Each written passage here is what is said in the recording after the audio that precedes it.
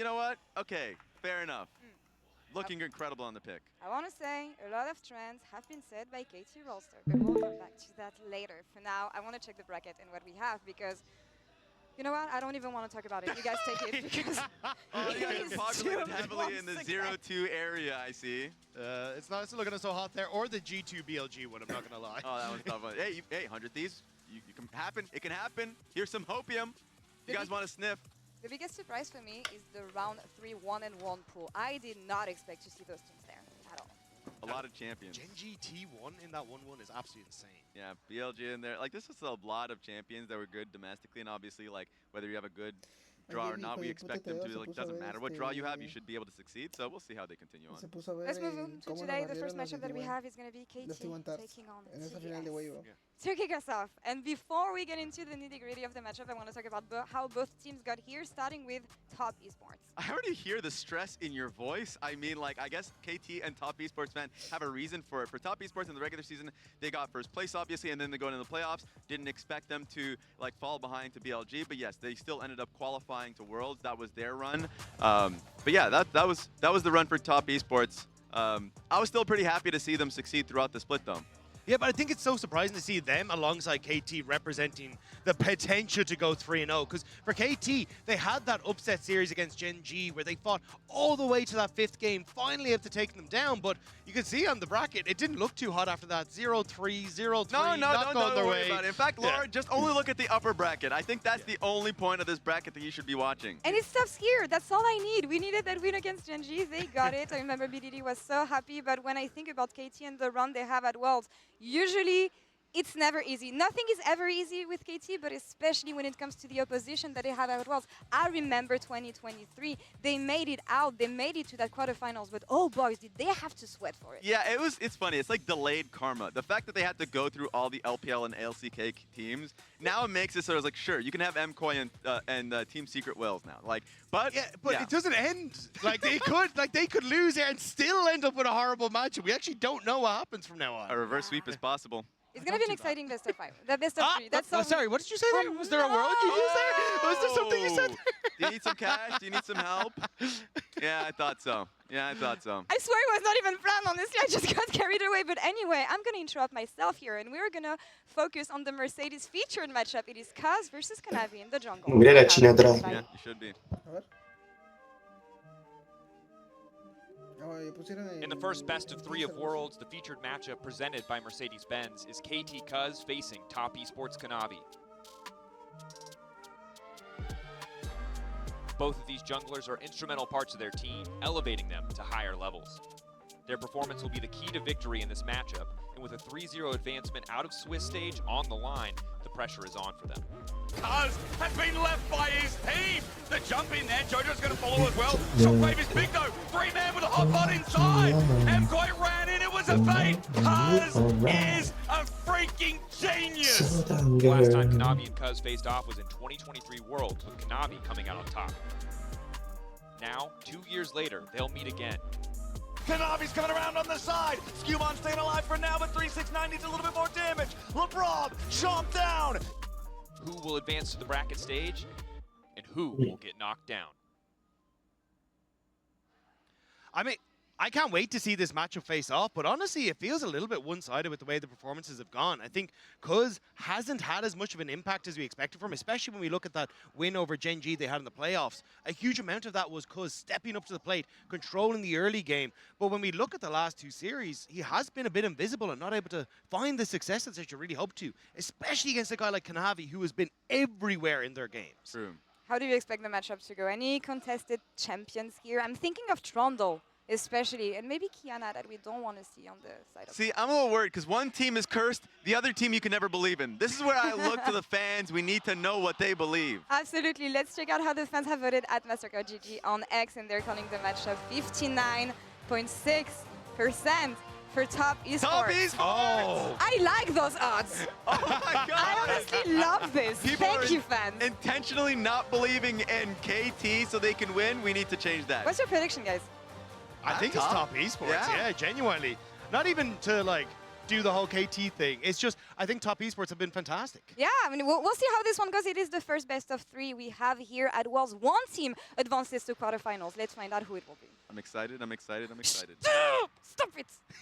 Stop it! And the first thing going 2-0, CFO. I see one delicious looking oyster.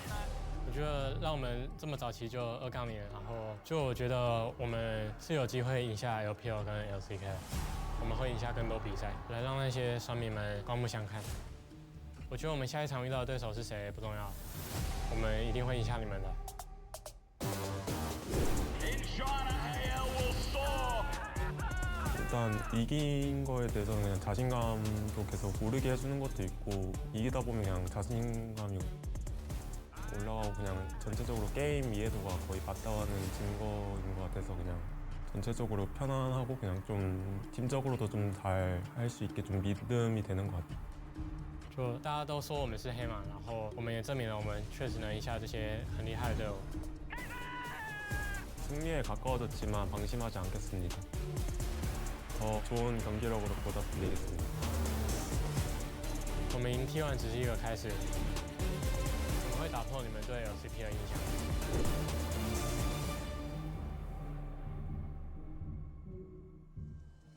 And KT will claim their next opponent 2-0 here. 경기장에 왔을 때 다양한 사람들과 약간 좀 만나니까 어떤 자리보다 이제 좀 중요한 자리인 걸 좀 알았고요. 나머지 경기들이 좀 쉽지 않을 것 같아가지고 더 끌어올려야 될 것 같습니다. Top Esports, what a bounce back for this team, looking absolutely brilliant.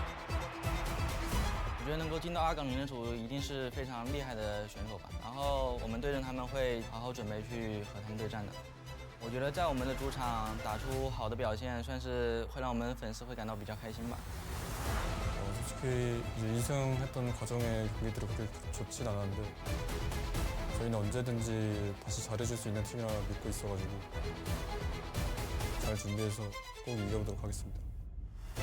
저희 팀이 기세를 좀 타면은 못 막는 팀이라고 생각해가지고 상대하는 팀들에겐 좀 아쉽지만 저희가 먼저 스위스 스테이지를 올라가 보도록 하겠습니다. 我觉得我们只要发挥出我们100%的水准，我们是能赢下他们所有队伍。这一次我们将一直战下去，博至巅峰。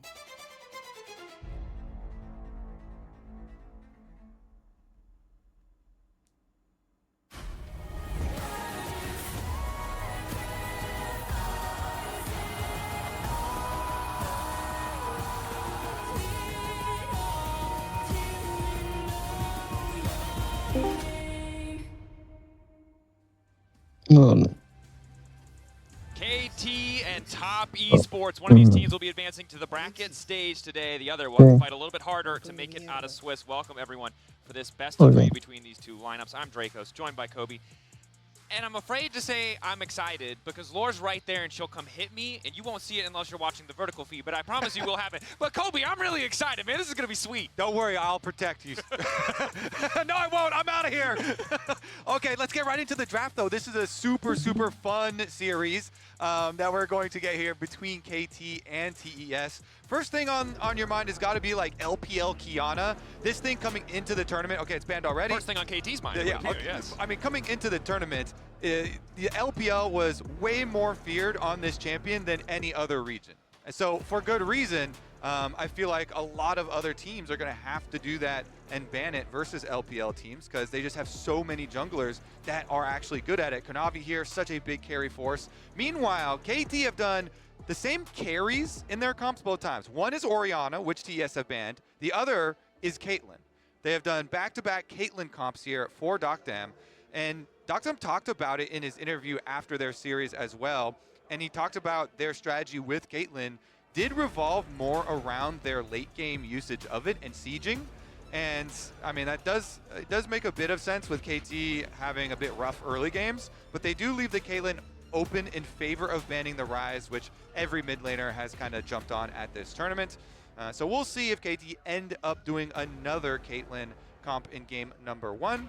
Don't have to rush into it, of course, because it is a best of 3, and they're going to take away the Wukong first. Yeah, Wukong, of course, that strong team fighting pick. If they do suffer a little bit in the early game, Wukong can still be that relevant threat in the team fights. Now, interestingly, Top Esports not falling for the community perception. They're still committed to the Jarvan would appear. Of course, it is a best of 3. The first Yeah. taste of Fearless we get in Swiss. So again, as you highlighted, it's not the end of the world if the Jarvan does fall down, but you have really excellent engage, and with an early pick like the Nico, you don't guarantee lane priority, but it does set you up for success in that bot lane 2v2. Yeah, I mean, honestly, I love this combination. I do think a lot of the Jarvan, failures, there have been a lot of like user error with some of those Jarvans. So I see. Get good is the problem. yes. Well, yeah, not all of them, some of them. Bueno, Nico, though, with Jarvan is también such a vas a good poder jungle and ganar support combo. Massive amounts of engage, Y really ya, good ya. sneak plays where both of them can really play vision games and come up with huge jungle and support synergy. But let's take a look at the other side. They take away the Rumble, which is a classic combination you do pair with the Jarvan for that AoE. So it looks like we're just going to have both teams with big team fighting, big AoE here, Dracos. Yeah, and it looks like the pick and ban overlay is not updating, but an Aurora has been locked in the mid lane for BDD. We'll update that for you as soon as we can. In the meantime, you'll have to settle for us describing it. It's Aurora. She's a bunny lady. And team fighting seems to be the name of the game. Honestly, for both sides, Kai'Sa, a pick that if they do opt to lock in here can be vulnerable in the laning phase, but we've seen really easy way to play the mid game, playing for those picks on side. And KT, every single pick they've brought to the table, excellent in those big 5v5 fist fights. Yeah, and I love the Kai'Sa when we do see all these CC heavy comps that are looking to dive on priority targets. Nico and Jarvan set up for that very nicely and go in for the executes. So let's take a look. Do they want to even ban out like Galio and Ornn here since the early Rumble pick? Those are kind of the really frequent answers that you see into that on top side. So KT, they have the opportunity to take away some of these options from 369, who has been very good so far this tournament. And there's one of those two options, the Ornn down at least. See what they want to do here. Of course, we always have to have in the back of our mind, the Viper swap, that top lane swap up. I think originally popular in the LPL, but Viper was the first big name player to kind of pull it out on HLE. So see if they do want to optimize some of those bot lane 2v2s and top lane matchups by moving an 80 carry around. But with the Rumble locked in, Ornn now banned away, KT doing what they can to shape that top lane matchup for Perfect. A guy who gets a lot of flack. Sometimes, it's underperformance, he's not up to par. Sometimes I think it's because they leave this man on an island. We'll see what the situation ends up being as the Alistar now banned away, really trying to take away that immediate follow-up or immediate engage tool to go alongside this Wukong and Rumble. Yeah, and he's good engage, and also a headbutt is annoying for Nico. Yes. Because there are multiple ways where Alistar can try and like mark a Nico and keep the Nico engages out. So Alistar can be problematic in kind of defensive and offensive ways. So that is a very good ban.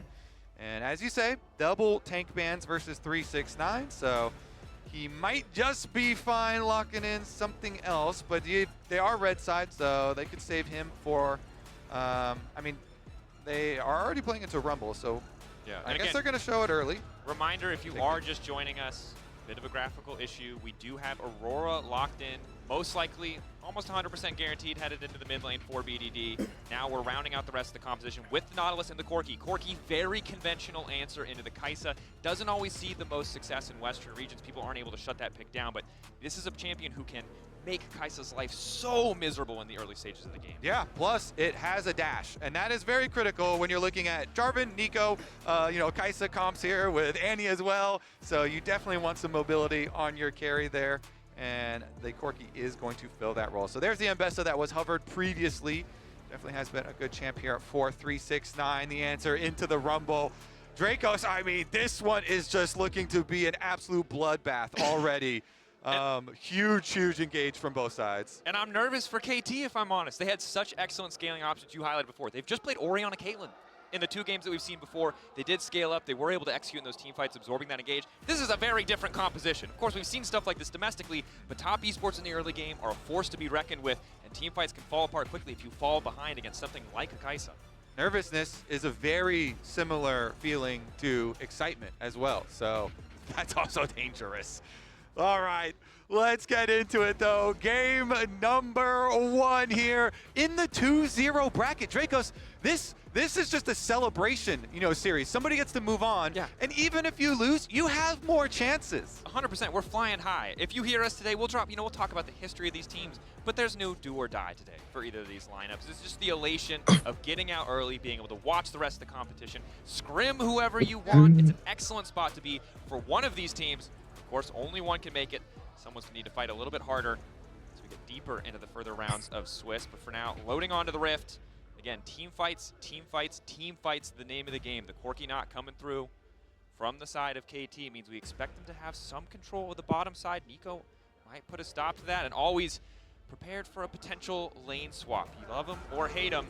They're pretty good strategically. Always a potential option. Oh, eu me zaczyna. Some very interesting signs in the audience as well. Let's get on to the ref. So one of the big topics here between these two teams especially is the difference in early games. Yep. KT has not had very powerful early games, have definitely been a bit slow, and Doctum even was talking about that in his interview as well. And so going up against TES, who is one of our teams that have had the best early games, it's one of the reasons why Kanavi and TES have been so heavily lauded. Really has done a very good job. It's just like it has been really well planned as well as executed from them, both here as well as in the LPL. And I think it's important that we like to crack jokes a lot when it comes to this team, but don't let the memes and the history distract you from how lethal this team really is, right? Good reason that they were able to make it here. Good reason why they were in the finals of the LPL. And Cream, of course, on this utility champion. Annie falling down in Prio, obviously nerfed a ton over the last few patches, adjusted here and there, but still can be that lethal engage option as Doctem and Peter zoned away from the wave early on, but Fossbomb does mean that Doctem's at least able to get some of this CS. Yeah, early brush ward for TES though, gonna help them out a decent amount here with the range versus melee support matchup, trying to work around the outside.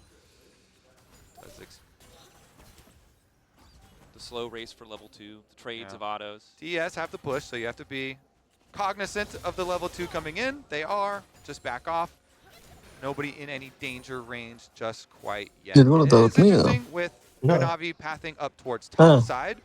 Jackie Love going to do the tri-brush ward first because of that, but Wukong, of course, is one of the slippery junglers that can wrap around, and going towards a Nautilus lane always does have the possibilities of Cuz making an early visit, and Nautilus having some good setup for him in lane to try and burn summoner spells.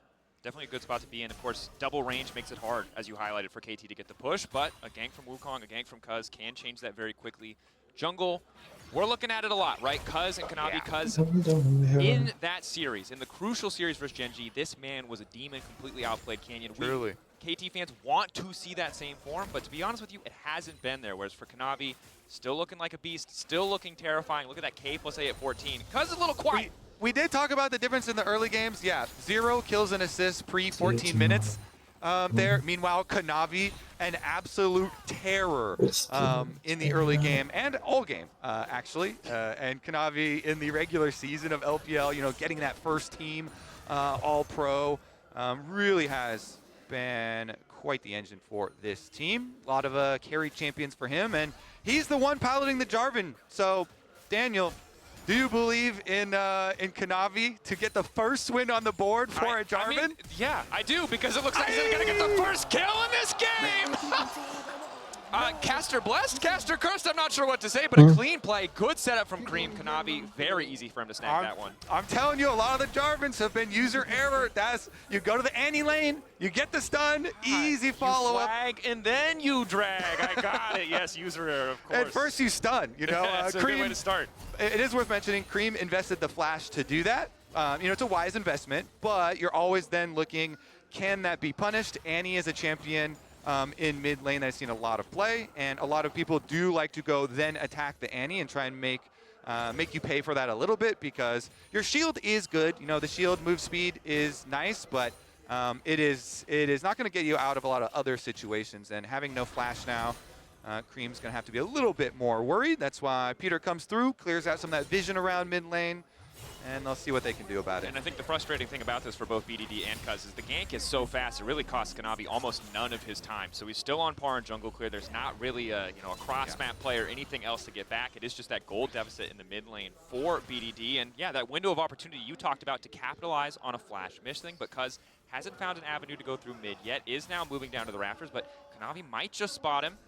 And Kanavi did walk over that ward in the banana brush, so you see BDD, good positioning. You know, he positions to the upward side of the lane. Cream again, no flash. Navi happy to just zone away. I was not sure how committed he was going to be to auto-attacking the Aurora to death, but zoning BDD out, making Cream's life a little bit easier. Yeah, BDD loses experience on some of those minions that are dying up by the tower. So even though you're not, actually taking him down or burning his flash, it still is a gank worth going for. Pushes him out, a little bit of damage on the Aurora, make him miss a couple of minions. And he doesn't hit the bear, crucially. BDD able to move away without even burning the flash. Or did he just not have the stun? I think the damage goes through. Damage went in. You're probably right, given that he does have 3 stacks ready to go. Either way, you get what you want out of the Tibbers again. If you, for some reason, haven't seen Annie, which would be crazy, she uses the bear, she pushes the wave. That's as simple as it gets. As Peter, the heal now coming up from Jackie Levin Hong. Looking for a chase down, looking to get control of the lane. Full mid prio coming in for Cream, courtesy of the summon Tibbers, means that this Drake should be easy pickings for Kanavi. Yeah, TES, another good early game for them. Kanavi grabbing Scuttle Crab first. It looks like BDD with his reset. I honestly would bot side push too. Maybe they, okay, they're just going to look for level 6 on Kanavi first, maybe. And this is an incredibly comfortable early game for TES. We did expect them to be a little bit more powerful in terms of, on paper what they'd be able to bring, but setting themselves up for success with this Jarvan pick, finding those early ganks, because might be able to counter jungle a bit here on the top side, but of course difference in timer between the Grubs and the Dragon these days means there's not an easy objective for him to take back in response. Yeah, Krugs for Dragon is a very good trade for TES, and 369's full HP, so they're not even worried about any sort of topside, dive or play up there in response from KT. Of course, Wukong also, you really want that level 6, so Cuz trying to squeeze out as much experience as he possibly can. Does have his flash ready. Maybe he will be able to get in there once he has level 6 and can go for a flash play, but Annie's cooldown here for flash for Cream only has, about 80 seconds left on it. So still a little bit of time where he has to be fairly safe, but not too worried. Definitely looking comfortable. No action after the initial kill. Drake really the only big tangible advantage that TES have held on to. Outside of Prio on the bottom side, another use of the summon Tibbers, this time not connecting. Again, BDD spacing really well in this matchup. Input buffering on the weirding to jump backwards to make sure that the follow-up damage from Annie isn't there. And while the pressure is going in favor of TES, BDD seems relatively unfazed in the 1v1.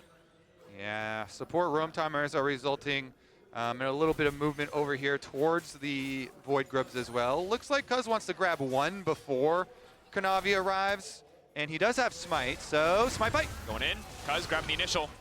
Now immediately going to clone out, but Cream is on the way, just forced to flash. Fear of the point-and-click CC coming in from Cream. Stopping Cuz from getting anything else. Really wanted that cheeky steal, but it just does not work out.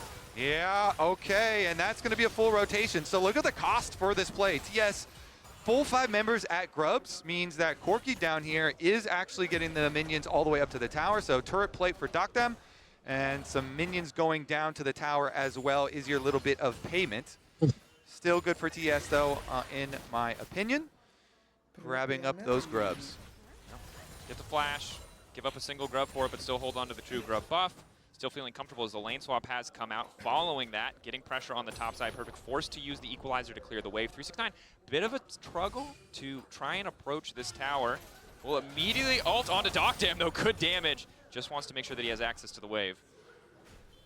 A lot of deep vision here for KT as well behind this side, so they might actually go for a repeat play on 369. I mean, Kanavi's on the top side, so Cuz kind of has a free route to go pressure 369, who, even without your ultimate, he still has flash and is Mbessa very mobile, and they're making the good call here, just communicating, I know, I'm on weak side, I'll back up. So 369 was able to get some experience from those previous minions that were dying, but not the rest of them, and the race for the tower has begun. Grub advantage, but of course the mid lane is the immediate 1v1. Cross the Veil used just for a bit of extra damage onto Cream. Cream forced out of lane, but top lane left isolated. Perfect doesn't even bother to approach, so it's tower for tower trade, but first tower does go to the side of KT. All right, rushing down the first turret for them towards Feats of Warfare. Continuing on the push. Seems like it's just going to be caught by each of the solo laners here. 369 gets this one. And BDD should be able to catch the opposite side for KT.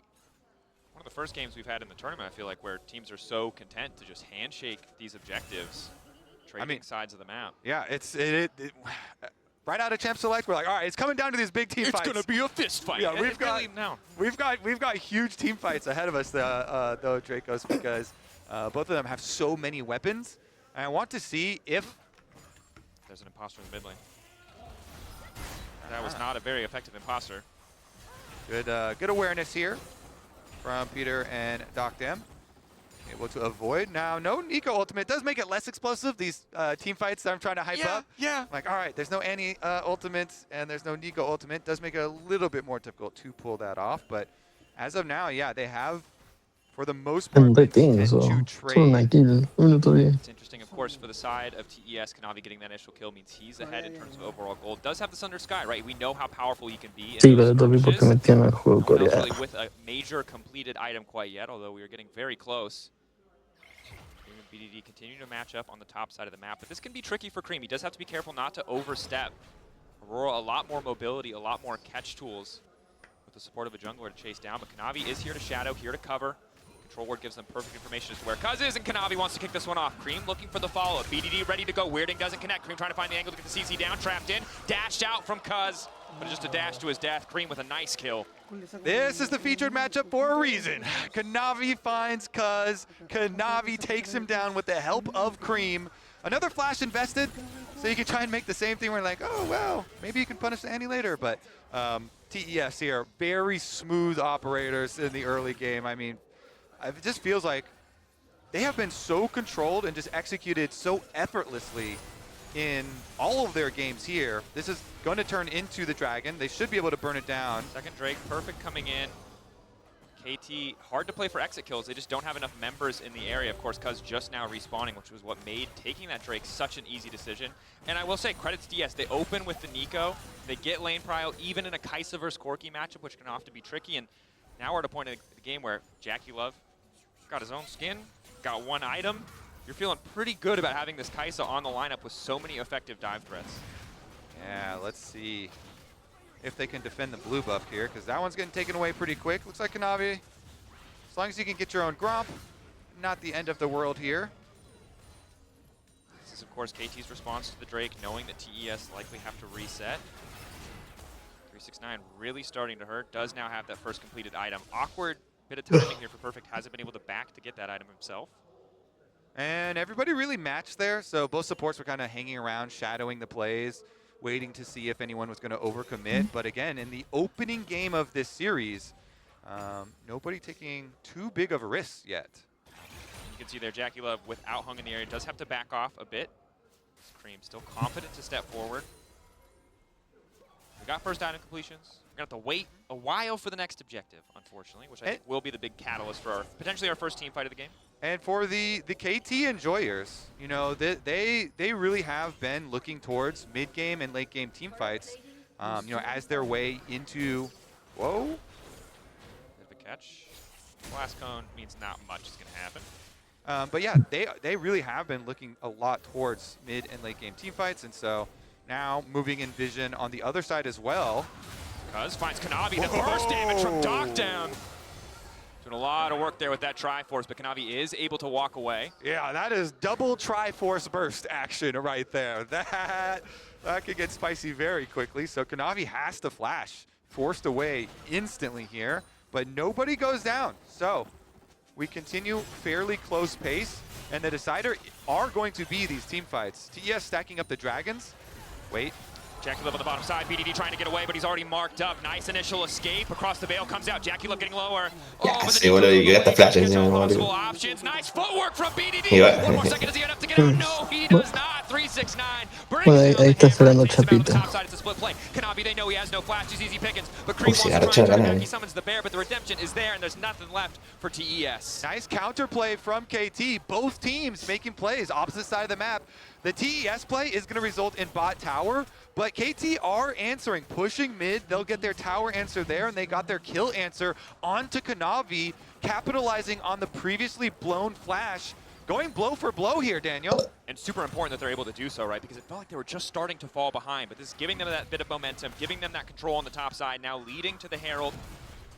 clone there for Hunk to spot out Cream, but we know he doesn't have access to the Bear or the Flash, so KT feel pretty comfortable to just take this. They lose mid in the process as well, so KT really swinging things back into their favor.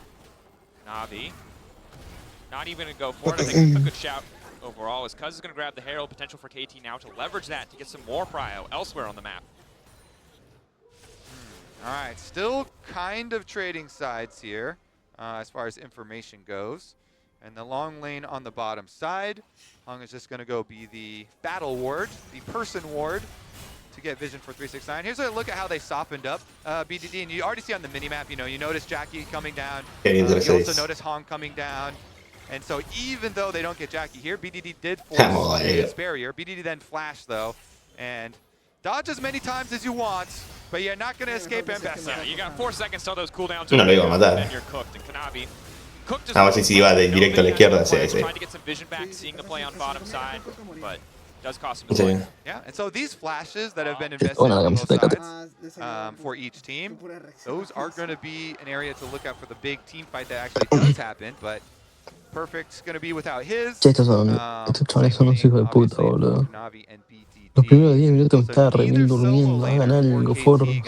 Rásame. It's going to be a little bit dangerous, Pareciera honestly, in que- their approach. For TES, which, by the Pero si way, hasta los Drake lo patearon, sí, recién hace 5 minutos hicieron el primer break. Qué lindo el Mad Lion, parate. extra No llega emphasis más. on coming down here to stack up, but KT ¿Se imaginas si mañana pierde T1? ¿Contra quién está T1? set up Contra HG, es verdad. No, sí, fácilmente puedo. Ay, ay, ay, ay, ay, ay, ay, ay. Not in the area, doesn't have the flash as you highlighted before, but does have access to the teleport. KT very grouped up though, they don't have any way to flank at the moment. Could see a team coming in from bottom wave instead of just a full 5-man stack in the face of TES. Eyes on Kanavi and Cream, that's the big AoE damage. Nah, yo no me lo puse ninguno de los tres. A mí me cagó Genji que puse pasar 3-0. Ready to ride away in a blaze of glory. Hung gonna get things kicked off. Y puse 3-2 de igual de ellos, boludo, toma. No. Ya lo pité. Fighting back, Cream side by Perfect. TES holding the line. It's an absolute bloodbath around the Drake, and it looks like they might be able to grab it in the end. No, lo robó. Ah, no. Docdam running. BDD in the back lines. Jackie Lowe taken down. It's a Es lo double que kill. juego, and KT destroy them Puede in ser. the team fight. TS, they do get the dragon, they get the objective, but KT clearly they're playing for the team fight here. They summon the Herald first. Look at this engagement. a Peter, how ve a it Peter. quickly gets stuffed. Hung goes in, he flashes for it. Immediately annihilated on the Rumble ultimate. Se baja uno, se sube al coso, levanta The uno, other side, where they levanta el oso y levanta they Green. didn't critically finish off BDD, and then Perfect just chases down the Annie. So KT full numbers advantage, even though Jackie and 369 are able to finish off the Pero dragon. tiene with mejor no compo que spite, AT. they lose most of their members in the process. And credit to KT playing with slivers of life for the back health of that team fight. But even without the No Caitlyn me and the da. Orianna, they're showing us a lot of what we saw in their first 2 matches. Yo Absorbing posta, si the fuese initiative, coach, splitting up this big womp voy al lugar donde position, estamos, and then en este playing caso sería en cleanup China, play. le The pongo. way Cuz Si no vamos en grupo, se was coge nadie, te le pongo una gorda china sin. was fantastic. Si no vamos 1-3, así, si no vamos 2-3, así. Si llegamos a cuarto, ahí está una china arriba. They can continue to Si llegamos a los progress. a la semi, una modelo. Si llegamos a la final, ahí mayo. When enemy team is on soul point, you have to worry about every Pero siguiendo- 5-minute timer. Every 5-minute timer is going to cause a spike of excitement. Fred, ¿sabes cómo se lo We do tiro? have a situation here where while both teams have excellent team fighting tools, I'm looking at Jackie Love, I'm looking at that ultimate, the potential to collapse on a flank, for one member of KT to slip up and go down around one of those timings, can make contesting this objective impossible. You highlighted it, 3 minutes until the soul on the line, but also 50 seconds till Otacon on the top side. Cream already trying to set up.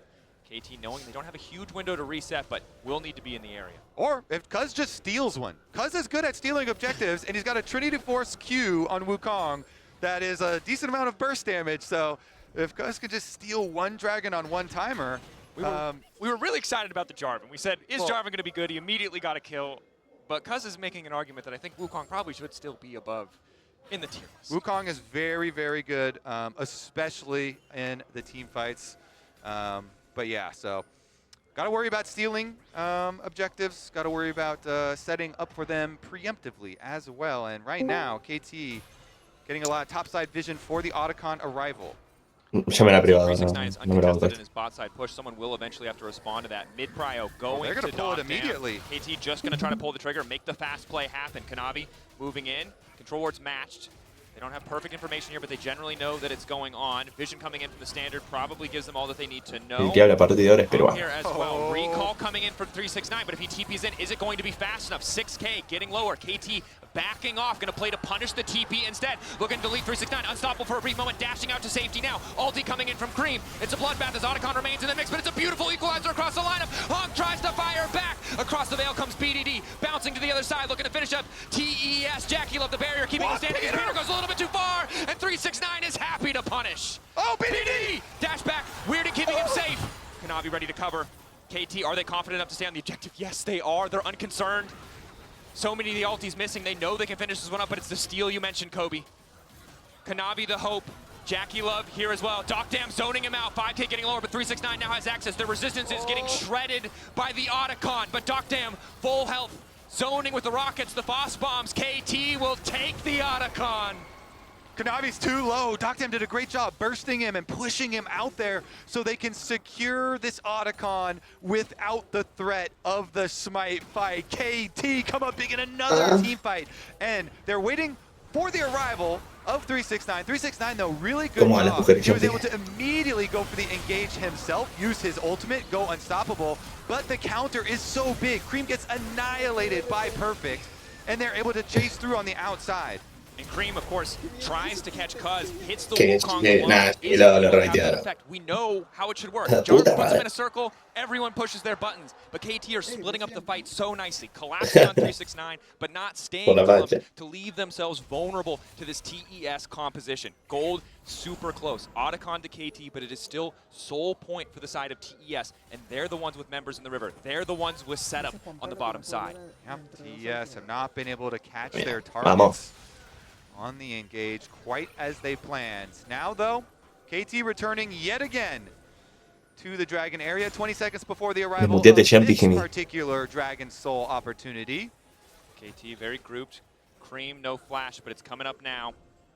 369 doesn't have access to his. Jackie Love will have the summoner available. Doc Dam's going to need to wait a bit longer, but BDD. Perfect, not going to Ay, have ya. access to a crucial Qué summoner pena más spell, but maybe jugoso. Cuz with flash is enough.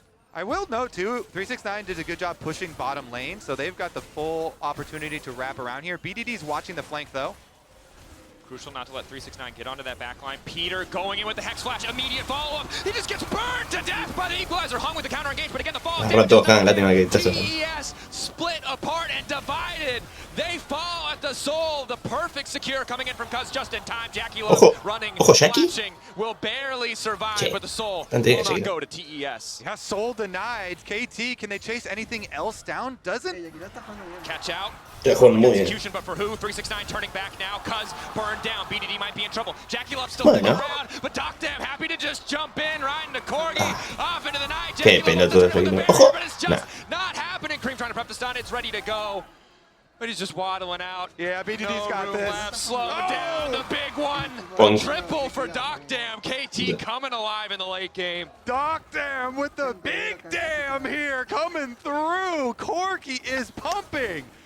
All right, let's take a look at this one. Once again, you mentioned it. Peter goes in, and look at that. They delete the Jarvan. Perfect has had really good Rumble ults, by the way. I mean, you talked about earlier, Perfect sometimes gets some flack, but man, he has had some really good Rumble ultimates for their team fights, and they annihilate. So Jackie Love does get the kill on the outside, and it's just 2 for 2 right now. So this re-engage, the choice of TES and 369 to go in onto Cuz, flash from Cream to make sure they can get the kill, but that was an offensive flash, and then 369 also ends up flashing. So they invested 2 to get that. Dr. M's like, ¿De cuánto ahora mataras ese círculo que es lo wea, boludo? El cambio de mapa. all of this extra gold into the KT. ¿No viste el círculo? With the Que es big one eso. coming through from Doc Dam.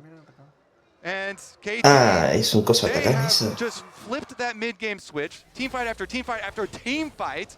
And now they're looking unstoppable. And again, they just play so well around these big ultimates, these big cooldowns, forcing the engage, trying to take Kanavi out of the equation as quickly as they can, not giving Cream an angle to hit that multi-man Tibbers that will always be a threat to just turn the game on its head. And the person suffering the most from this is Jackie Love. He's never had a moment where he can ult in like a hero, clean up these fights, lay down the Acathian Rain. It just isn't happening because there's never a Triple, el atacán no aguanta 2027. In the meantime, Docdam, as you said, pumping. Baron on the line now. Para mí la season que viene, lo habrán sacado.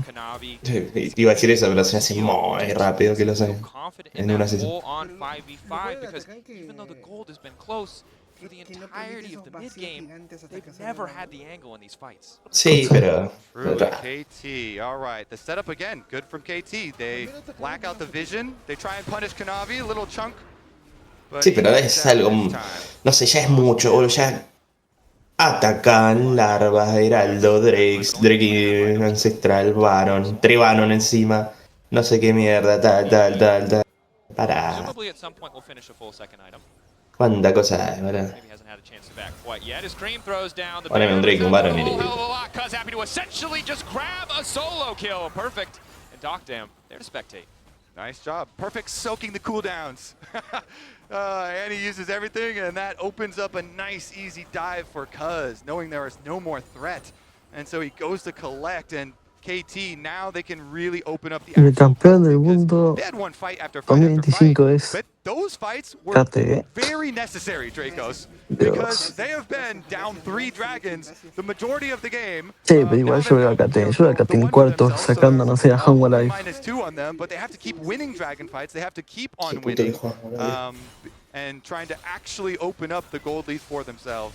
KT sacando a Hanwha Life y después regalándole la semifinal al tiro de turno. Member of this TES lineup did grab that kill onto Cuz in the previous exchange around the bottom side, so holds on to a gold lead of his own. Maybe he's going to be able to find that backline access, but it is just so hard when KT have been the ones with better setup, ones to pull the trigger first very often, or absorb some of these fumble engage from TES. Still time though, we talked about it, right? All it takes is one big anti-stun, one mysterious minion. That was not it. That is the second one that's gone completely awry. KT happy to turn it back. Peter finding the multi-man knockup. BDD to finish that initial kill off. Now starting the chase. Excellent equalizer from Perfect.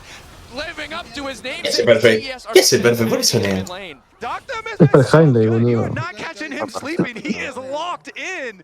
Yo le sonía para el clip. You're not going to catch me. But this speaks to the desperation of TES. Igual están reparejos estos gordos, ¿no? He's gotten away both times. It's dangerous to look at a play like that and say, this time it will be different. KT, eyes locked on this Baron, however, no one waiting over the wall to try and zone Kanavi quite yet, but BDD inbound, chasing it. Docdam's out for blood. Cream waiting to fire back with Annie. Cuz is the only one left in the pit. It's 369 to the back line. He's the strong member of the team trying to finish off Peter. Jackie Love finding the angle to Docdam. That's going to be Qué partida está jugando 369 también. popping. BDD though chasing him down. Going to finish that one off. It's a double kill for Cuz. Hung the last man left standing, and he's going to be quick to fall. KT again taking the Qué fight. locura, KT como le dio vuelta. Kill the ward while they're finishing off the enemy support there. This should be KT denying No pasaron de esa eliminación, bien. grabbing another dragon. Team fight after team fight after team fight. They come out ahead. This time, it is 369 and Jackie Love actually assassinating the Corki, but everybody else had already taken so much damage that then they were deep in enemy lines and they go down as well. So KT, another victorious team fight. Here's the opener where they burst down Jackie. It's BDD around over this control ward. Huge burst onto Jackie. Del año pasado KT se mantuvo nomás Qs y BDD, ¿no? And ults on him. Jackie goes in to answer as well, and he El año pasado. finish off the Corki, ¿Qué cosa? but he's already chunked down to half Poster. health, and they already killed the front ¿Qué line. cosa? Que si se mantuvo Qs y BDD nomás. And you can see again the slight difference in the compositions. They're all happy to throw down ultimates, to play these fights based around their ultimates. But in the Diría que sí. extended fights, the Rumble, the Aurora, the Wukong are so much more Era de powerful, Fela, ese whereas support this era Jungle Berry y really el top, is that no me shotgun, the acuerdo. Nico alongside it. If you hit ¿Quién? those multi-man ultimates together, you No me can see acuerdo. the path Berry, for ¿no? TES to win a fight, but it just has not Wow. been happening. So another 4 minutes where KT don't have to be concerned about that soul, slowly getting closer to it themselves, and in a pretty nice position for them around Baron as soon as they're able to push out these lanes. So, I still think Jarvan is a fine champion. You know, kit's good, good engage, lots of Good, early yep, game options, but maybe he's cursed. I like that.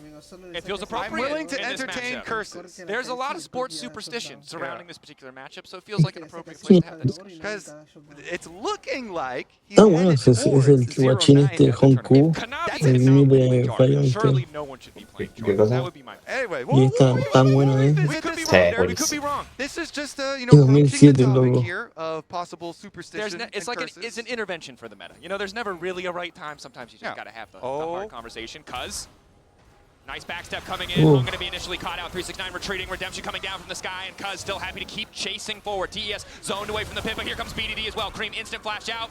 Kanavi gonna be caught up by the ultimate coming in from Nautilus, and down he goes. BDD. Sí, qué partida mierda, canal, Rampage. This team fight is just seamless from KT. Again, another really good Rumble ultimate here from Perfect. Sí, no es Right shallow. when Cuz goes in on the Wukong, they delete their target just like that. It's 5v3 for KT. They can take Baron and they can defend mid.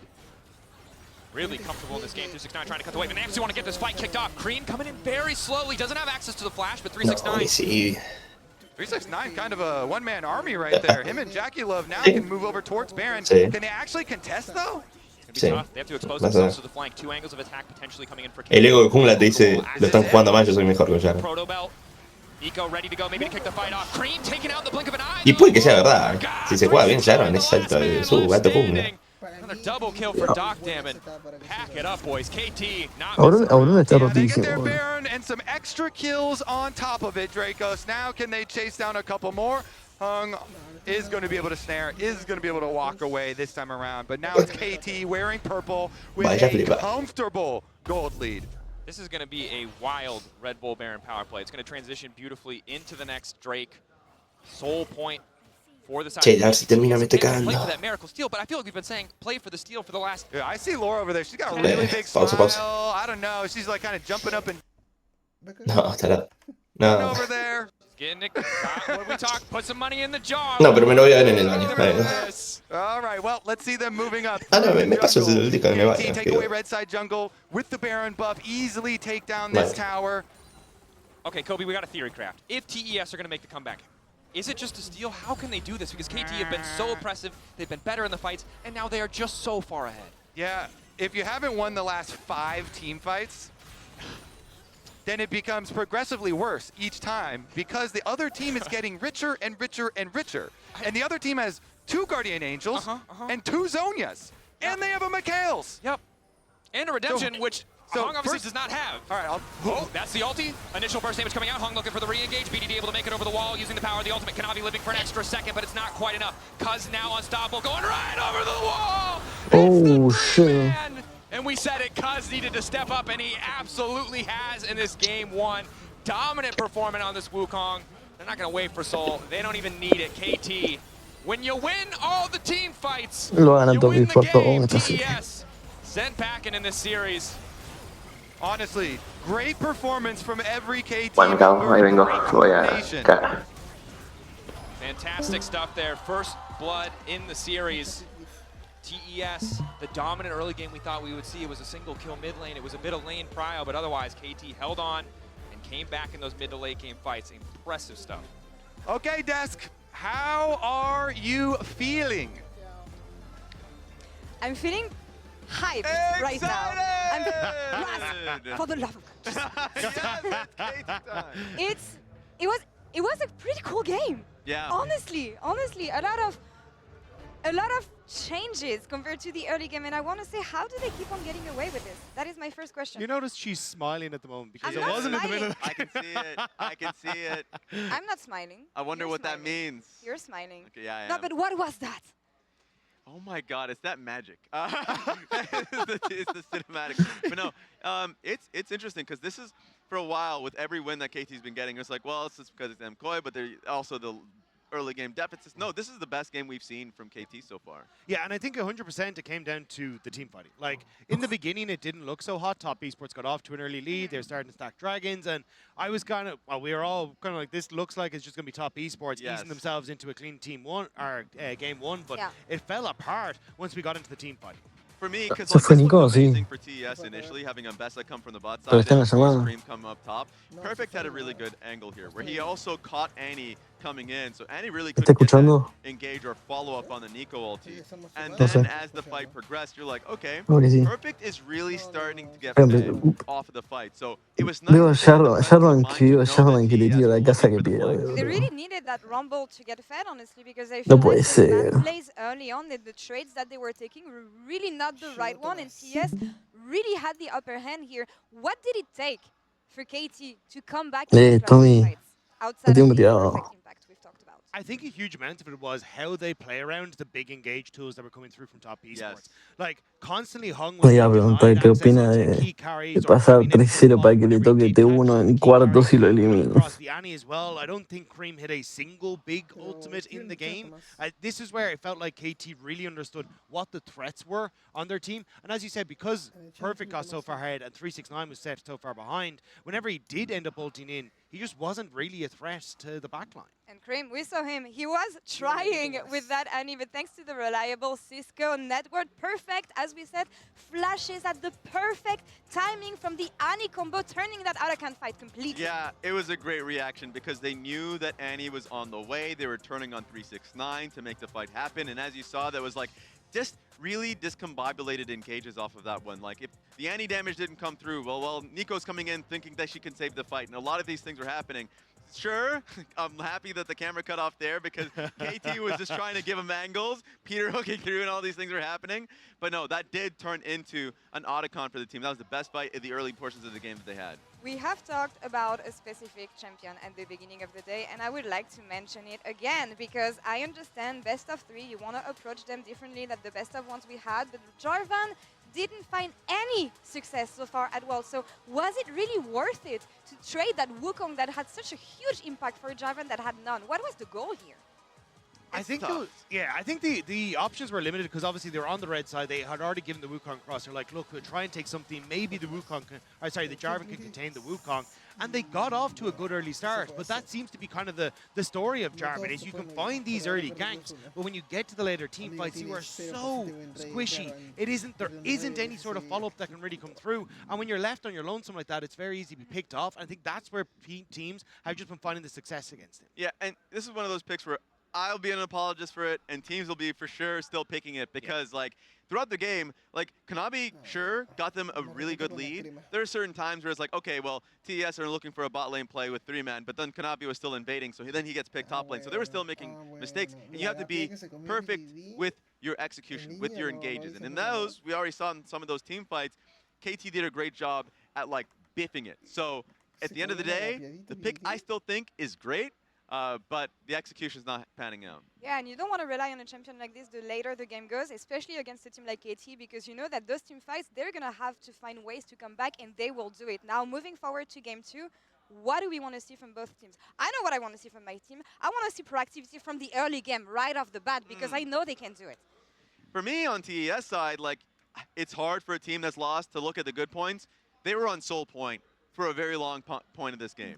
Like, their dragon stacking was something that was very good. The early game when they were trying to find those picks were very good. It's more about just, like, recognizing the angles. Like, Hong is going to definitely look back at his play and realize that, like, the Nico engages were just not panning out. And if he looks at that, just make minor adjustments, the game looks completely different. Yeah, I think it's a similar story for Cream, though. Step up on finding that engaging, trying to set up if you're on the Annie, but maybe shift him across onto something he's more comfortable on, and then have a carry for Kanavi. Kanavi's been so strong when he's on things like even the Trundle, but the Kiana, these picks that he can be a menace from the jungle, and I want to see a more supportive pick for Cream that can enable Kanavi to be a carry when he gets these early leads. What I love about this, by the way, is the first time we're going through Fearless, so those 3 mid lane bans that we saw in game 1, we're still keeping them. We're not allowing BDD to have the Azir, the Orianna. Good luck with that. He still looks good, though. So, you know, I got to say it. I'm excited. Oh, his wallet! The whole wallet's in the jar. I'm ready to get on board. They look sick. KT's team fighter looks amazing. I don't have any friends here, so I'm going to leave it here for now. KT Roster leads that series. Let's see what TES can come back and do here in game 2. Guys, really? Really?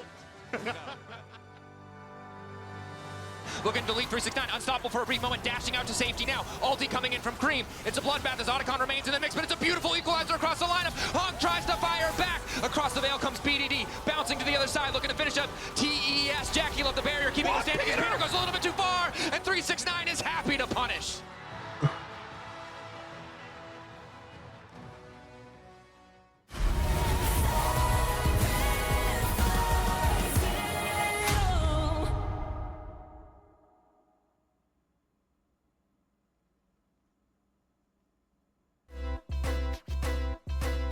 베이징에서 월드 우승을 하고 좋은 기억들이 많이 잊혀져가지고 다시 신인대로 돌아갔다라는 생각을 하고 촬영이나 연습, 뭐 대회 되게 새롭고 즐길 수 있는 환경이 된 것 같아서 되게 기뻐요. 저랑 상혁이 형 그리고 재혁이 2017년도에 베이징에서 경기를 떠본 선수들이라고 하는데 다시 이렇게 와가지고 경기할 수 있게 돼서 너무 좋은 것 같습니다. An update is required. Financial system updating.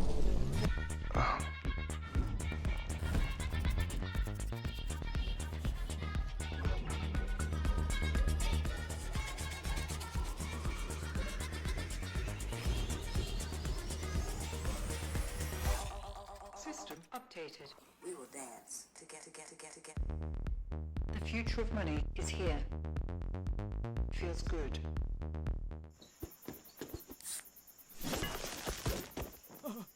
Red Bull gives you wings.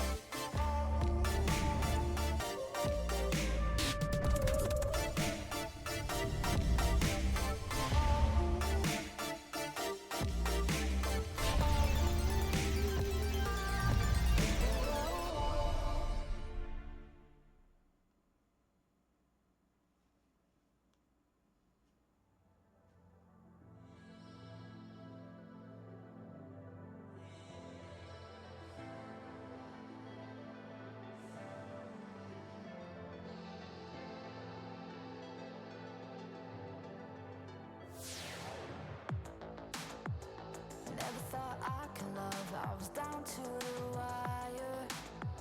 You took me on by surprise, there was summer inside. Now I can think of a time that I wasn't sober. We're on a high life and the seasons don't mind.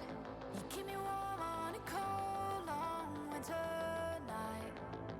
You always know where to go, where to spend our time together, don't mind. Wherever we are, we'll be fine. You keep me warm on a cold, long winter December night, December night. You know what I like, do it once, do it twice. Heat up by the fire, December night, December night, December night, December night.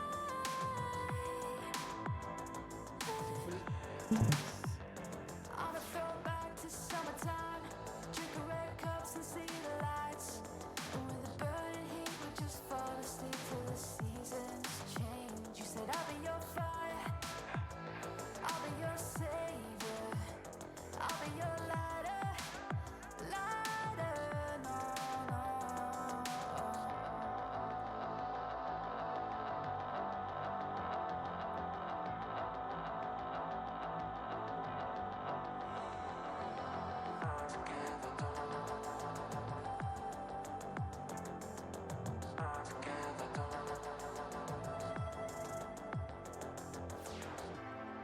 You keep me warm on a cold, long winter night. You always know where to go, where to spend our time together, don't mind. Wherever we are, we'll be fine. You keep me warm on a cold, long winter December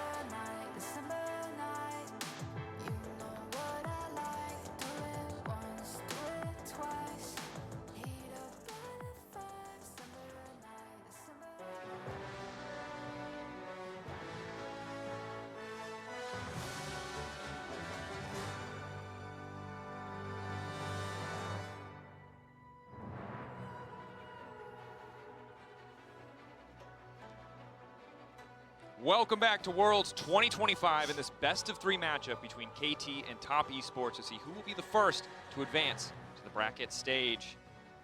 Of course, game 1, we got to see something from KT that I think a lot of KT fans wanted to see, which is consistency, because the way that they won the first 2 games we saw in Swiss against opponents who aren't at that top level, we weren't sure if it was going to translate to TES, and while they did have a different draft, it wasn't the Caitlyn, it wasn't the Oriana, they still played those team fights immaculately, and that's something that TES are going to have to contend with as we head into the second draft. Yeah, KT with some mobile carries, and TES never found their engages, never were able to connect.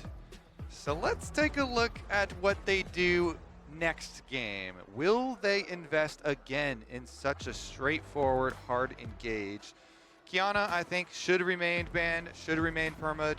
Kanavi, very dangerous, and so limit him a little bit. Let's see what else here. So we're whittling kind of down on the Sundered Sky AD jungles in game 2, but there's still plenty of them left up here. Xin, Trundle, Pantheon even. So plenty of options there. Rise is up. So maybe, okay, yeah, first pick Rise. Then you get probably what, the Taliyah trade for it? Yeah. Maybe you go Taliyah plus the Pantheon or Xin or something like that. I like the Pantheon because it's point and click, but since the little nerfs, people have kind of cooled off a bit on that champion. So Trundle is definitely a big priority with both these junglers. Okay, and it would dissuade you. Yeah, would dissuade you from tanks too. Well predicted there, Kobe. So here in Champ Select powered by Omen and HyperX, what is the response going to be from the side of TES? I like getting something comfortable for Cream. Obviously looked like a monster on the Rise last time we saw him. Something maybe safer for the bottom He did not look like a monster on the Annie. No, no, Last game. No, it was. He did not. It's good he's not on social media right now. That's all I will say, because he is getting some heat on the platforms across the world, across languages. So we'll see if he can have a redemption moment as BDD responds. Cassio, conventional answer.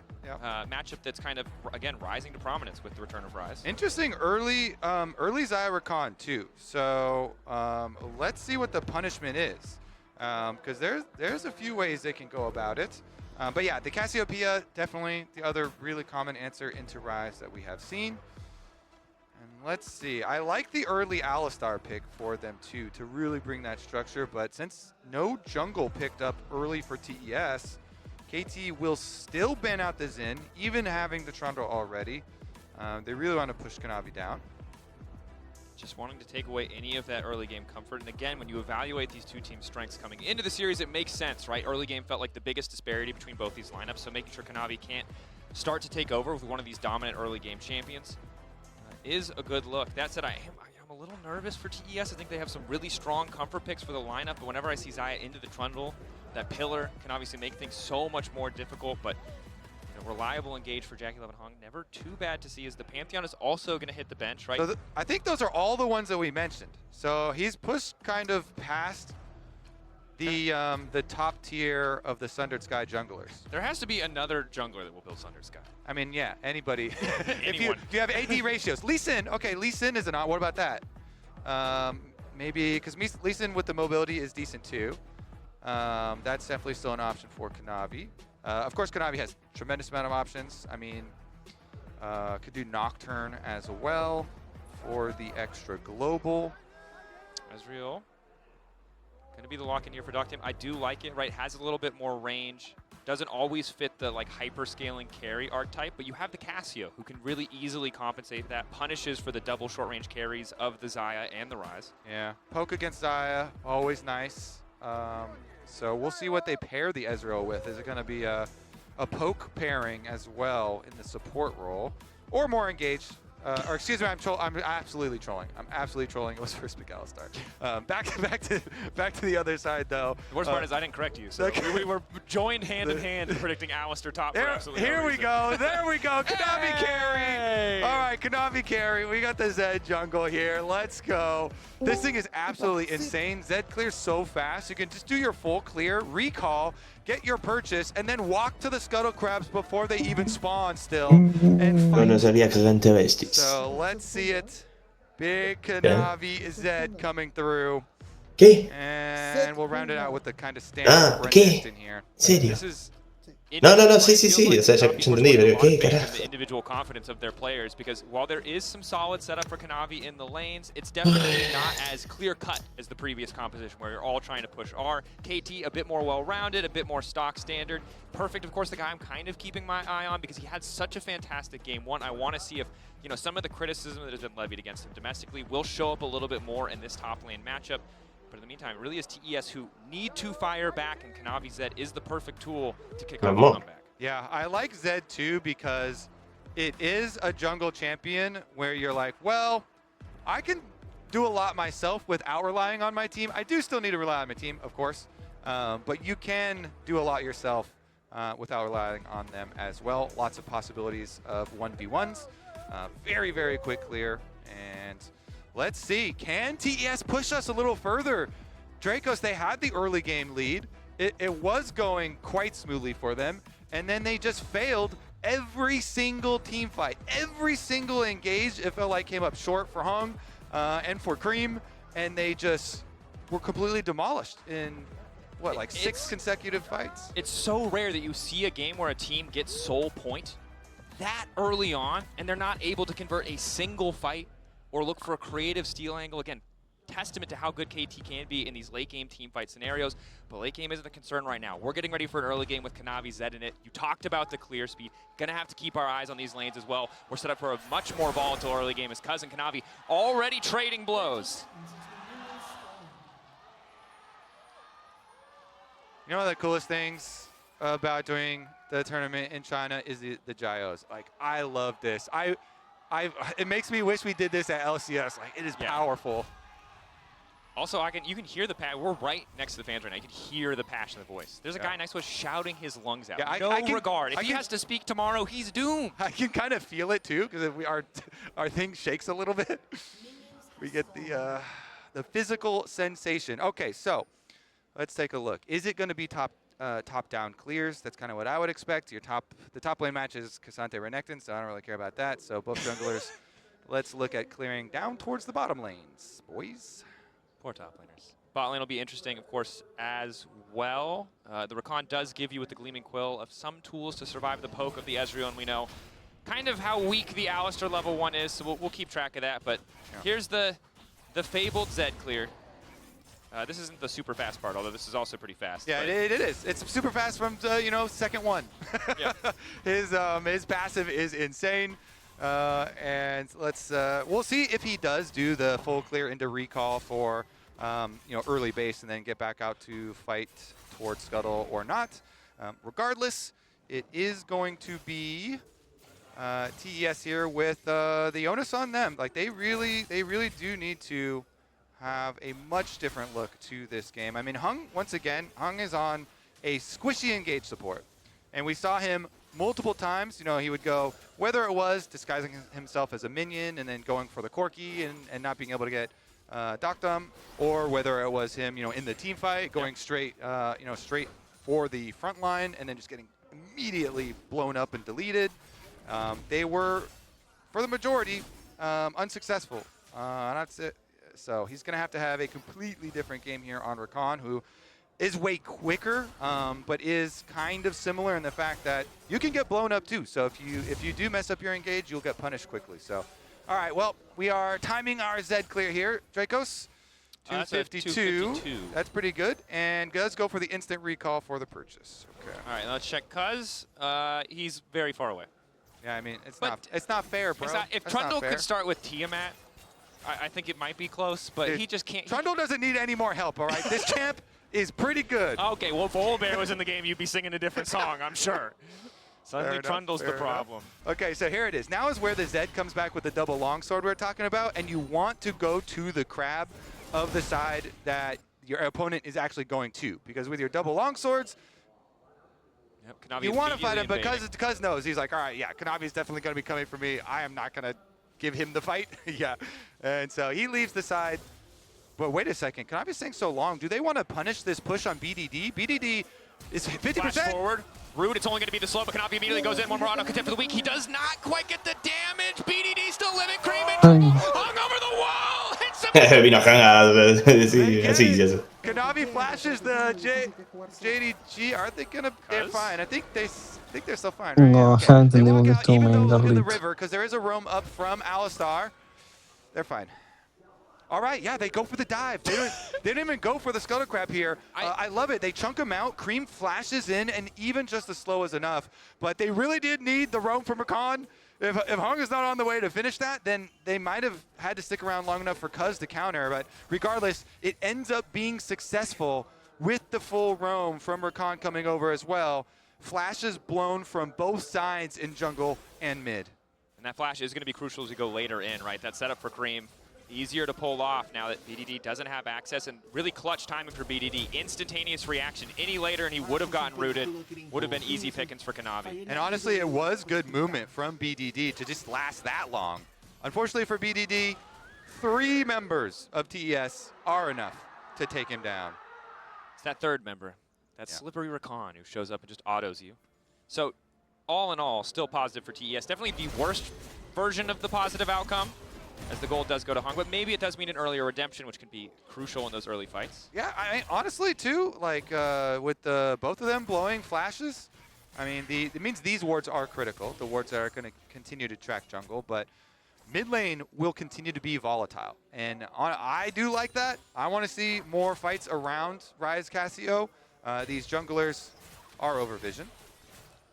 Be backwards from Doctem. Now, of course, you've got Kanavi. There's so much vision it's important to highlight on the bottom side here from KT. They do not want to give Kanavi any angle into attacking these lanes. He brings the damage. The rest of the team bringing that simple setup. Jackie and Hong poking their heads up into the river. No one taking an early Drake this time around. And TES, again, in control in the earlier stages. But Kanavi on the Zed, a much more potent threat as we move further into the game. All right, so they know there's a lot of vision on bottom side of mid lane, but on reset, it is going to be a topside Scuttle Crab, and then they can try and attack from the other side. Ryze does have quite good setup, and Kanavi is quite close to level 6. If he can... Oh, nice. Cream turns his back, and should be fine there. Okay. Dragon will get burned down, but Kanavi is going to go Zed to the top side for that top side Scuttle Crab, and get his level 6. KT and Cuz pretty happy to stack dragons though with this comp. Yeah, definitely a lot of potent Quiero scaling curar here el later chulo. in the game. Won't be an Infernal Soul, but they will get that first Infernal Drake. Meanwhile, on the top side, Perfect and 369 continue to trade blows. Level 6 is where we might start to see some action here on the top side, but as you so eloquently put it, Kobe, it's Cassante versus Renekton, so. Yeah, don't care too much about it, but you're right that with their ultis, there's a lot more potential for kills. So Renekton ultimate does actually so much damage. Yo, mi prima de culo, lo tengo todo acá. If you're allowed to stay close to someone and keep them within Nah, range, and ni a paja. Cassante, yeah, enough has been said about that ultimate, so you know the possibilities there. Navi poking his head in, seeing if he can. Again, he's ahead in XP, so it's Level easy for him to 6. step up here. Hung there as well to cover. Level advantage massive. Kanavi with access to but Doctem waiting over the wall. Kanavi, shadow forward, knock up connecting onto Peter. Exhaust already down with the death mark now going in. Peter might just be in trouble with the CC's flawless. Kanavi immediately forced to step back, manages to get the red, healing up just a bit, but BDD now on the way. Miasma over the wall, it means Hong is going to get taken down. Red buff for support, KT covering very well. I feel like every assassin player is always like, man, and exhaust! He gets exhausted, Kanavi gets exhausted. It is rough. And 1 for 1. In the very end. A little bit of damage goes over, tries to get tricky with it. And now he's actually dead. Now Jackie Love's chasing out Doctem. Doctem only level 5, Jackie Love level 6. Surely this is another kill to follow. This game is an absolute bloodbath. Barrier there for Doctem. Tries to land one more Q, doesn't get it. Comes over the wall. Thank you very much, sir. Okay. So in the end, wait, we're not even done yet. Peter here's got the wave pushing towards him. Double buffs on the Alistar. 2 members coming up. You can take a look at the mini map. Hex Flash faking out just in case. Okay. Trying to hold the wave just to make sure the dive can't come through, but very likely in trouble. Using Hong as a taxi. Pulverize looking for the interrupt. BDD now here, and once again, Hong with the sacrificial burn. But is able to use Jackie Love to escape. Now, never mind, the play is still going. Heck yeah, we've got a Sería pillar. muy feliz. He's done Hong. He is the one who's able to backstep. Jackie Love, of course, still has access to the ultimate. Now you may explain what we just saw. Well, no, maybe not. Never quite mind. yet. Never mind. Still messing with them. Even though They are going to look towards the grubs for sure. They do have teleport advantage for 369 though. So Perfect is trying to walk his way over to lend support, but it is the Coverage good there. Hung able to get out of the Miasma though. Not quite perfect setup. Cuz though has already started the objective. Crucially, they don't really have mid prio here. It's an even lane state. Because doesn't have vision. Doesn't anticipate them to be dropping a wave. True shot prerogative. They're able to grab 2 grubs. Likely to be just happy with that, but Peter wants a little bit more. Flash out from Hung. Nice look for KT. Able to grab the summoner spell. No puede entrar la cola, 2 Hung. grubs, but TS firing back with a grub of their own. Yeah, no Bro se cree available there to follow it up. So que Hung is able to get Kili-chan. out with his flash and does live. Successful for KT, grabbing 2 of the grubs. Meanwhile, on the bottom side, Perfect just stays close to 369. You know, nobody's going to fully overcommit and go up towards that top side. And Kanavi's only able to slip in time to grab 1 of the grubs. Meanwhile, we do get a fairly inconsequential interrupt on the recall. Kanavi here to Shadow. Maybe hoping for an angle on the BDD, but you can already see some of the threat that KT's comp poses when they are able to group up. The power of the Miasma plus the Trundle Pillar really making it impossible for a lot of these more mobile champions to escape. Si Rayo tiene 2 de frente, Of course, again, Perfect holding ¿Qué on to digo? lead Cryo at the very least on the bottom side for now. 369 only continuing to stack armor, however. Yeah, 369 stuck around, clear out the Ya, extra ya wave. que- And again, okay, the teleports are going to be evened up very quickly. Los but mejores he's unos gonna sean use mejores his de bottom, 3. and they're going for the swap here for KT. Nah. KT sending Perfect back to the top side. So that means 369's teleport down bottom side is going to get the Sería early push infumable. on the wave. And it'll No, be sí, obvio answered que instead duraría un by montón, pero Cassio going bottom Imagínate to un mejor collect. de 5 So they're entre going to Koi y position the Fnatic. ¿Verdad? Renekton into the lane here versus Rise, and that is no, still mejor de 3 counts los on Renekton, still counts Rush 1-1. versus the Thornmail Rush for No, pará. Está diciendo cualquier cosa. Vos estás diciendo In terms of the que healing los que van revenue, 1-1 juegan un BO3. worst against Cassio, she does have No, a y lot of los sustained 1-0 también. Y los 0-0 también. Ajá, sí. No, ni en pedo. Yeah, that's Ni en pedo, es un montón. a single target. Aparte está bueno que sea de a una. But you can't help Imagínate, T1 hubiese ganado. throw one out there. It's not enough for Sí. Ya está, está bueno esto. Que haya un mínimo efecto. No, ante uno no hubiera ganado aunque sea mejor de 3. even lane ¿Por state. qué Both no? teams seemingly content to set up for the objectives. Eso se le daba para ganarle 2-1. 6 seconds till the next Drake. Won't have an Ocean Soul, won't have an Infernal, but TES with control. KT earlier on were able to grab the first Drake. We're going 1 for 1 this time around. Neither side going to be able to amass too much. Oh, we are Sí, converging. qué bien que lo veo jugando Animal Legend. Bueno, ahora se come un 2-0 de FX. De FX. Wandering his way in. Drake is going to Pero go que está down. jugando Tarzan, boludo. Dijo, voy a dejar de Winter Holding on olvidar. the ulti as long as possible. Heal coming out. Perfect Suave, flash está is bien, gonna be papá. used. Stun cleanse coming out from Jackie Love. Charm is there from Hung. Jackie Love now moving backward. You're going to be able to pull the feathers, but Peter just refuses to go down. Hung waiting off to the side. Kanavi going in with the ulti. And in the meantime, Hizo Kanavi. not quite able to land it, but the interrupt and come through just in time. 369 dropping down. Cream able to make it out with the Mierda, room hizo warm Kanavi. again. KT in the team fights are unmatched. Do you see that focus? That was so clean, actually. They wait a second, we're not even quite done here. There's some pings coming out as Cream shouldn't be able to get anything done, but another really well-coordinated team fight from KT. They force everything out of Jackie so early. Perfect flashes in, and yeah, he does cleanse very quickly, but the pillar behind Jackie meant that Jackie had to also ult and use his flash. So even though they don't kill Jackie, they get everything out of him. So cleanse early, then the pillar behind him, and then as Hong comes through, Perfect able to gain the distance. There's the ultimate, and Peter gets the triple Q knockup into the headbutt back, and then they focus down Kanavi. They take down the Zed, not slippery enough, and KT, another beautifully executed team fight, focusing on these damage dealers, getting everything out of Jackie, pushing him out of the fight, then focusing on the Zed. The melee carry can't get away there, even with the shadows. And it's got to be said, you look at a player like Kanavi on Zed, you know there's the potential to do a lot, but this is a difficult composition to execute against as the Zed. Reliable point-and-click stun of the Renekton. If you go in when he's in the area, he immediately gets to lock you down. Things like the Miasma, how slippery an Ezreal can be, how tanky a Cassio can be. This is not an easy game once we get out of the early stages to pull off these clutch Zed flanks, and so far KT have just been executing better. Pressure in mid now in favor of TES. KT with a slight gold lead, but we're approaching the next crucial objective, that Rift Herald. See who wants to prioritize it. All right. Like they're continuing their assignments here for the lanes at least. Casio slow pushing on bottom side. Looks like we shouldn't have any, big explosion just yet. Docton, by the way, he's the only one with all of his summoners. Well, I guess spellbooks don't really count. Okay, spellbook. Just keep going. No one noticed. That's fine. Spellbook players don't count. But this Ezreal is going to be so hard to kill. Aside from inherently being Ezreal with the Arcane Shift, with Flash and Barrier, is going to be hard even for a Zed comp here to try and put the pressure on. So we'll see. Maybe Hung is going to be able to get a good engage for them with the Rakan combination. Currently, though, looking bottom side. Moving in. Hung immediately forced to Ghost. Kanavi there has already used the Living Shadow. TES pushing back. Random Polv. I think Peter may be anticipating something there from Cream. TES, good coverage of the bottom side to make sure Cream was safe there around it. And it's important when you look at the items. Let me have to hold that thought for top side.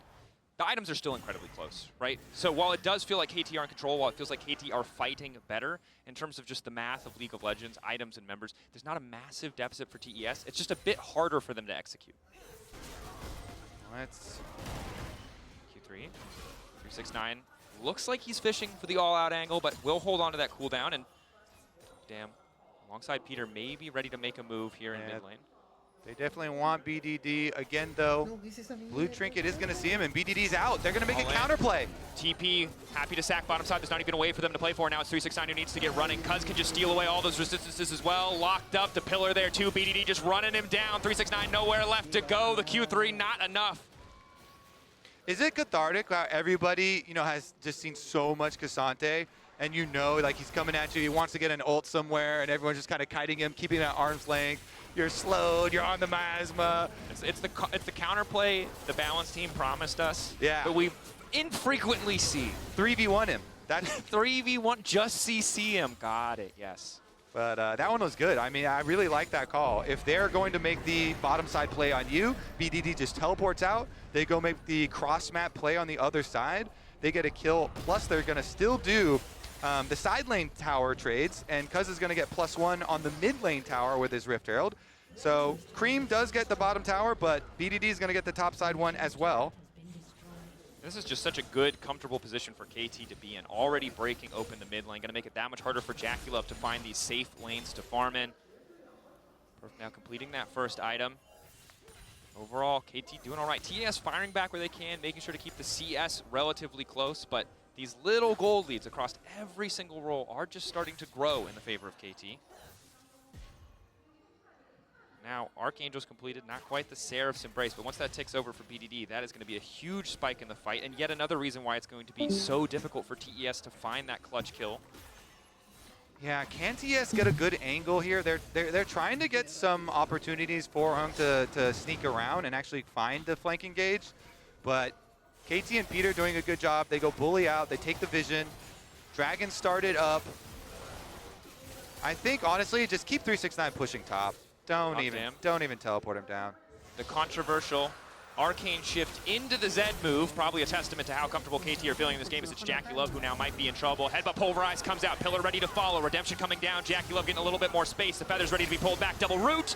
¿Cuál es el contexto de que Shaquille está parado así? For a little bit more here. Jackie caught. Are the rest of them caught? At least some of them are. Oh, ooh, nice. Kanavi's going to need to get tricky. Now goes back, wants to ult onto Doc Dam. Is going to spin a little bit, needs to get to the blast cone in time. I don't think there's any way he's going to be able to grab the kill. The pillar sends him sky high. Peter in the end going to knock him down. So at the very least during that game of hide and seek, Cream is split pushing. So still kind of focused here on TES on getting some cross maps, some gold. He can't quite finish out the tower though on that last wave. And I got to say, I was expecting this to be maybe even a dominant series for TES after the first game. Close, as I expect TES to come back, but KT have just been a step ahead the entire time. TES, of course, doing their diligence. They're good enough on the map to make these response plays, but it is always KT trading up, and the opportunities, the angles of attack are just getting smaller and smaller, especially as Hung is learning firsthand. Wandering into KT's jungle might just be a death sentence. That's the quickness burned. We're only a minute before the Otacon. That makes, I mean, I feel like it gets so hard here for TES now. No Rakan ultimate either to even try and threaten a pick play with. So, I mean, I guess it would have to be like a trailing split push play where you like trail your Ryze with a Zed or something, try and make a quick assassination attempt, or maybe they get some fancy Realm Warp play, but barring something like that, I feel like KT can methodically move in, take their vision. They're taking red buff right now. Pings are coming down from TS to contest, though. TS, Kanavi in the area. They want to at least fight for this. We'll just be forced to lose it. 369 doesn't want to push too far on the top side. Obviously, Otacon on the bottom side means overstaying could cost him. But TES really just haven't been first to set up on these objectives, and KT with his Ezreal really have the range advantage. It's so hard for TES to approach. Kanavi caught out. Beautiful layering. Kanavi forced back. That's the Living Shadow. Redemption now coming down, holding on for an extra second. Peter getting low. The Unbreakable Will about to fade away. Jackie Love still here, but it's perfect on the flank. The cleanse being forced out from Jackie. Perfect dashing back with the dice. Jackie Love continues to auto attack. In the meantime, the combo! It comes in. Cuz getting the kill on the Cream. Perfect zoning off single-handedly the TES bottom lane. It's just feeling like death by a thousand cuts as KT turned their attention to the Otacon. BDD with the petrifying gaze. Hits the stun. Tengo la Cream pelotudez down, and Otacon soon de to que te sirve follow. salir 2-0 si te va a tocar Vidi o T1. Terrifying. That 200 spike for Cassio is massive. Tipo, Ung does not, has Spellbook, bastante. doesn't have Smite. No reason to walk forward there, but wants to spot it. Will know that it's going down, and again, the advantages for KT only continue to stack further and further in their favor, and this time around the counterplay is it's 369 instead of Cream, but it's the same thing we've seen all game, these desperate tower pushes just to get something back. Yeah, and they're, in both cases, they're not able to finish them off, so they don't even like get some sort of gold, you know, cash in or payoff. It is just KT once again, reset after the play. They got everything they came for. They took the bottom side, and now, Kanavi at least, oh, did he even get any? Didn't look like it. Cuz able to smite there, just annihilating everything. Do you know what the awkward thing about KT games is, Kobe? The awkward thing? Yeah, because you can't tell when fans aren't Jackie lo empezó con un tercer vida really menos. big KT fans or if they're not KT fans.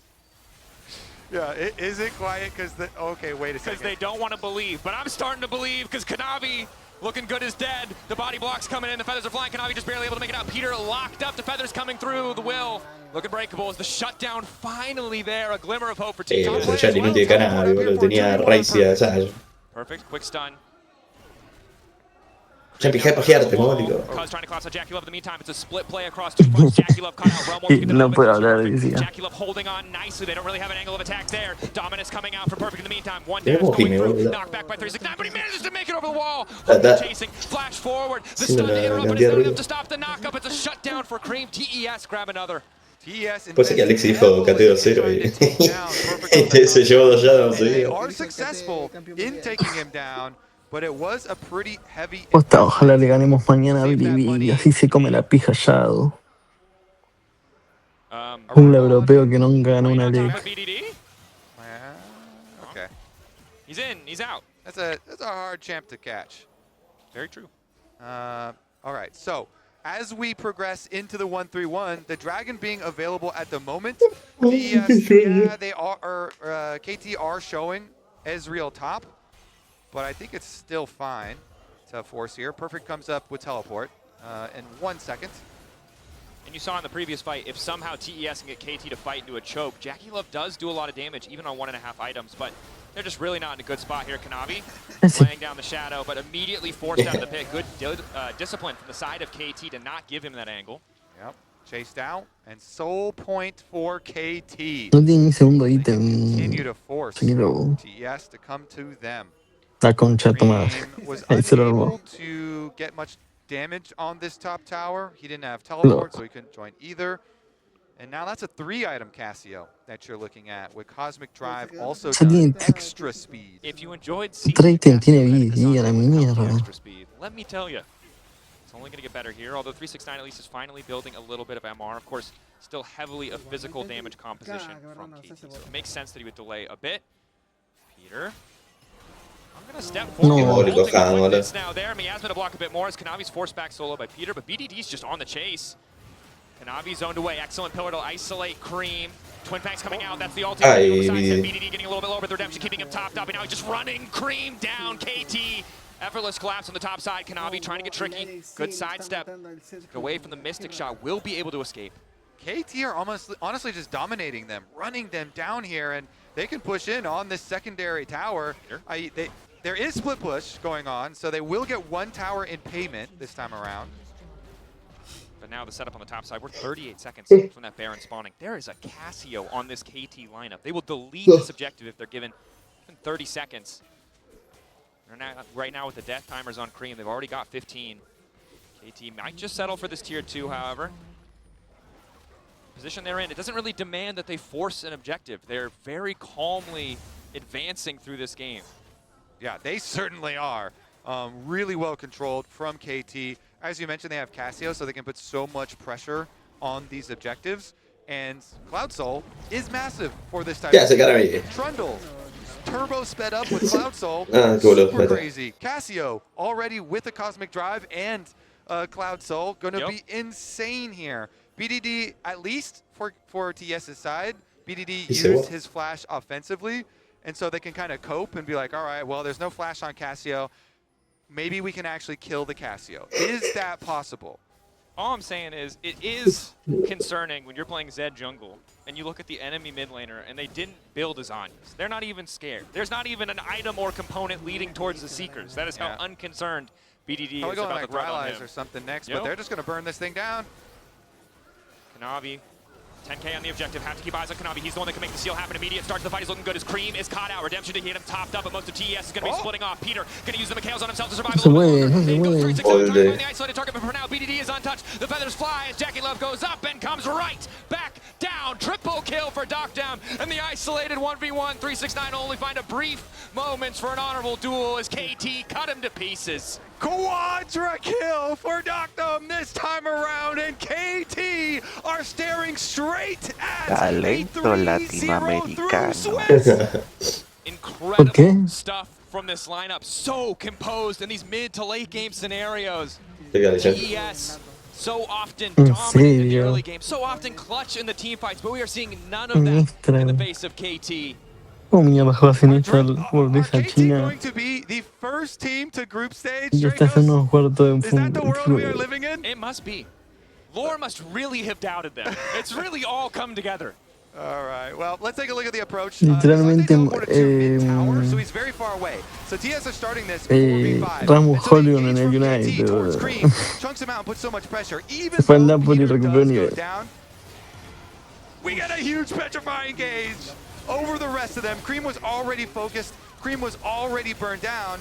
And then BDD Están todos came up with the repasados. petrifying gaze on everybody else, making it easy for KT to clean up. And again, that's kind of the choke point you'd normally want to fight in as the Xayah, but BDD is just so far ahead.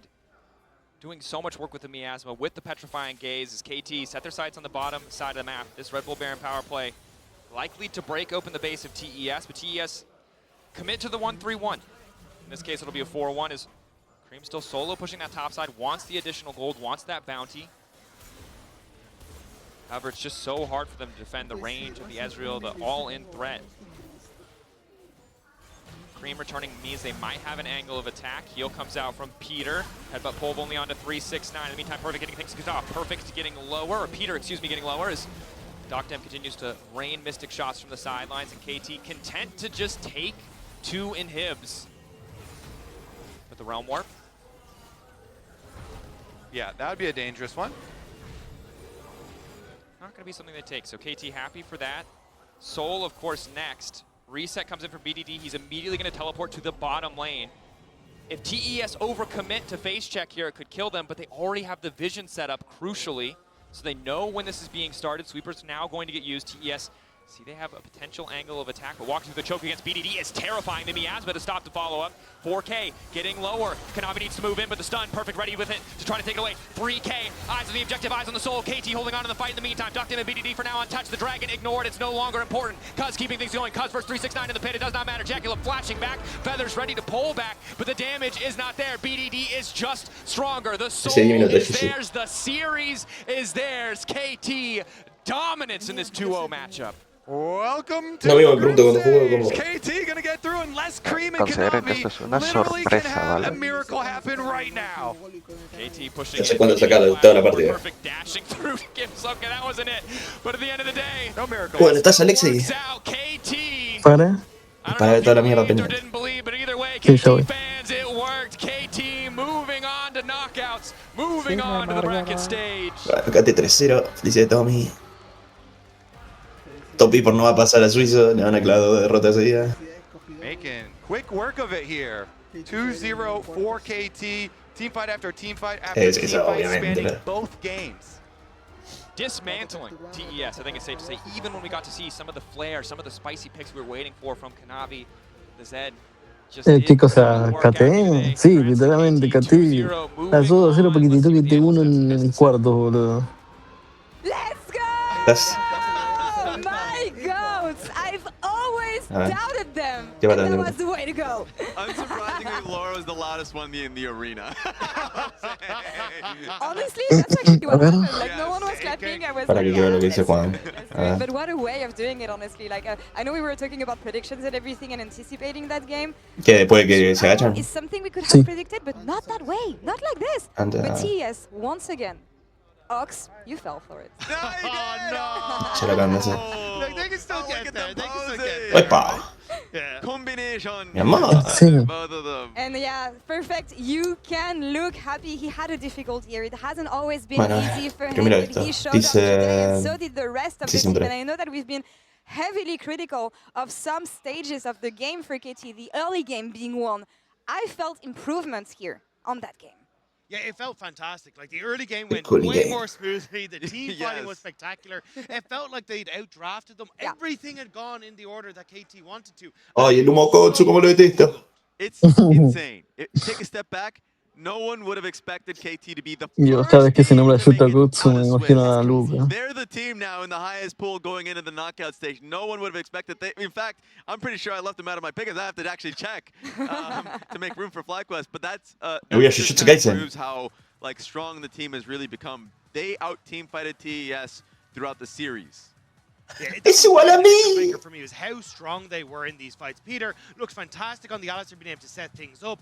The Cassiopeia was doing a ton of work when it came to getting the miasma and preventing the engages that TES were trying to go for. It just felt overall like KT read Top Esports like a book. Absolutely. And one of the questions that we had coming into today was Kaz and what he was going to be able to do, especially against Kanavi, who's been overperforming, or not overperforming, performing really well Performing so far yeah. here at Worlds. And it took him a bit of time, but I felt like this game specifically was his game. But on a pick like Trundle, that could be expected. Yeah, and I think that's what we wanted to see. When they took Qué fea que es Gen G más in que the se upper queda. bracket, it was a combination of BDD and Cuz. That combination is lethal when Cuz has woken up, and he is definitely wide awake. So it was great to see that, and it was actually a really hard game for Kanavi. I mean, he picked the Zed. We were all excited Ay, for it, but that was a lot of the huevo, pitching la of the pelotuda. AD junglers A ver that really esto. forced him into that pool. Yeah, and I feel overall, because just Lo mismo, ¿por qué no? Lo mismo. double up, working well with Peter, trying to get that No, no, no, early no, game cerralo into ahorita. the success. But as you say, No, Raz, es I verdad. think the draft was really the main part of this. Yeah. Like, it felt like KT had a really good read on what to do. The Rise first pick comes through, which then immediately go, okay, we're going to take the Alistair, we're going to take the Trundle. The Trundle, as you were saying, makes it very, very difficult to go for these tank junglers because you don't want to end up in that matchup. So you try to then force something alongside that's an AD pick. The Zed comes through, but it's not really what you want to go for. And even then, like, very early rotation, the Zyra Khan, which was just perplexing to me. Yeah, I like the Rakan. Fíjate que una película, boludo. Right, the Ezreal, Cassio, like Trundle was already there. Like it is impossible to be able to play out those team fights in an even setting. And if KT's on the ball, they were on the ball. So I love their draft. We love their play. We are Happy. Un es Because un the recap, champ's creo. not done. They move on to quarterfinals for now. Convincingly, The whole team was connected, clicking together today. I'm looking forward to seeing what they're going to be able to do in the next stage. But on the side of TES, Este dura 24 a few minutos improvements that we will para see from dar them. esto que Draft quería was ver. one today. Rob, what do you want to see? Yeah, I think it's going back to basics, what worked for them, right? It's like having something that is strong for Cream that can set up Navi, having the support come through to work in that jungle support synergy. Like, it just felt like Hung wasn't really performing today to the top of his ability. And I think it felt like overall there was just individual performers not stepping up to the mark. One last note on KT, though, the fact that they advanced as the first team here in quarterfinals. I remember, Raz, on the first day, we were talking about the fact that T1 felt like the third seed and KT should actually be the fourth seed. Yeah. Not talking about T1 here, but do we want to readjust expectations for KT considering that series? I think it's time to readjust a lot of things. You didn't want to say it. We have to say it. I'm excited for them. No. Put all the money in the draft. You have to be. So that happened. We're going to take a short break here. Thank you guys so much. We're going to be back in a few minutes for the second series of the day. It's going to be Anyone's Legend versus CFO. Do not go anywhere.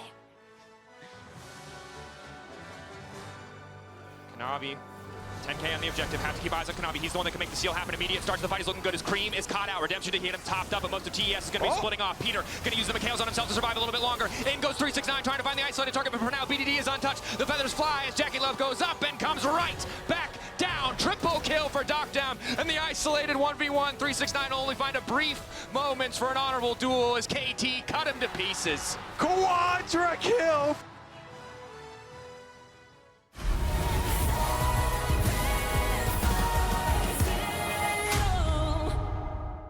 The greatest players in the world are here. They can just burn this one down. Oh my god, Eel! By 9! You are going to see them like you've never seen them. Oh. It will as the Arcane Storm doing so much work in Gen G! They are just going to ace them! 누구 만나도 이길 수 있다는 자신감 정도로만 생각하고 Nah. Gen G, the EWC winners!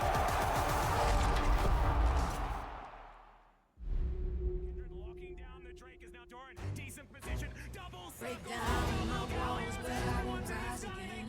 'Cause I stand tall in my environment. How could I ever close my eyes and stay silent since they try to take me down? 0-2. Pero gana Quickshot y igual Europa, boludo. No tengo pruebas, pero tampoco dudas. Oye, ¿qué cosa? No te escucho. Que revivan a Quickshot y revive Europa, boludo. No tengo pruebas ni tampoco dudas. Es buenísimo, güey. Play the local way. Pay your way. Have you ever seen the Great Wall at night? Play the local way. Ay, Dios, qué buena serie. Esa. Lástima que piqué un request. Fila.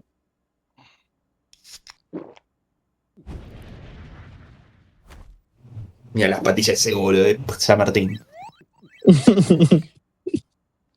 ¡No!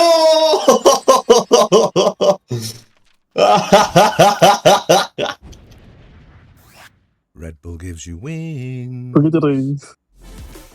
Mira el video, mole. Sí, está bueno.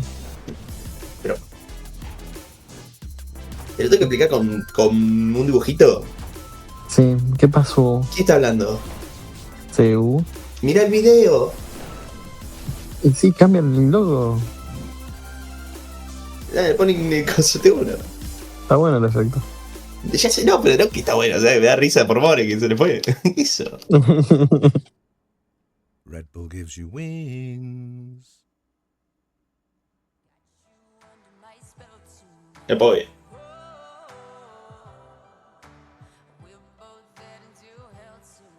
Mira, muerto de Shakira.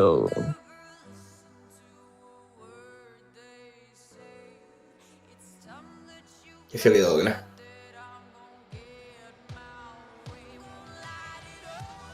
Uy, uy.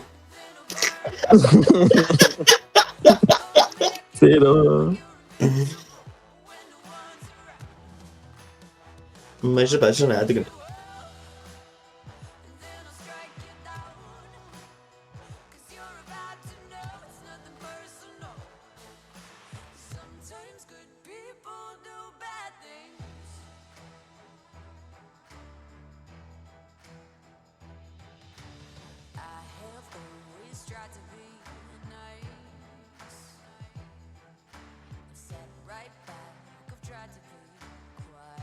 Ay, ay, ay.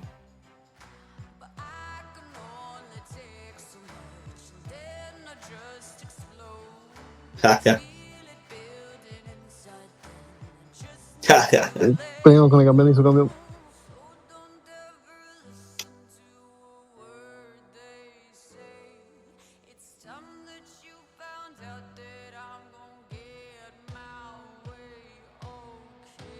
Contra el campeón, contra su campeón y contra un choto.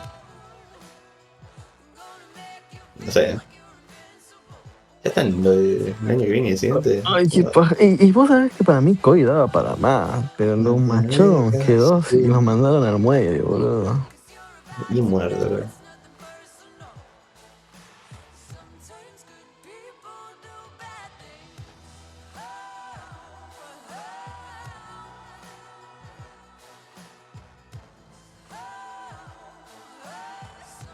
Sí, no.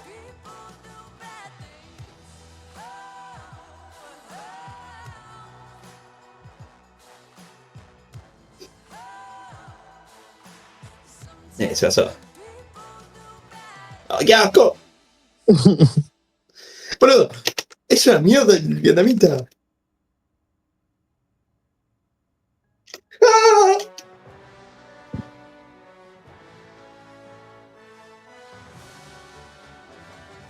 No, ¿qué será? ¿Y este quién es? Ah, Ruler. Pensé que era fake. Ay, el estadio. El estadio. Welcome back to the desk ahead of our second series here today. Another team is about to fly to quarterfinals. Hello, driver. You can't see me. We got Let's John see who Cena in can here. see him on the rift. Anyone's Legend is ready here as well to take on CFO. Se lo apoya. I do hope they are ready though, because it has been an amazing run for CFO so far. Upset T1 yesterday. Is that really an upset though, given how they've been performing all year long? I don't know if it is. Pero te van a agachar. Literalmente tiré esa quote y no va a ganar el mundial, boludo. Y esto viene bien, They've been drafting, they're controlling the early game, their team fighting has been spectacular. They are hitting on all fronts. And usually, like all of us, we have experience with our top team having some peaks and valleys, the valleys being specific. You guys have a lot of valleys. It has to be an up for a valley, Rask. But for CFO, they have Yeah. just been experiencing the peaks. It just feels amazing for them. Being able to experience those 3 internationals, driver, of course, dancing because of the dub. Like, that game... Posta, boludo. Ponen la casa y pagan la casa y se dejan garchar lo de China, boludo. Es un mundial en China y dejan al último fake que le humillan, boludo. El papá de nosotros dice, está bien, por eso no ganas un puto mundial. China, región de mierda.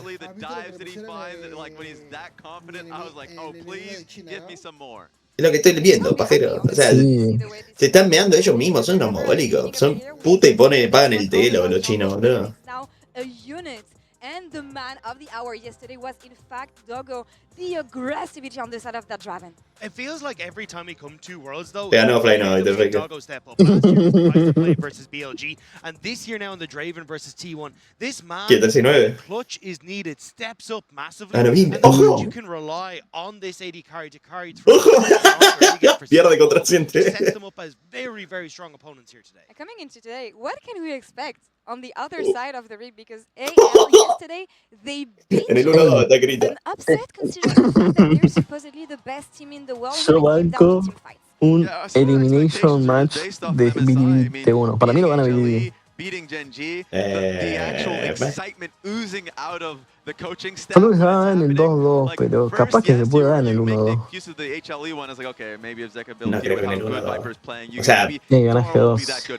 porque no te va a agachar Bilibili. Puede ser, no sé. Lo veo difícil. De uno sí, pero Bilibili.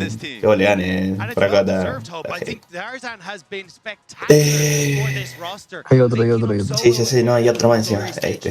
De expectativa. Este.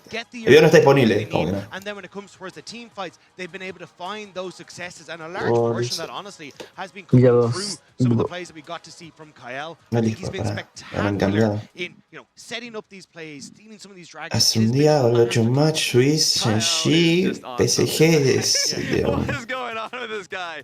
¿Dónde So, está like, el...? yes, Borraron, the bajaron el challenges teaser. dragging with this That was Q. beautiful. Con el That was hígado, nice. tío. And then there was that game LOL, where you're la stealing, PAM. like, basically on Poppy. This Del was español. beautiful. Knocking A ver both si lo carries subieron. out. Kaisa tries to dive back in. Formato Steadfast presence to block her. suizo, 3, PT 2, no 1, sé not qué, no allowed. sé qué. And then Acá. Nah, para took lo único que it sirve. to the wall Yeah. and makes it so Kaisa can't even play the game. 2 minutos. This was when they were behind, by the way, versus Gen G. And they get Soul after that. Hijo de... And he's someone that has Hijo de puta, he's yo. someone that hasn't had the best of times when it comes Ah, no, to super. AL at moments throughout the summer split. So the fact that he's stepping up now in these incredible moments is so important for AL, especially Hasta ahora estamos en lo correcto, sin esperar. from getting to those playoffs. So you have to believe him. You have to believe in that team. You have to believe in that team, and you have to believe in what Tabe called at MSI the lighthouse for the team. Tarzan, shining on a lot of champions, shining on Kiana, and yesterday, I love the fact that the preparation was so well made. They know that it's not a champion for the LCK. It's definitely a champion for the LPL, and we want to keep an eye on that today. Tarzan Oh, qué has fachera to el believe he's lobo. the best jungler in the world, like a lot of the times. And his team definitely believes that. They pull as many resources into him. And so you want to be able to see him on the Kiana like you saw in the replays or the Zed that we saw in the prior series. And after the Buen Chinese backhand. fans saw what happened Gánale a earlier Peter on, primero. they are hungry for a performance here today. Tarzan needs to be able to give it to them. The true king of the jungle. Yeah, and the fact that he has that support is actually the really standout point to me, especially on the Kiana. Like, the rise, the repositioning to put him into better positions so he can just pop off on that pick. It's so sick to see. And it's the fact that he can do it regardless of what champion it is. Sure, it's the Kiana that popped up, but anything he wants, he can play well on. Small surprise here before we head into the game. Rest is starting for CFO. We're used to seeing Driver in the driver's seat, haha, in the first games usually, but what is the plan here? It's always going to be the differences in champion pool. Now, going into MSI, the difference... Se está buscando el lobo, Cus. Está por acá. And the one that I've seen the most is the Renekton for Rest. And Rest is going into Flandre. So Flandre, a lot of the time, is going to be playing Sion or far more often tank. So perhaps they look at him and see... Tenemos la cara de título. Qué cagón de mierda que sos, Great performances, so I wonder how we're going to be able to see him come in, and if it doesn't work out, they can always. Van a quedar en el suizo, móvil. It's nice to see the flexibility from the team. Especially because Flandre seems to be the only person that Que se van a quedar en el suizo, los burros. So maybe going towards the carries will get him off of what has been the comfort. The 2 games back to back, he was performing so well on that pick, so it makes sense trying to swap things up for CFO. Looking at this series, I honestly don't know what to expect given the way CFO has been performing so far. Any thoughts on that matchup, guys? I wouldn't be surprised to see it go here. I hope we get 3 games. We're going to be skirmishing team fight Vine after en team fight. 2025 y la foto de Wait to see fertilidad. like what picks are going to be cooking, especially in the mid lane, like Shanks versus Honq. That it's going to be something of wonders. I don't know. And that's Qué concha tan rica. I see 3-0 here. On the side of the APL, it didn't start that way today, but let's see if anyone's legend can save the day for their audience here at the JDG Arena. Llegan a final, ¿viste? Best of 3. Hoy, ahora. This is going to be an Sí, una incredible locura. best of 3. Welcome back to the Caster Desk. I'm so excited to see these 2 teams match up. Again, the stakes here are not sky high because it is the 3-0 qualification. It's just to show who has been the most dominant. And really, for AL, that is the team where it feels the most true because they've taken down HLE, they've taken down Gen G. These guys are terrifying, but CFO are a team that just continue to surprise us. CFO, they have gained a lot of international fans this year. They are the only team that has come to all of the international tournaments with first stand showing up really well. Same for MSI. And this actually is going to be a rematch for MSI where AL did beat them. And AL will be looking to regain that MSI form. I mean, with AL's first 2 games here at Worlds, they certainly look like they are going straight back to Con that la victoria de Katy rompieron todos los really piques. good at this tournament, taking down, as you say, Gen G and HLE. Mi amor. Incredible competition. And so AL, can they keep up this momentum that they have built here at the tournament? For CFO, though, I thought they came into their series, or their game versus T1, with incredible preparation. Their pick ban was very good. They banned the Bard, and I don't know why FlyQuest didn't do that. Costa ya dijo que mejor equipo era T, ahora se lo agarró todo con T 12. It was really good, though. They double banned Owner, and then in game, really good execution for their No te lane tapé swap. que las Going for O sea, the si One 1v1 lane Legend swap of Draven, super llega a strong perder, 1v1er, voy a to just entender go los rivales que van a estar en Rek'Sai. I el love that version top of 1. it. and actually drafting for Doggo here to just have such a heroic, Draven game where he ends up solo killing them very easily. And really so, setting up for him from level 1. Y todos los de China son de tipo, bueno, que fan de Topi, Pocho Mano, It really paid off. Even when we saw it in draft, we were so... It was kind of questionable. It's hard to play Draven. It's hard to pull it off. They made it work.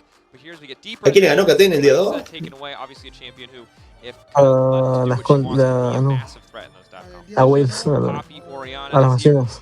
pretty standard Ah, fare in sí, terms of sí. bans Creo que sí. overall. Need to see what El día both 1 fue sides are Koi, doing. The el other día player 2. I have my eye on the opposite side for AL is Kyle. This guy is Qué reina, viste. Y literalmente G2 pasa 3-2, les toca las conchas y después les toca, no sé, boludo. it's No funny cualquiera. because everyone is flaming Sí, Darwin no. for the bad win rate, but Kaisa also has a really Bueno, bad después de win esto rate están in the pidiendo tournament so far. mínimo también. And people kind of love to jump on those trends, Déjalo. even if they aren't necessarily the champion's fault. Again, sometimes it's the team's fault. Ah, quiero parar. But here we go. ¿Qué hice? Rest with the driver hover of the Scion, and again, talking to Vestian, one of the PCS cast. Mira esto, casters, shout out to him, Alexis. by the Lo way. He was estoy talking a little bit guardando, about hijo de how puta, Rest por and Driver Dios. have made those efforts to really converge No, and esto no. cover. Ay, lo vi, el de que se disfrazan. Sí, quiero verlo. G1 es igual, G1 es igual. But just a shout out there about the lock-in, and they're going to go for the team fight for the Wukong here. Junja still Hola Lili, está horrible. so critical for this team. Wukong, such a big one for them. Yeah. Wukong looking super solid in this series today. Now we have the immediate Nico Yunara response. Yunara, I think the creme de la creme of La cara scaling que current meta. Obviously the ult to get that dash just makes her so much safer than a lot of the other picks. And Nico, well, we didn't get to see those hype engages in our first series. I imagine we'll be looking to replicate that first game performance. Yeah, see if they can accomplish that. Yo ya le diste How do un you feel about pilota. Yunara now? Because I feel like this champ is still incredibly powerful, even after the nerfs, and people have been able to build around it so successfully, and opens up so much room for some of these like scaling fights later, especially into shorter range clumped up jumps. I think Yunara with the Nico does a really good job of creating like quite a strong lane, especially from their level 1. But we'll see if it's a proper lane swap. Whenever you're talking about strong level 1 lanes, then maybe you get swapped around on. And I think it really does. This is something that AO, I imagine, will be able to do well, but it kind of goes back to what we saw in our first series, which is, I think, the ability to play drawn-out team fights. Knowing Se escucha la campana de Chico todo el video. absolutely similar to Zeri, is ult-reliant, wants access to that ultimate. So the patience, knowing when to use it, the setup from your teammates coming through is crucial. But speaking of setup, we've got the Aurora, we've got the Corki, who is this very stable champion for Doggo. Not the flashy pick like the Draven. Qué buen inmortal, boludo. Usually wins out in most lane matchups, is technically a flex, although I do imagine we will see it in this game. And again, is a popular pick when you're facing, hard engage and Nico's. We saw in the previous game, Nico, or previous series, the first game of that series, Nico was unable to ever catch the Corki. And so Doggo gonna have that dash. That is so nice. So I can feel it now. Because Honkyu and Junja being on an Aurora Wukong combo is also deadly from them. Really good dive opportunity, really good flank opportunity. Wukong is one of the favorite champions for a lot of people. Funnily enough, because does have a good time and sticking arm. But let's catch up here. They're trying to whittle down on the with that Corki, taking away some of the hard engage. Kai Wing. Right. He is definitely not looking for. I mean, the advancement this year was the and it was domestically, right? But we did see some good hard games. We've seen some solid Karma games. So, but at the end of the day, we know his bread and butter. I want to see that go some Nautilus. Me personally, I'm glad to give him credit for branching out, but I know what I want to see. All right, so Xin is banned on the other side as well, trying to take away some of the premier opposing jungles to the Wukong. See if they actually care about the Jarvan themselves. I think most people don't feel it deserves bans anymore. I still think it's good. After the last series, I'm done. I swear over it's at this. I believe you. Okay, taking their time, of course, still have top lane to lock in as well. So I think we're getting another bug. The Trundle band, it's a Trundle band I've been informed is not showing up. So that blue square is a Trundle band, just for anyone watching at home. Yeah, so they indeed do not care about the Jarvan themselves either. And doesn't look like AL are concerned with it. Okay. Well, Maokai with the Rise. Interesting. Okay, well, you know, there is going to be some decent Merc Tread value on CFO. Merc Treads are going to definitely be a good buy for them, but we'll see. The one good piece of news is that we usually just goes for the Triforce, so you're not getting as punished as you would against there. But still a tricky one. And like the Bloodletter's Curse is a really good AP heavy teams. Obviously, a lot of Maokai players do build. You can go the Leandries plus Bloodletters build. Then you shred your sapling as well for the Rise for the Nico and stuff. But it is a lot of Merc Tread value for the CFO squad. And they go and they lock in the Scion here, the massive front line. Mi cara cuando Tarzan pase como 3-0, le toque T1 y se coma un 0-3. Un trade de libro. That's a Nami. Okay, so we do get the Kai Wing Nami. Puta, Tarzan no lo veo nunca ganando un mundial porque va a llegar a final del mundo y se va a comer un 0-3. Porque es un hijo de remil puta. ¿Cuál es el año donde tuvo más chance de ganar un mundial? ¿Quién? Tarzan, ¿con qué equipo? Ninguno. Para mí con el LNG de 2023. Bueno, yo creo que es este realmente. Por eso Tarzan está muy entrando, porque el loco dice realmente tengo chance de ganar el mundial. Mira que decía, está difícil, voy a jugar mal, boludo. No, pero si no ves chance de ganar el mundial, es como que preferí entregar la cola y por unos billetitos y ya está, boludo. Hijo de remil puta. Plus Kled Ultimate, lots of avenues to apply pressure. Pero Canary también jugó como el culo esa semifinal del 2023. Hijo de remil puta, boludo. Joda de todos los tiempos, contrate uno. Todos los junglas dicen, voy a entrar a la cola. Pero bueno, vamos a ver de qué está hecho las otras. Porque le toca un rival muy interesante. No, la linda que está Yunara no tiene sentido, boludo.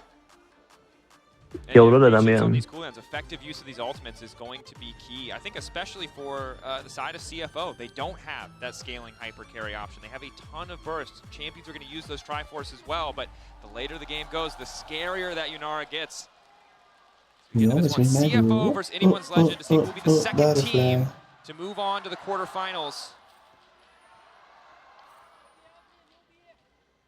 CFO just continue, again, to surprise. 2015, the last time we saw someone from the then LMS, now LCP region, move on to quarters. AL going to look to shut it down here. I see a lane swap ward, Dracos. I see a lane swap ward up there. Rest was able to put that lane swap ward up on top side in the side brush. And the Scion has moved into position. Wanting to stay away from that Nico. Interesting choice here. Obviously, you expect Rest to lose out pretty hard to Flandre early on, but normally when you have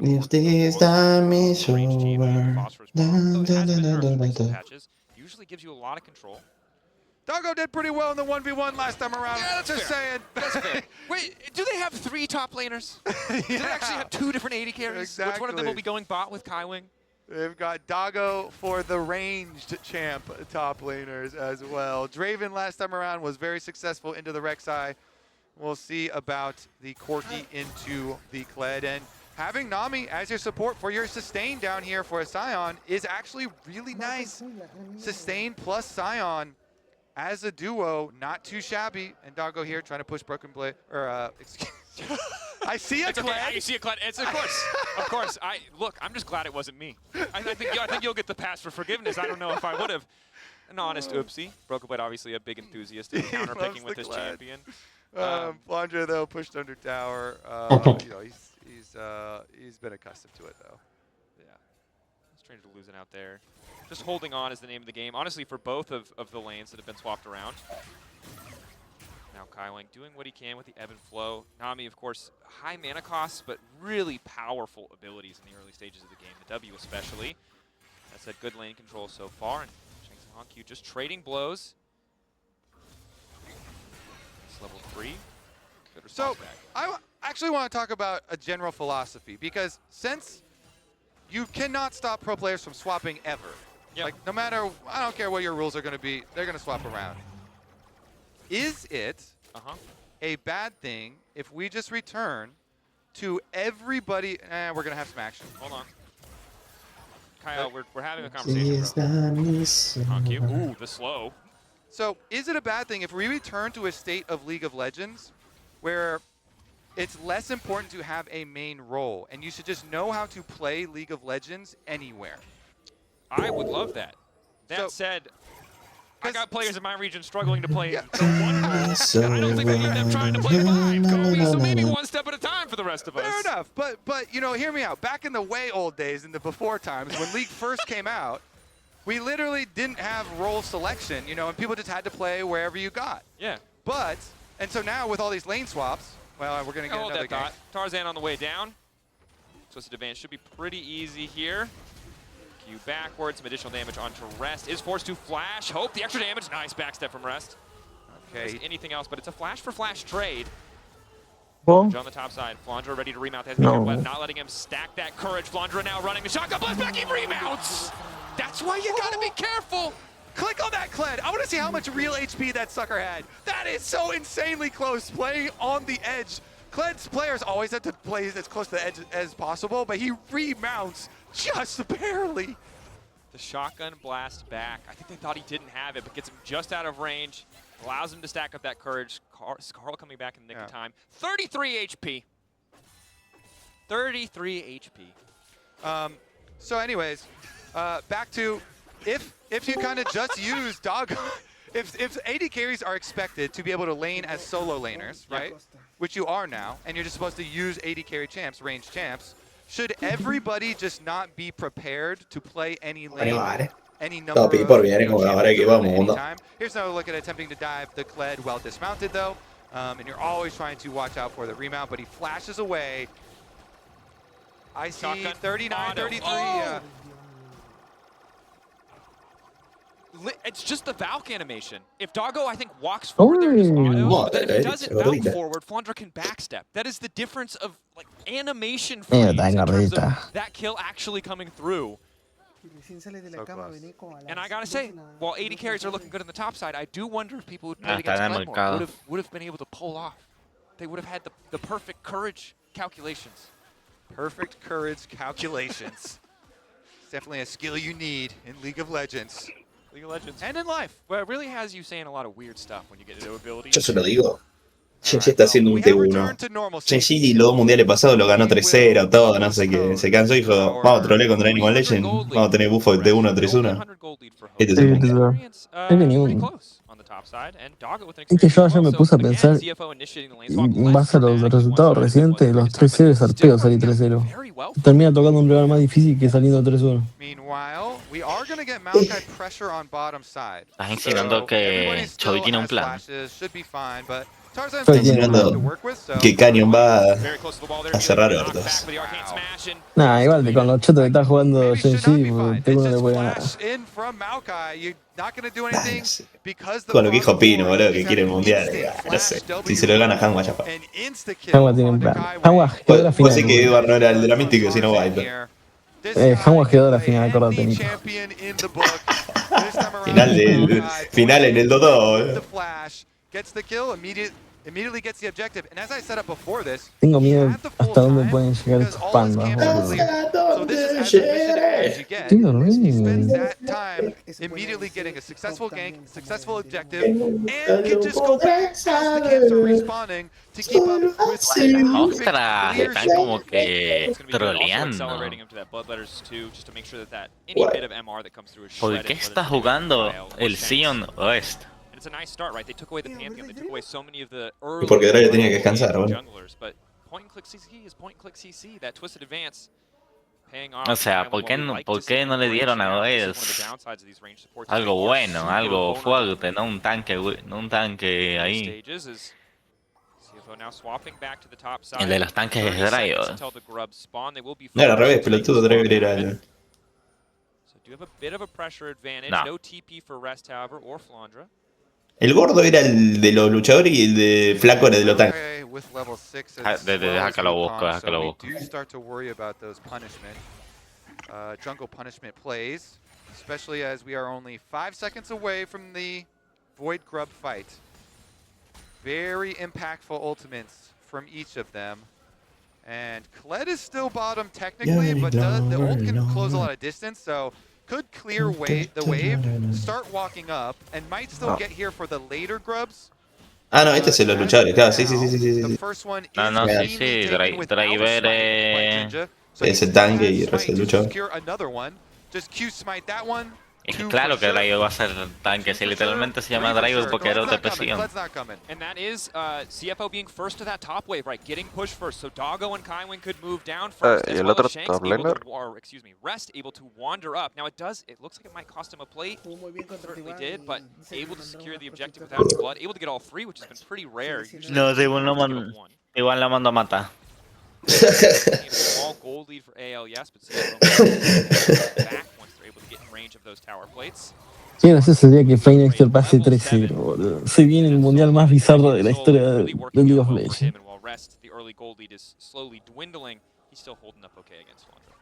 Como que le van a dar una...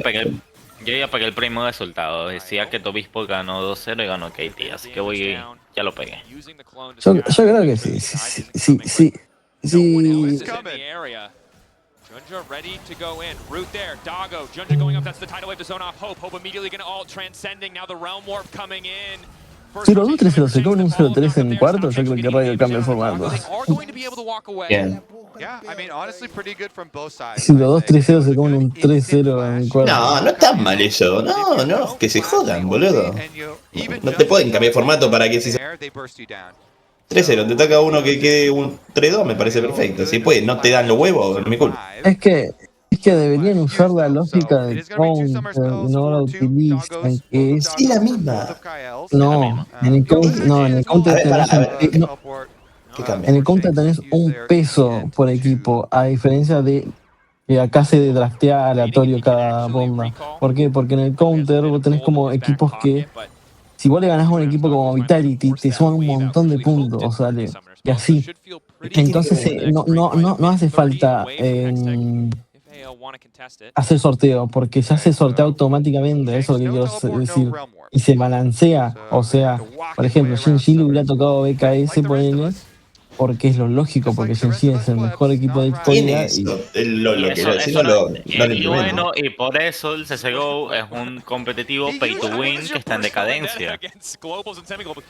No, pero digo, en las rondas siguientes aplica ese concepto. Pero ¿por qué T1 gana los mundiales? Porque le toca, primero porque meten cheats, pero segundo porque le toca LNG, le toca el NG, que era el más difícil, los 3-1, y se lo garcha 3-0. Y bueno, si querés ganar las partidas, no llores por cuál te toca, que eso yo ya.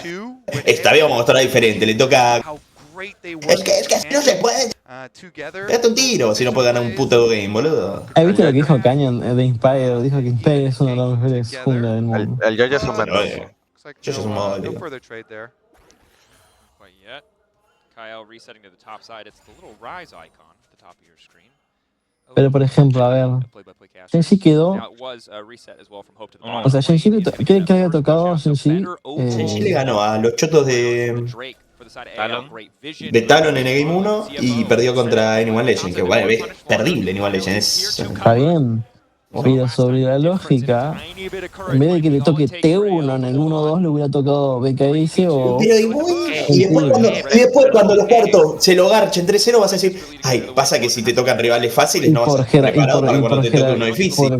por jerarquía de pool, por así Pero entonces decirlo. después, Alexi, yo prefiero enfrentarme a un T1 y ver cómo estoy que jugarle a Dire Wolves, boludo. Yo también, yo prefiero que No, dos se vaya vos también 0-3 no, porque está contra... diciendo que T1 tendría que cambiar esto. Que Alexi, Riot tendría que cambiar esto. lo que está diciendo no tiene sentido. Dices que por jerarquía de pool, cuando BKS es pool 2 y T1 es pool 3.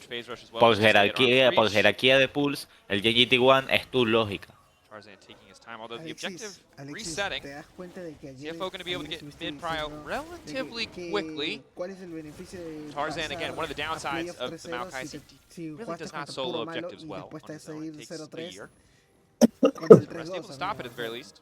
Si tanto, Bueno, sí, eso es lo que va a pasar. si tanto querés pasar 3-1, trolea una partida y jugate la pasar 3-1. El problema del 3-0 no era un problema de jugar menos game, era un problema de calendario. El problema del 3-0 No, pará, ajustaron el calendario esta vez. piensen igualmente, 15 años donde no gana 3-0. Hay dos, y porque los dos lo ganó T1, que meten la mafia, boludo. ¿Cuántos y semis se juegan la misma semana? Antes los cuartos se jugaban un fin de y tenías que esperar todo un fin de para jugar la semi. No, lo que pasaba es que quedaba 3-0 Genji y Genji quedaba una semana entera sin jugar, eso es mucho tiempo. Ahora Genji va a jugar KT, y el que gane de aquí gana hoy y va a jugar los cuartos posiblemente el primer día. Porque eso sí es verdad, si tú estás mucho tiempo sin jugar, eso sí perjudica. No, pero tienen 2 semanas a partir de hoy. ¿Cómo que 2 semanas? 10 días. Vuelve. No, los el martes vuelve. Los cuartos se juegan eso. ¿En 10 días? Martes y miércoles. ¿Cómo que 10 días? Estamos en 17. Toca el 28. ¿Hay un cuarto por, hay una serie por día o dos? Es el 28. Si la semana que viene se juega el suizo todavía. ¿Va a haber una serie por día o dos? Fíjate, buscarlo. ¿Qué cosa, Nico? Si va a haber ¿se juega un cuarto por día o dos? Un cuarto por día. Pero se juega, arranca los cuartos un martes y termina con sábado y domingo semifinales. Tipo, todo corrido en la misma semana. ¿Pero qué hacen esto? Pero ¿qué hacen estos bestias? Ya va, ¿qué hacen estos bestias? Yo creí que se iba a jugar todo el 22, el 23 y... No, ¿cómo? No, mataron el eSport. No, sí, son 10 No, días. yo banco lo de las semifinales. 28, 29, 30, 31, 1, 2, ¿qué es esto? 10 días es mucho, sí, 10 días es mucho. Boludo. ¿Qué dura tan poco ahora? No es que dura tan poco, hijo de puta. Porque el año pasado... No, pero lo que sí veo, lo que sí veo una mierda es que la final haya una semana de diferencia con las semifinales, eso es que no tiene sentido. Pero sí siempre hubo una semana Eso de sí está diferencia. bueno, porque te la recontra cocinás. No. No, se está bien. Se tiene que preparar todo para la final. Y tenés que preparar los videos, las screams, pensar, descansar.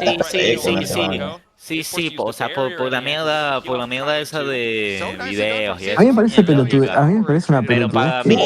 También por cocinarlo. A mí odio las finales que se juega la semi ayer y se juega hoy la final. No, de un día para otro no, pero una semana me parece mucho tiempo. Yo creo que igual, yo creo que con este horario corto, calendario corto de playoffs, Río está cuqueando el lower bracket. No, el lower bracket no vaya. Mete el lower bracket en la final, en el mundial y me paso al competitivo del Undertale. Te lo digo así, el lower bracket no puede venir al que se queden allá ahora. Bueno, entonces estaría bueno que estiren los equipos, aunque igual no tiene sentido, porque terminás trayendo el séptimo de China. No, el mundial por ahora está bien, Por ahora está bien. No toquen el mundial, déjenlo así, boludo. Déjenlo así, ya me tocaron el MSI, boludo. El salto que habría que dar. Si acaso puedes extender el play-in, ¿no? Ahí sí no tendrá problema, que extienda el play-in. Yo sí, que hagan un play-in de suizos, yo bancaría eso. Si tú me dices, mira, si tú me dices, si tú me dices que básicamente traes a todos los cuartos lugares para pelearse por un solo cupo, sí, sí, te lo puedo aceptar, te lo puedo aceptar.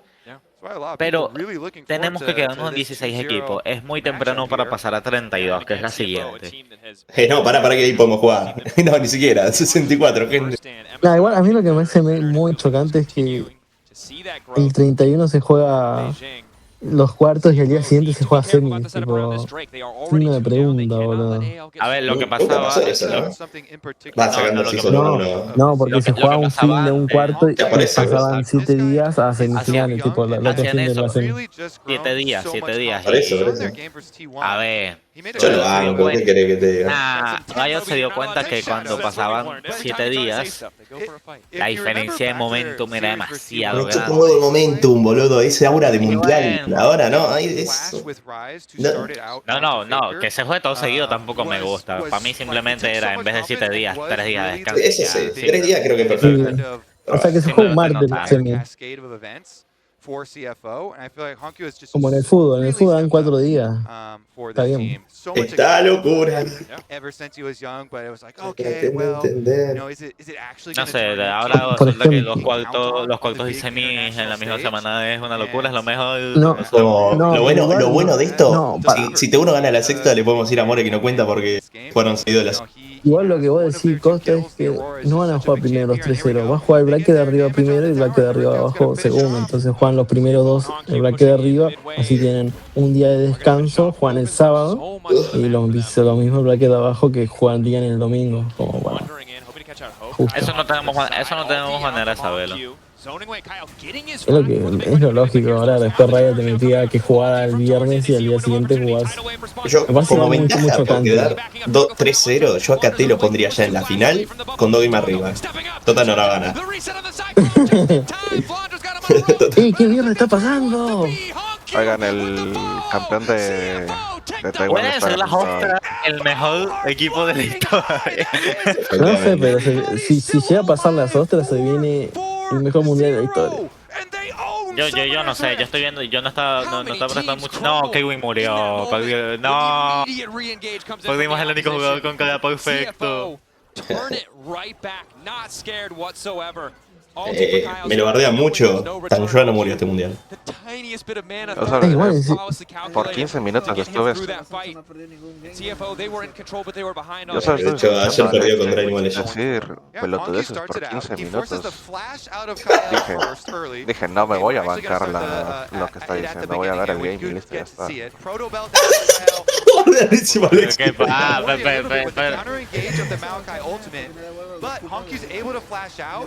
De lado. No, a ver. Después de Humano y Noah ganando Fnatic, el ataque no vuelve. Ah, pará. Silencio. Es verdad que le quería preguntar. Champi, ¿qué opinas de lo del video este fanático? Es culpa del que hace el teleprompter. Mira cómo vas a ser como esclavo defendiendo a Cada vez son más gente, cada vez son más gente, Dios mío. Pero, ya, lo primo de lo primo, boludo. Dios mío, dime esta gente. No. Teleprompter las pelotas. Es una región poco seria, admitilo. Bueno, justamente me enojaría más si me estoy indignando y es por Fnatic. Es el teleprompter. Ok, ¿y el teleprompter de qué región es? ¿Qué hace el teleprompter? Pero es que no es del caster. No digo, primero que nada, no existe ningún caster porque es una voz hecha por ahí. Empecemos por ahí. ¿Quieres criticar al caster? No. Ya, la situación, ok. ¿De quién es culpa? ¿De qué región se podría echar la culpa a todo lo que pasó de Fnatic? No, si la culpa es de la producción del LTA. Y bueno, porque eso era una mierda. No, es un error y ya está. No es un error. No, error. Errores si estás en directo. ¿Por qué no lo perdonas? ¿Por qué no lo perdonas? Es un error y ya está. Champi, ¿Pero qué pasó con errores si el estás en directo. teleprompter? Si tenés tiempo de... Es que... ¿Qué demuestra ¿Cuál es el esto? contexto? ¿Cuál es el contexto? En lo del video este que dice lo de Nova y Humano, que No es huevo la y primera gusano vez no... que pasa. No es la Ay, primera vez que pasa. Entonces no es por eso no se perdona. Si fuese la primera es bueno. Por eso no se perdona. Porque perdonas errores. No pasa esta mierda de región. Ay, chicos, lo intentamos. ¿Qué intentamos? Vos, ¿Sabes por qué nunca clasificó del play-in Lata? Porque siempre que perdían, vos los aplaudías. Si le secuestraba, como hicieron a Pinu, si le secuestraba a la abuela José de Odo, estaban en un main stage lo de Lata. No tiene nada que ver. ¿Qué no tiene nada que ver? Si yo tuviera las mecánicas. ¿Qué es lo bueno de decir no es la primera vez que pasa? Peor. Ya, la Si yo primera vez que tuviera- pasó. ¿Cuándo pasó esto? No, supongo que hice errores así de mogólico, que seguramente Lata Si yo tuviera las manos de Faker, Sinceramente. sacaría Lata más adelante. No, sinceramente, este tipo de juego yo nunca lo vi. O sea, que te pasa en directo cuando tú estás casteando, ok, ahí tal vez sí. Pero en un video que no investigues los jugadores.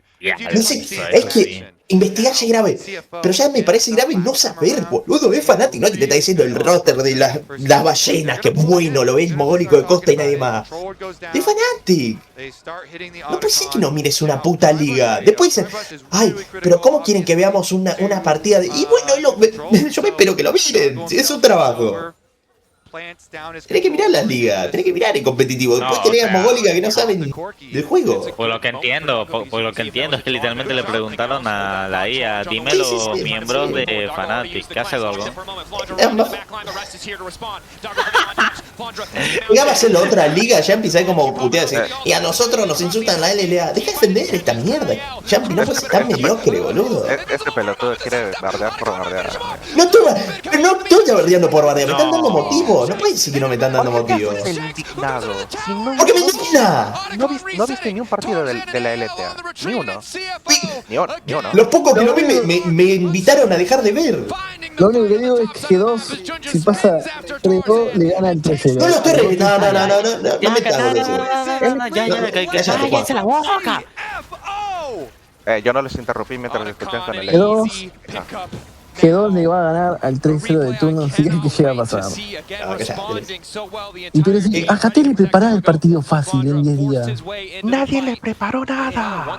Se preparó, se puso linda su amiga llamada. Que sí, Costa. Encima tiene razón ese Costa, porque Costa tipo, me equivoqué, equipo de mierda, ¿cómo te gana KT 2-0? porque Yo te vi hinchar por Topic por Costa, clasifican hoy. Clasifican hoy y en 10 días tienen que jugar y recién tienen para prepararse. Si no vas a pasar el suizo. Ay, qué ganamos a nosotros. Qué duisa, el Kled ahí viniendo con la ulti y él Sion atrás como la policía. Dios mío. ¿Por qué te ofende que me indigne, Yampi?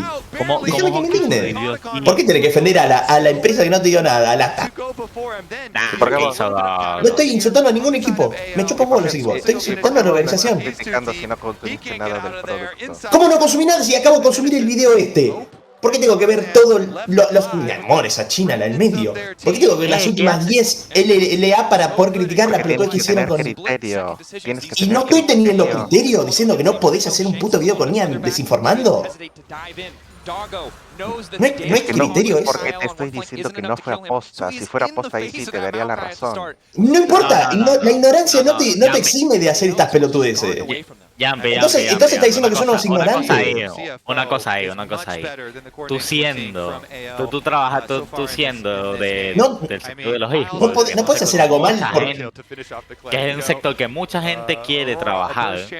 Tú te puedes equivocar, sí, pero si te equivocas es porque te esforzaste al menos haciendo algo. No puedes decir, se equivocaron cuando literalmente le preguntó al ChatGPT cuáles son los miembros de Fnatic. O sea, está defendiendo a unos vagos de mierda que no piensan ni usan ChatGPT. O sea, quiere abrir una página de... Wikipedia al menos, boludo. Wikipedia. Todos sabemos que no miran liga, boludo, que con suerte miran la LLA. Abre el Wikipedia y por lo menos lo ocultás más, boludo. Si tú vienes y me dices, no, sí, humano, y que lo cadeó, yo qué sé, Offset toda la temporada, digo, bueno, eso no pasó, pero, que Mbuto va a estar esperando, pero que me digas, no, que se fue el año pasado. ¿Cómo defendés, Yampi? Vos sos de que no tiene criterio. ¿Cómo estás defendiendo que los tipos dijeran un ADC que no jugó en todo 2025? ¿Por qué lo defendés? No, no, también no ya está bien.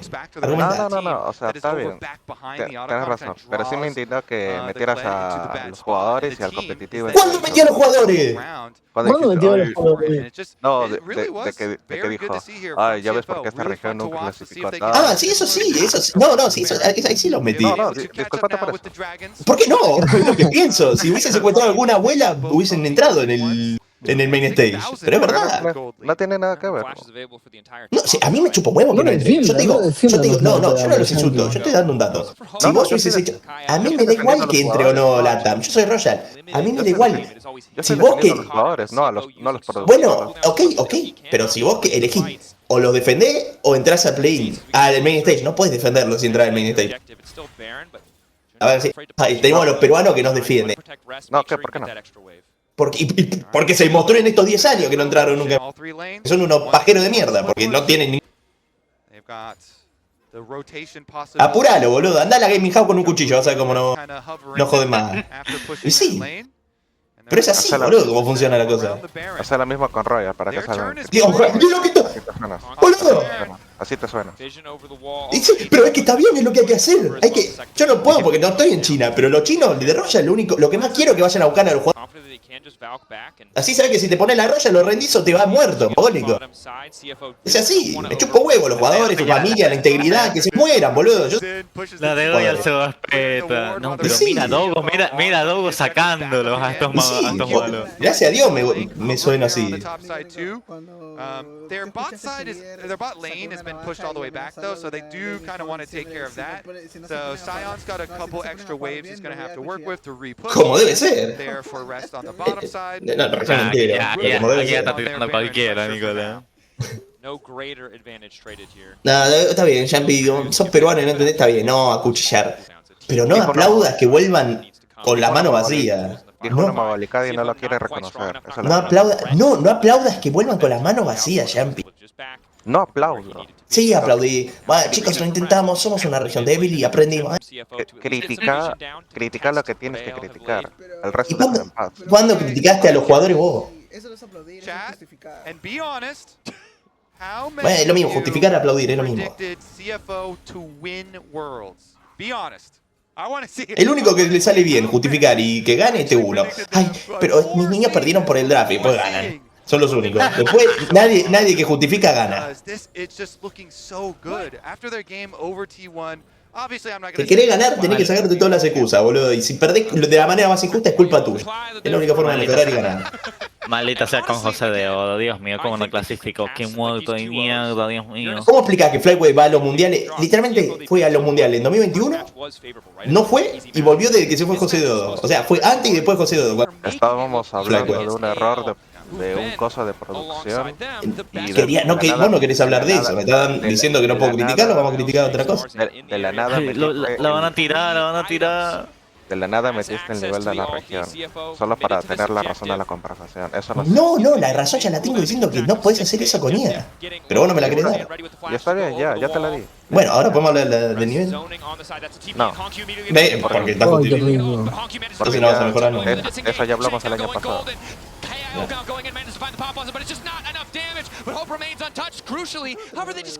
Ah, re dura sesión, boludo. Pushback coming in, CFO holding the line, forcing AL away from the objective, but the worm still stands. These clones from both sides providing. Encima ayer me peleé en Twitter con tu ídola, Jampi. Stops the recalls, dismounts No tengo ídolos acá. Con Chunila. Nunca la respeté esa gorda. ¿Por qué no? ¿Por qué no? ¿Por qué no la respetás? ¿Por qué metes a Chunila? Porque no sabe del juego. ¡Está bardeando el mismo que acabo de bardear, hijo de puta!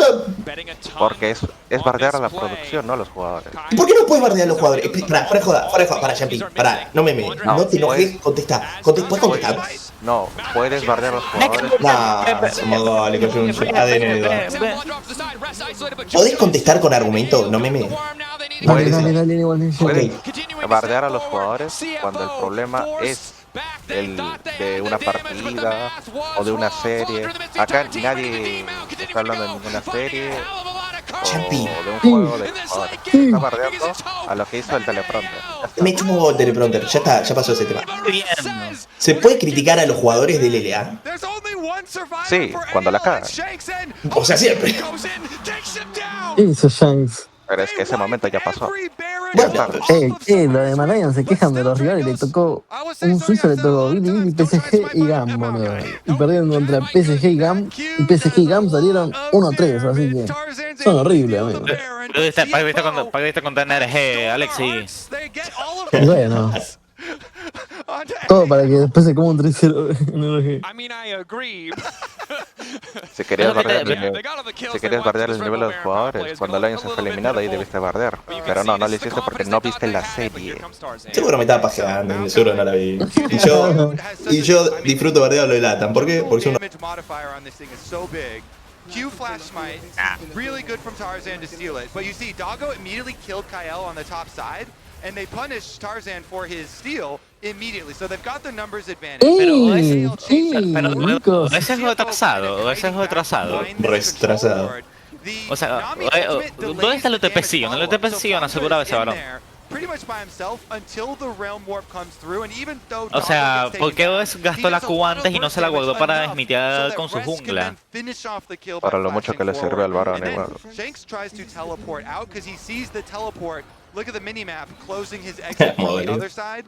And so he knew Rest was going to teleport up above him. So he tried to teleport out, and Honku just finishes. Yeah, and Flandre's so close to remounting, but Honku having just enough damage to deny it. Hope into the back line, but didn't have access to the ult. Didn't have the extra dashes. He couldn't outspace the Scion. A game of inches in that fight, but CFO, sole point. Porque era el clon de Nico, bueno. Hope is getting stronger and stronger. Armor pen there. Shanks needs to finish that Zanya's. Already used the Seekers in a previous fight. Lo que hubiese sido la LLA si yo era el jefe, boludo. 3 mundiales tendríamos ya.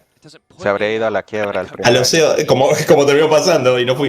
3 mundiales desaparecen. Que suspendido. Le digo a los caster, reunión de caster. Gente, pueden batear a los jugadores, pueden insultar, pueden hablar de pedofilia, racismo. Si un peruano salta y se ofende, lo banean. Jugadores. Si hubiera se le va a pagar con sexo. Si hubiera sido CEO de RNG, ya tendría 3 mundiales. Let's see if AL can actually bring this one back for the LPL. Es que como José de Odo hizo una acabadora base y se cogió por un suplente, es que de verdad. No, eso siempre lo voy a odiar, eso siempre lo voy a odiar. Que si fracasado nunca tuvo nivel se le dijera que era decile bueno. algo, Champi, decile algo a Costa. Bardea la nada que los jugadores. But CFO looking to do the same for the LCP. Al menos Costa vio más games de la LLA que vos. 10 years since the LCP, now the LMS then made it to top 8. They made No te la voy a perdonar, Cuando hable de algo que no viste, voy a estar ahí. Te están bailando, Nicolás. No te la voy a perdonar, Champi, Tengo memoria. No seas pendejo. Yo ya no te la perdono desde lo de hace 20 minutos. Bardea la Champi. Estoy recaliente, amigo. This is also just the first game of the series, by the way. This doesn't guarantee ¿Quién te manda a hincha lata? Even if CFO can finish this one. Claro, vos sí y el resto no. Así que fácil. ¿Quién fue peor? ¿Quién fue peor? ¿El fraude de José de Odo, que no es un coño, o Sir Carioca Odi, que contra los brasileños fue para atrás? Sir Carioca Odicinio. Vamos a los hechos entonces. Oye, ¿viste el video de la cabra? No, es la cabra, que se mete a la chimenea, es buenísimo. ¿Qué tiene? Te uno en el año. Porque es el mejor video del año. Odi lo tuvo regalado la clasificación contra Pain y fue para atrás con una Sejuani. En todo caso, vamos a Odi parece que se va a retirar y José de Odo va a jugar en Brasil. Le van a sacar otro tema, Odi. Nada que temer. La novia otra vez lo va a Both sides very aware of those choke points. Not wanting to give an angle for any of the AoE. The clone comes out. Gives that respect over to Kyle, over to the Nico. Ulti from Honkyu. AL gets the red buff. Post 25 minutes, it is Está actually perfecto. such a big buff. Dios mío, That is a Dios real mío. objective Esta gente no sabe se va a con nowadays. ventaja. It goes on to every single member. So red buff secured there Rey, for AL. ¿Cuál ventaja si tienen 2 hypercarries en el otro lado? Respetá de equipo que tocan en el main station, tío. Yo creo que usando tus dos hipercards que tienes también podrías jugar, ganar, pero bueno. Supongo que Colky no es buen hipercard de late. No, pero Aurora no. You have to be insanely careful about your positioning. AL are going to have to ward. Dale, Aurora, one shot a Yunara. Even then, it's still hard to track and mark the Aurora, but they're going to have to do it. So now we get the fun time, Dracos, because Dragon's Soul is only 45 seconds away. That with Como si le Baron faltara pegar map a Dynamo Legend. opens up all of these plays for CFO where they can try and force AL into the bad engage themselves. Good position to be in. And I think for CFO, the early dominance they had in this game is really paying dividends because the mid lane tower is still up. It's so hard for AL to find any flank angles of their own. So hard to get that creative Maokai angle that you mentioned earlier. Both sides just continue to poke. With a lot of confidence, but has to give a little bit more respect as Ulti now coming in for Flandra. Immediate TP coming on the backside. That's Honky. No hay nada más digno y noble que desear a la gente que pierda el trabajo. Tidal wave going in. ¿Qué hizo Flandra? Take down Shanks, but doesn't quite have the hard CC. Shanks manages to make it out. Barres keeps driving forward as Hope falls. Manejó mejor que Driver. The damage is gone. Tarzan will not be enough. Kyle finally finds the engage, but it's too little. It's No pega nada. moving in the world. Bien, no joda, mátenlos, mátenlos. Vamos, bien. Cuadradito. Nada, me escuchaba un poco la cucaracha. Yo les dije, dale, Honkyu, guanchote a la S y ya. Los guayes de China y Hong Kong están cogiendo a todo China. ¿Tú te imaginas que las otras ganan y viene Honkyu y saca una bandera de Taiwán ahí gigante, la bandera de China? ¿Cuál Washer de China? Si el único que estuvo ahí fue Junja, boludo. Y Dogo estuvo en Ultra Prime. Dogo estuvo en Ultra Prime. No sabés, no viste. ¿Por qué hablaste? Y Dogo también estuvo en China. Cortate la lengua, chuchiraste. Dogo también estuvo en China. Hijo de puta. ¿Por qué hablas de algo que no sabes? Yo me estoy riendo y tú estás rabiando. Te aplicó la del mono. Te aplicó la del mono con el cerebro. Sí, entonces, ¿cómo quedarían los drafts? A mí me apuesta, T1 va a pasar 3-2 y le va a tocar contra Fly Noite, contra KKT, se lo va a ganchar, contra en semi Genji, es mi venganza, se lo va a ganchar y tirar contra Fly Noite y le va a perder la madre. Ahí está la puta calle, Some of the early game, and it was all going the way. Glad you're like, oh, we have to watch out for the engages. Watch out for those engages. I got to see like the rest TP come through. He was like, pensándolo bien, es como esta pelea que tan mal la ganó la Hostra. Pensándolo bien, lo que le conviene hacer es ganar la Bilibili y pasar 3-1. Conviene hacer no da lástima, listo. Que T1 pase 3-2 y te toque T1 en semi porque les toca a las otras y a vos te toca, no sé, Anyone Legend y ya está, sos la puta cabra. Ya la dibujé. Sí, Alexi, analiza los cuartos y ni pasa de grupo. Primero, para que G2 gane algo, me gustaría que su jungla no fuera una puta mierda. Es un hijo de puta. Tienen que traer a Inspire, corta. Traigan a Inspire. Ay, bueno, me estoy pegando. Oh, me humilló, me quedo mal. No, aquí Honkyu como sobrevivió. No. It just felt impossible. Every single time he was isolated, he was not getting what he needed done. And CFO again and again, it's this strong reliance on the team fight that we keep coming back to. It feels like everyone is just playing on the same page, and it's making it so difficult for the top teams across every single one of our top regions regions to take them down. It's not for the lack of trying because Yo solo voy a decir a Tarzan le duele Shanghai. but they were trying to follow, and I actually got worried during that Baron. Ya, primero que todo, estamos en Shanghai. Tengo que No, Pekín, no es Pekín. Tengo que documentar. Anyone's legend is able to turn early game Creo down. que es Pekín. It didn't end up happening after it. Of course, just going through the team fights, there are so many to be able to catch. But yes, Tarzan finds the moment. I was like, is this another game that anyone's legend can turn around? Bueno, vamos a decir que sí. And this felt like the moment. A ver, ¿dónde están los estadios? Crowd here went nuts as that deal went through, but it was this overreach from Flandre here that actually ended up causing it. Because Flandre, watch here as he goes for the Q. He between both Hong Q and which doesn't give him enough of that bar to get back remounted. And if that Estamos en Beijing. you then have a front line. You then have a damage dealer that Shanghái es los cuartos y semis. Hay solo 3 ciudades en China y no la adivinamos. No, pero mira el estadio de mierda que era final. ¿Cómo pasamos de la final 2017, el estadio enorme, a esa poronga? No, verdad que Pekín y Beijing es la misma ciudad. Sí, ¿No es el estadio de Valorant ese, el de Beijing? Es verdad, porque el estadio es tan pequeño, 18.000 personas, eso es lo que maneja Talon en un fin de semana. Dale, chino, mete la plata. No, yo prefiero que esté lleno un estadio de fútbol, si entra. Pídanle prestado el estadio a Corea del Norte, listo.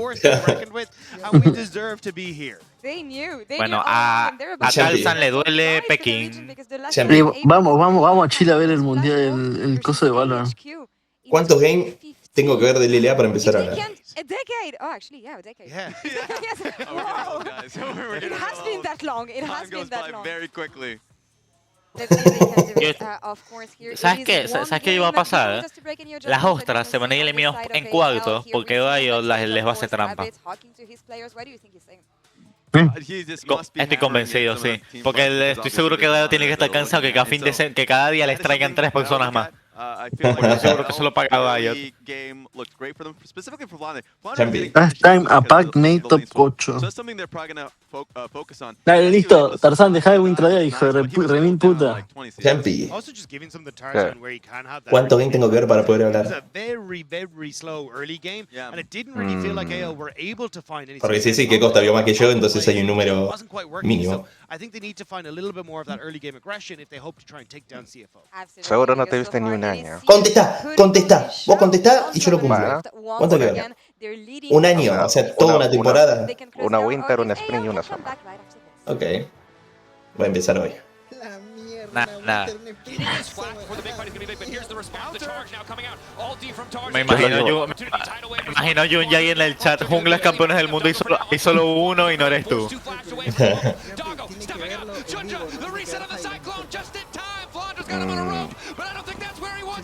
O sea, se cayó mi techo. Va, en esta vez sí, porque los games de Latam le tienen súper buen horario, ni que fueran de madrugada. No, porque ya no existe más Latam. Edward Gaming representando otro mundial, no como Doyle. Igual lo que sí puedes hacer es dejar de lado una, o sea... Voy a cagar como un hijo de puta. Si quieres podés dejar de lado LSS y ver CBLOL, o dejar de lado CBLOL y ver LSS. Eso no es así, amigo, no hay tanto. No. Abrí eso, Juan. Un verdadero fan de Latam no vería Latam. Qué delicia, boludo. Claro, o sea, yo voy a ver a Lion, a Isurus y a Leviatán. Eso no tengas duda. Pero mira cómo la agarra, El tema es Nicolás. ¡Qué rico! Dios. Y todo Mohamed, boludo. Por favor.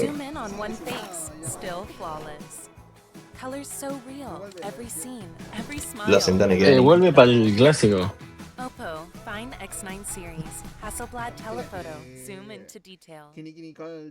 Si el Madrid gana el clásico, Alexis gana porque es de Madrid. Si lo gana el Barça, también lo gana porque es de Barça. Y si empatan, gana porque...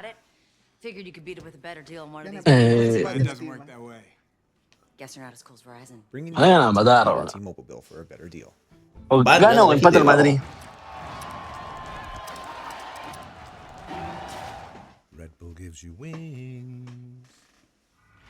Ay. Ay, qué... No, la concha de mi mamá.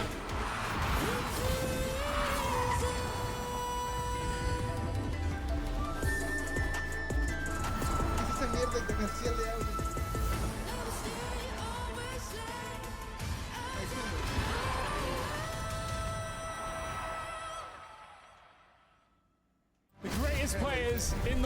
¿Alguna vez viste toda una temporada de Royal entera, Jumpy? A Royal. Del primer game al último del año. ¿Alguna vez lo viste? Diría que el 2019. Bueno, puedes hablarlo.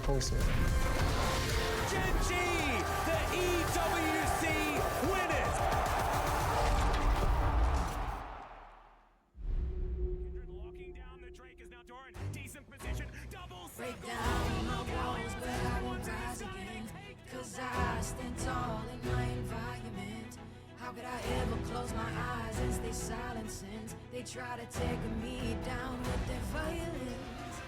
Oh, they go back in. Bishop flashes in, and down goes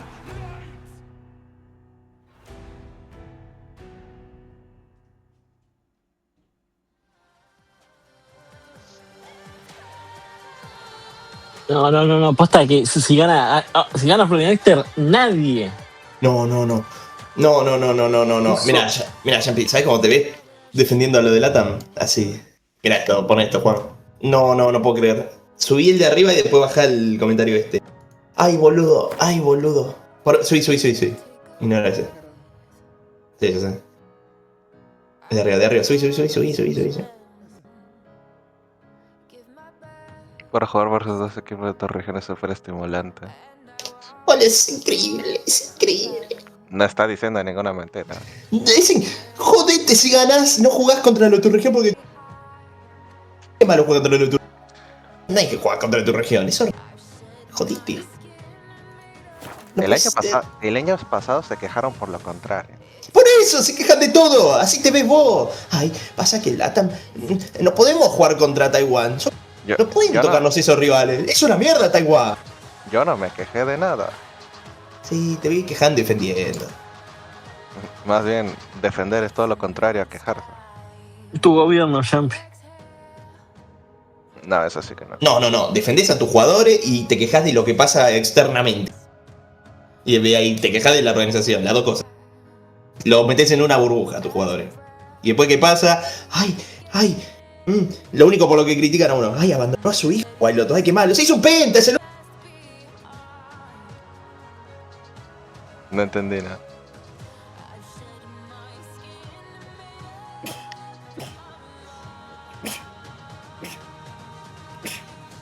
¿Bancaría Jumpy que Latam salga campeón del mundo, pero los 5 jugadores son violadores? ¿O preferirías que no y no gana?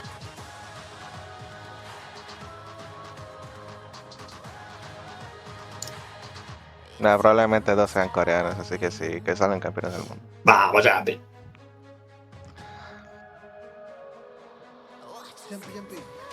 ¿Cuál sería tu equipo ideal con los players ideales que quieres que ganen la Copa del Mundo? Complicado, son muchos jugadores. Pero 5 específicos. Y el equipo, recuerda. Ya sea Isur o sea Astra, no sé cómo. Ay, qué lindo que murió Latam. Ay, qué lindo que murió Royal. Puta madre. Me morí habiendo clasificado al Main Stage. Che, no fue tan difícil. Una sola vez caí al play-in y pasé. ¿No? Te enseño cómo se hace, Jumpy.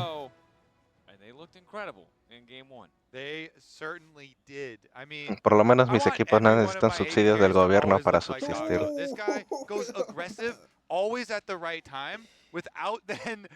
Prefiero que me dirija el que mi CEO sea el chino de mierda que no muestra la cara, que se robó la plata. ¿Quién será ese hijo de puta? Same thing for Honkyu, this guy on the international Bueno, vengo, voy a tomar, que me estoy quedando actually just styling on people. CFO looks so good right now. Meanwhile, AL have to step it up right now because the LPL are 0-3 on the day together with TES, and they want to get through early, but getting through the 2-0 bracket is not that easy. It's absolutely not. And I think this is kind of one of the things that is, there's so much pressure on the LPL teams because it's been so long since they've lifted that World's Trophy that you don't get to fall down. You don't get to go, oh, BLG or whatever. You kind of have to look at the LPL together. And if the LPL is falling, all LPL fans are upset. They need someone who can wave that banner, who can carry this region to a finals, to a trophy. Hell, we felt like they were that front runner after their first 2 wins, but after game 1 for CFO, the doubt is starting to set in, and the attention to Doggo, well, it's being paid. That's a Caitlyn ban and a Draven ban. Yeah, I would say deserved on both accounts. This guy has been insane on both those champions here at Worlds already. And you don't want, Flandra's like, please don't let Doggo just lane swap on 1v1 me as Draven now. Like, this guy, Doggo's going to win you bottom lane or top lane. Yeah.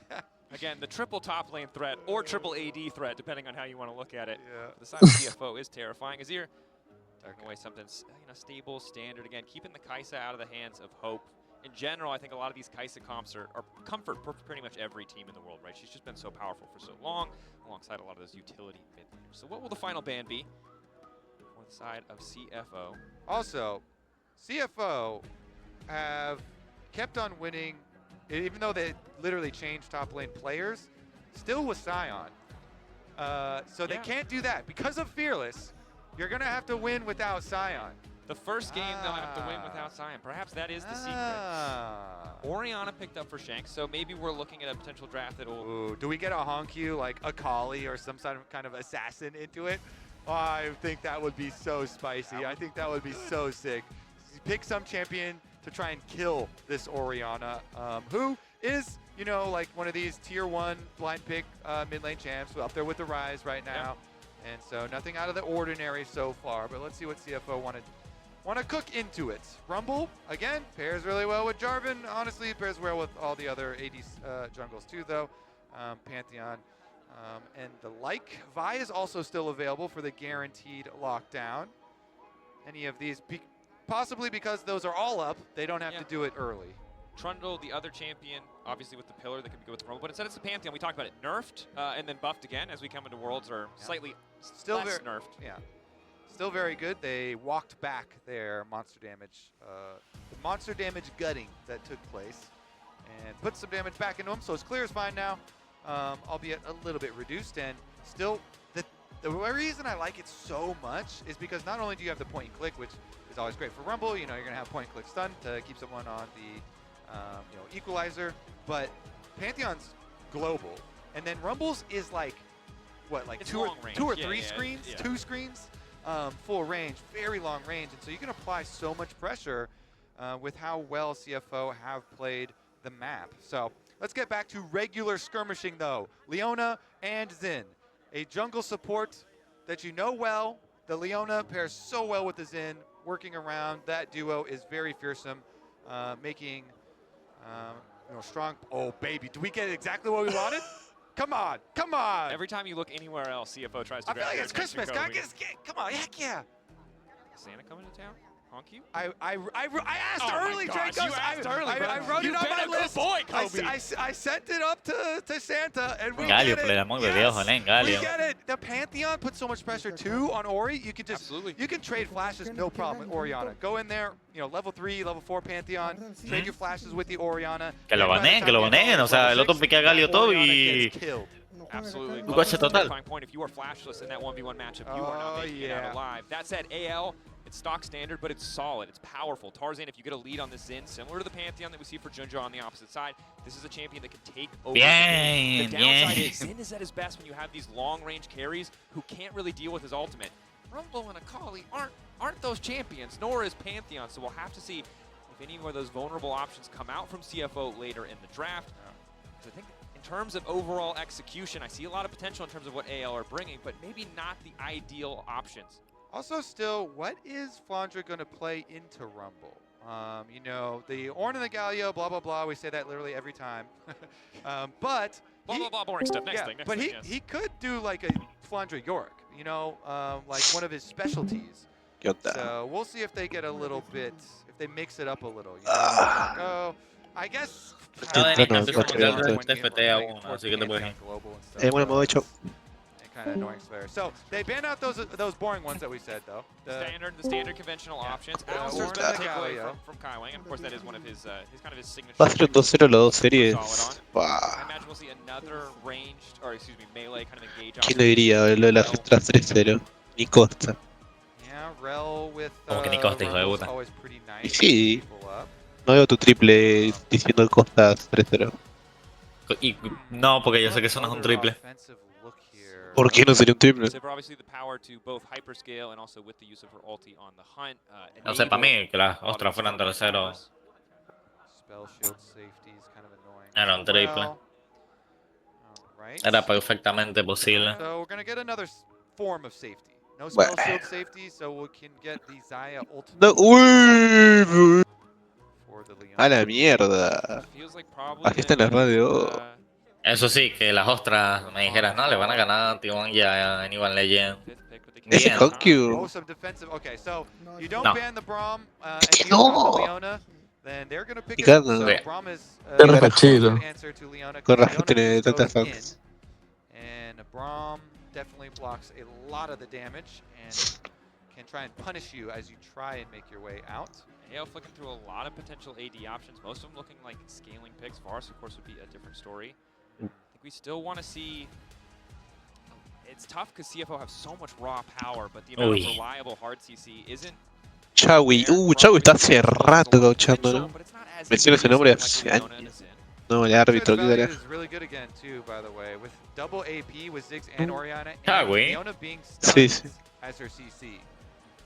Chavi era el cover de Flashball de hace miles de años. No, no, nunca estuvo en Flashball. Pero me suena una banda, no sé.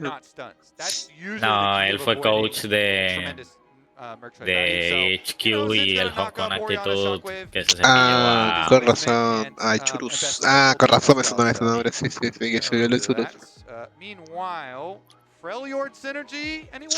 Que es raro, porque él se había retirado después de que coachó a FreeSM y volvió este año. Ojalá que llegue los patos a la final, boludo. Viste que va a estar en la ciudad de los patos de China también. Cine, ojalá llegue, boludo. Vaya, en la ciudad donde están todos los equipos de China, ¿quién lo diría? Y pero ese equipo en especial, boludo. Es el único que tiene el logo de panda. Yo creo que todos los equipos de China son de Shanghái. No. Nosotros somos los barrios bajos de Beijing. Well, there was Thresh Lucian, there was Lucian Braum back there, then there was Lucian Nami. Me hace meter humo de mierda. Ah, no, se juega en Chengdu. Pues estoy diciendo, ahí es una ciudad que es full de pandas. Ah, bueno, el equipo de pandas. Yo creí que decías que el equipo se fundó en... No, no, no. No, me refiero por el logo, man. O sea, es full pandas. Isaac is the original ball. Totalmente sí le pasa eso. Hola, Charles. Of course, for both of these teams, a lot of short-range champions. Outside of kind of Orion and the Ziggs who have a little Pues van al ranking cagados, cabros, que lo da vuelta. Ojalá, yo puse 2-1 Animal Legend. Ah, yo puse... Yo ya me cambié de champi. Miren esto. ¿Qué pasó, Jean-Pierre? The main commission in the name of God, I only look at the things. No. Mercury was a retro. Mercurio tan retro. I don't know League of Legends. Dale, dale, gánalo CFO para que apenas lo gane, grite, etiquetaré a los 1000 veces. Esperen. Preguntalo al... Si las ostras gana, significa que están al mismo nivel que Tess. No, más. ¿No te pensás que Tess no se dejó ganar para no ir justamente 3-0, boludo? Dije que Yo va no, 3-0 no la gana el mundial. es que John es igual. Y te va a tocar T1 en el 3-0. No, no Así importa, es que. eso porque no jugás no jugás cuánto, una semana. Esa pelotudez la intentó 10 KT días, el año 10 pasado días. ¿Cuánto? 10 días. A la mierda, no. KT se cambió el mayor bye de la historia, boludo. Esa pelotudez de, ay, me dejó perder en el 2-0 para jugar ¿Qué más. pelotudez? Todo el mundo lo ha hecho, Me ¿por qué dejó tenés que perder jugar? el 0-2 para jugar más. Para Sí, experiencia, ¿no? Sí, Yo Yo banco no, mucho. no perdí, Yo banco, aprendí, boludo. Lo hizo yo banco G2, mucho. lo hizo G2 en primer suizo. Iba 2-0, Claro, se pero dejó perder. se lo olvidó ganar el 2-3, ¿no? Yo banco mucho Se el dejó. formato del Valorant. Todo sin Yo no tilt. entiendo por qué LoL es el único Bueno, deporte Alexi, grande que todos los no tiene formatos son luz bracket, mejores. boludo. Cuando cambian ese formato dejan de ser Porque el Luce buenos. Bracken es una basura. Pero ¿por qué no tienen Tampoco todos ves el entonces mundial de si no es Valorant, así que LoL? no sé cómo. ¿Y por qué LoL es es el más visto? ¿Qué tiene que ver? ¿Por qué crees que sigue la misma mierda donde las semis son la misma mierda de hace 3 años? No hay Porque el Luce competitividad, Bracken, boludo. porque el Luce Bracken no da competitividad. ¿Cómo que no? Con ese bracket ganaba un europeo mínimo, estoy seguro. Pará, Camila, la concha de tu hermana. Farati la ganaba con ese bracket. Se llama Camila tu gata. Te lo digo por novena vez en tu vida. Sí. No se llama Camila. Por Ah, ejemplo, ok. ¿quién eres en Valorant? Si Fnatic ganaba, era injusto, porque en NRG había Nombre de iba para puta, Camila. las mismas series que Fnatic. Que se resete la final, ¿sí? Sí, que sin duda SDT es cualquier cosa. Mátenme si quieren, Bueno, te tienen pero que dar algo por salir primero aparte del sí, boludo. Es una pelotudez salir primero y ni que no te den nada. mátenme si quieren, pero no me desagradaban los grupos de 4. Mátenlo, mátenlo. Ahí te mato, Chopi. Hagan una super Máteme liga. si... No, está bien el cambio, está muy bueno el crucero, la verdad. Hagan como el MSI antiguo. Un round robin, todos 16 contra 16 y después. ¿Cómo 16 contra cuánto fue eso, boludo? ¿Qué carajo? En ningún momento pasó eso. Creo que habla del 2019. No, yo, el formato del MSI cuando era round robin es un tanto. Tenés que jugar 15 contra 15 equipos distintos, boludo, y así todo. Sí, estaría Nah, estaría deberían bueno. hacer, deberían pasar Sí, 30. pero quiero ver el Wales Fly Noiter a la semana 8, boludo. ¿Cuánto duraría el mundial? Hacer 2 grupos de No. 15 y que pasen Ah, los sí, mejores Te la está 5. jugando, Honkyu. Alexi, ¿cómo se saca eso? ¿Qué es logaritmo? ¿Cómo mierda? Pero no, es una banda igual. Igual, el suizo le conviene a Riot porque Ahí se le juega pregunto a menos. ChatGPT. Si tengo que hacer un torneo. ¿Se juegan más Genki cuando había fase de grupos 16 normales? donde Se juegan casi los mismos, casi los mismos. Ah, ¿qué? 15 Ponele que son más. todos 2-0 los Duo 3. Qué bien. Nah, Son casi los mismos, es así, son casi los mismos games. Ah, 3 flashes. no sé, está bueno. ¿Qué es casi lo mismo ahí? Porque tengo una cosa, cada equipo juega mínimo 4. No. Por más que se hayan 0-2 en la Gol 3. Contra nosotros 15 equipos todos. 15 días duraría el torneo. Claro, porque se juegan. Claro, porque se juegan 15. Cada día juegan contra uno. Y se juegan todos. Suponiendo que juegan 8 equipos. Estaría bueno igual un formato así. Pero que sea mejor de uno. Tipo. ¿Para cuándo hacen la Superliga de World, boludo? No Para escucho todos los cómo equipos de todas las regiones. Es una banda igual. No es viable, no es viable. Ojalá pase alguna misoginia a algún equipo que le saquen puntos en el mundial, boludo. Sería muy chistoso. Ah, Flaco, esto tranquilo, que ni Claro, pero no le hicieron nada. Fíjate que Ale haga algo tanto que tenga que sacar puntos, boludo. Joder. No veis un grupo de 8 y 7. Iba a pasar en 2012 ¿Con quién? con los Te equipos de estás mundial. riendo. Yo me estoy riendo, tú estás. O sea, básicamente en 2012 pusieron la pantalla mal y los jugadores podían ver el mapa. Ah, pero no me refiero a algo técnico, me refiero a algo personal, tipo que Iban- sea, yo que sé, político. Iban a sancionar a TPA por trampas El problema es que se dieron cuenta en las competiciones que todos los equipos hicieron trampas, así que no sancionaron a nadie. Ahí está, Pero eso es algo técnico, boludo. haciendo 2 grupos de 8 equipos, donde los 8 jueguen 7, o sea, 7 match al mejor de uno, o sea, que enfrenten a todos. Y se cambia el formato de la Champions. Lo haces en una semana. Y es parecido al formato de la Champions, burro. Bueno, que se lo Alexis, copien, cuando la lo mierda. hagan vas al primer torneo que se haga así, vas a decir, estuvo malísimo, y vas a inventar otro formato nuevo. No, porque todos los días tenés match Y picantes. que jueguen ida y vuelta, boludo. Un día en Y Europa, ahora no. otro día en China, otro día en Corea, otro día en Norteamérica. Todo lo contrario, no tenés todos los días match picante. No. Y bueno, la Jugar naturaleza esto. de la competición no lo permite. Uy, Qué hijo. Cosita de la Cali de Faker. Se va a hay caer. chance de que Honk, No tiene flash, no tiene flash. hay chance de que Honky se vaya a China después de esto. No. Todo el mundo, boludo. Cualquier todo ya. taiwanés de ¿Cómo sabes, mierda. Champi? ¿Cómo sabes? ¿Cuántos partidos viste del SP y LPL este año? ¿Cuánto viste? No creo. No, No, ¿Cuánto no. viste? ¿Cuántos game viste? ¿Cuántos game Lo viste? digo. ¿Cuántos game viste? ¿Cuántos game viste? hablar. No, ¿cuántos game viste? Hay 10 personas que quedaron mejor sentidas. Top 1, Nicolás. Nico, después te quejas que yo te rejoteé, ¿cómo lo rejoteé a Champi? No estoy reventeando, mijo, que no puedo hablar porque no vi. Te diré algo, me vi los mismos games de la LSP, los mismos que te viste tú. No. Mostrar pruebas Costa, de que te viste un game de la LSP. tengo a Costa de testigo. Costa, Mostrar pruebas. Costa.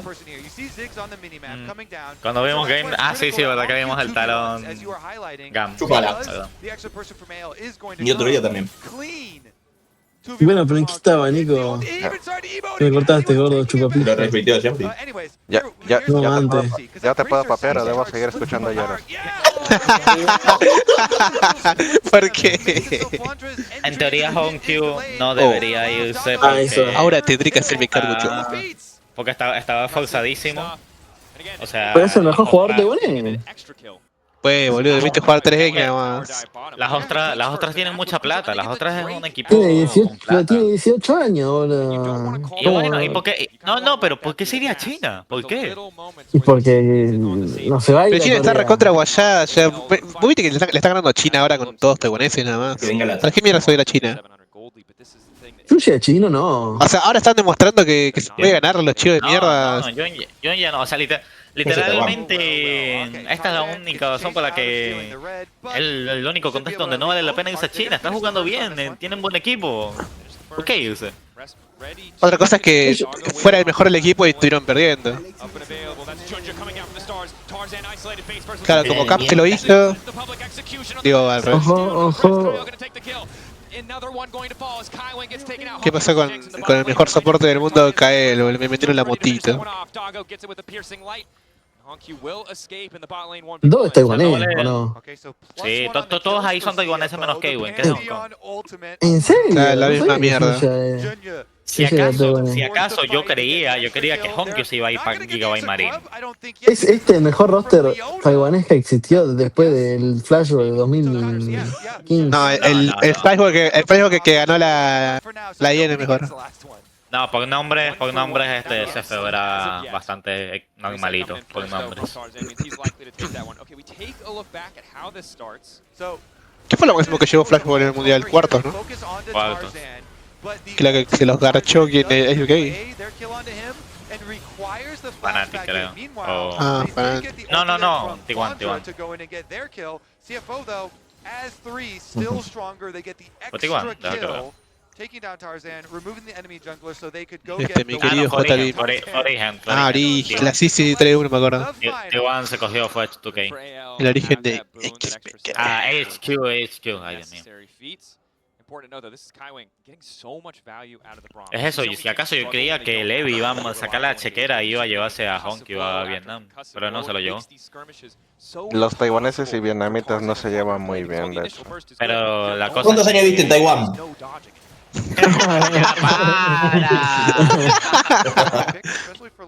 La cosa es que Honkyu es vietnamita también. Güey, tiene todos los problemas. Listo, Skyrim Habla otra vez. Skyrim ya no tiene KD exacto. Tiene la mitad. Hijo de puta KD. Igual que Team ¿Quién va a Secret. KDA perfecto? ¿Quién va en KDA perfecto? ¿Alguien chumbeó? K-Win iba, pero murió. Pero si va 1-1. Que Team Secret esté en el mundial y no GAM habla de la mal situación de Gigabyte Marines. De la nada. Yo no hablo más. Y bueno, dijo que Le está rebateando, ¿verdad? Nada, pero la pegó, pero Es la pegó. verdad, Tiró triple y Kaiwin la tenía pegó. KDA piola, boludo. Dogo también. Ojo BDD, KDA 15. Que no vea eso Poco se y... habla, poco se habla de Resurgir BDD. de boludo. Te habla demasiado, bebé. Tocan Dice discapacitado agachado en por contra, el Caps. primer cuarto se lo van a agarchar. ¿Y quién es Taki, boludo? ¿Quién tiene el peor KDA? Douglas. Taki nomás, el producto este de la bolsa azul. Morte, El Morteus. producto. Mi Rubén tiene el peor KDA, sí, es posible. Ya dije, el comienzo de la decadencia de la LEC fue cuando fueron españoles en el mundial, boludo. Ahí comenzó todo. No puede ser. Uy, porque le lanzaron toda la casa, salía vivo de esa y era una locura. Esa es la mejor skin de Brown del juego, boludo. Qué buena skin esa. Dale, Junya, no, tu vida depende de una Q y no la pegas. ADG. Bueno, tips para este mundial. Si sacan Java no vi, automáticamente el equipo que lo sacó perdió. Si sos de Europa, automáticamente perdés.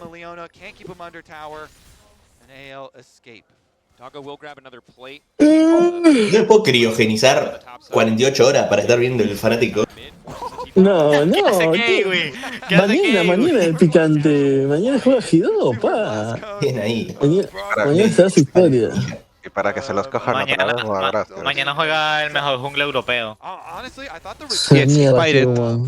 Empire. Boludo, a Spire le están pidiendo de rodillas que venga a Europa otra vez y lo salve, boludo. Para mí quedó Spire lo va a salvar. Spire es demasiado bueno para estar en ella. Top 3 junglas europeos. Inspire, Shadow.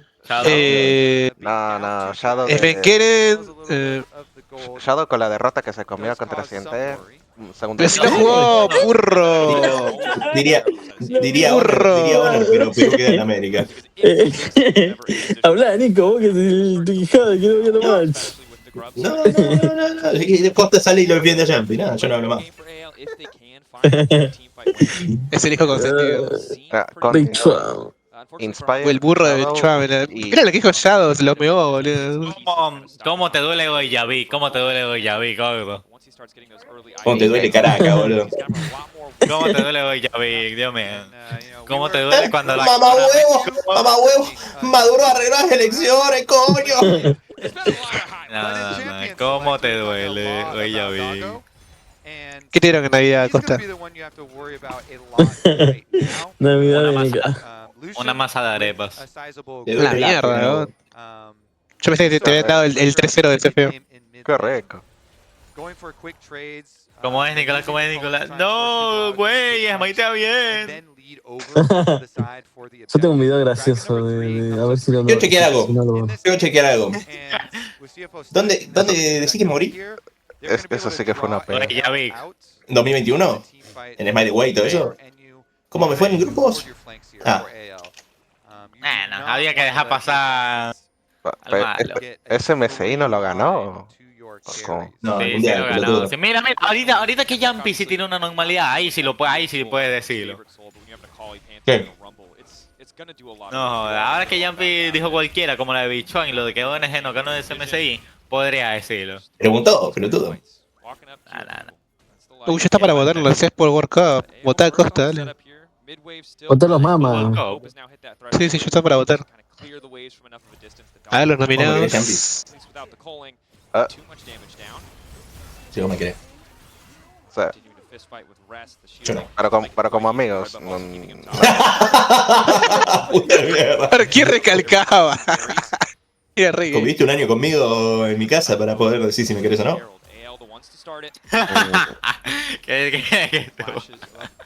De hecho, sí, porque la bolsa es nuestra casa.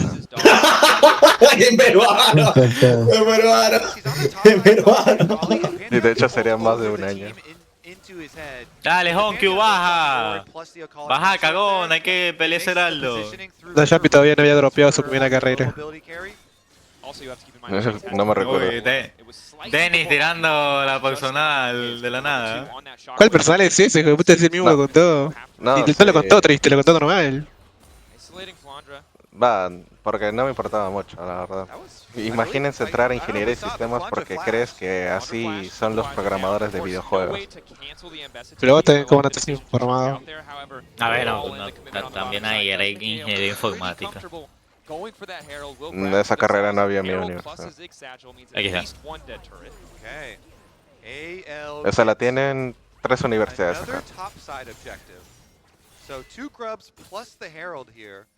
Va, igual, cuando vi programación por primera vez, no me gustó. Así que sí, sigo pensando que tomé la decisión correcta. Ah, ¿sigues estudiando ya? ¿Cómo? Si fuera la última vez. Estoy administración de empresas ahora. Ah, ¿Cambiaste de carrera? lo que estoy en todos los chetos, boludo. Para administrar la LLA. Para administrar la página de Kudasai. Ah, me acuerdo de eso. Y al final nunca entré. Y creo que Kudasai terminó cerrando también. Está más cerrada que la... ¿Quién hizo el guión ese, el de Fanati, boludo? Facu.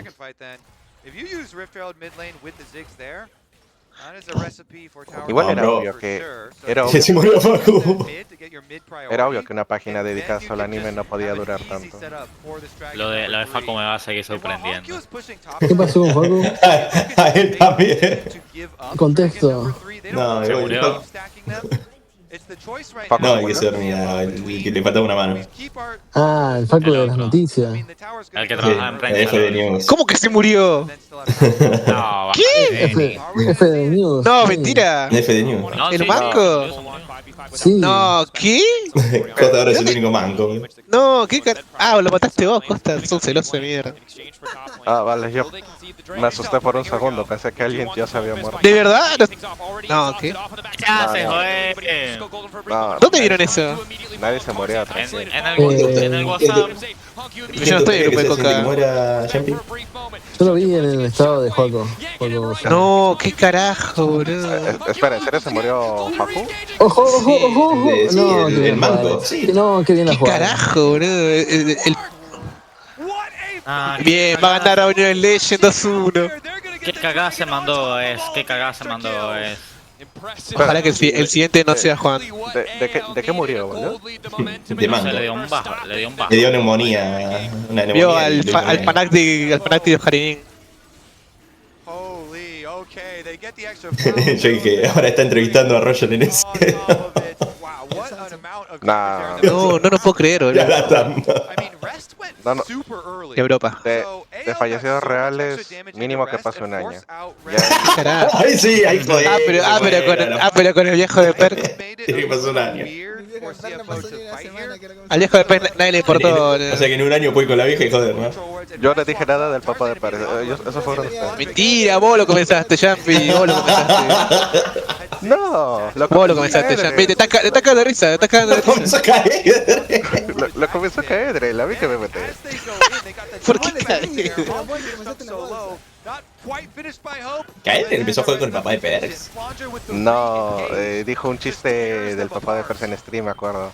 No, ¿Por qué? Sí, Sí, boludo. Ya, igual luego pidió disculpas, pero ya estaba muerto. La gente ya se olvidó. ¿Pero ahí todavía era pro player o ya estaba streameando? No, ya estaba streameando, pero estaba comenzando todavía. Ah, entonces no era nada, claro. Claro. Que primero me acuerdo que estuvo en la vez de análisis, ¿no? De la LEC. Sí, era malísimo. No, me refiero a que después este jugador se quedó como analista de la LEC, pero de la transmisión oficial. Sí, Ay, ay, ay. The pullback on the Pantheon stun in, so excellent stuff from him. 4-0-4 his scoreline now as well, almost a 2,000 gold lead. Es que qué draft de mierda, no hay friendly. igual Perks después de eso nunca se... ¿Y por qué no lo dijiste antes? Dije, la calvicie. Mira, yo creo que Perks debió quedarse en NA. El 19. El viejo Ney. de Caps siendo tan viejo tiene cabello No, es el estrés del LOL, amigo, es el estrés del LOL, todo lo del LOL termina Es así. verdad, boludo. Dijo, es verdad. Es el LOL, boludo, el LOL te hace mierda. Lo que tiene Lo fue. peor es que sigue en la guerra, todavía no se ha vencido, boludo. Caps, Que se le gusta pelee una tanto vez, el LOL. boludo. Caps le gusta tanto el LOL que tiene las líneas en el pelo. Pero man, no puede ser. ¿Vos viste cómo están todos los que se retiraron del LOL en China? Están en su segunda vida, ¿vale? ¿Qué carajo? Nah, lo de Baolan, lo de ¿Quién era Baolan. Paulán? El otro. Hablando está re fachero. GG, no, creo que era. Bueno, lo que sea. GG.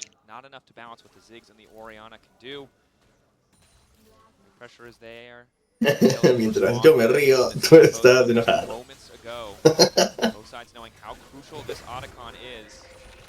¿En dónde va a ser el mundial que viene, Nerea, no? Uy, bien. Está bien.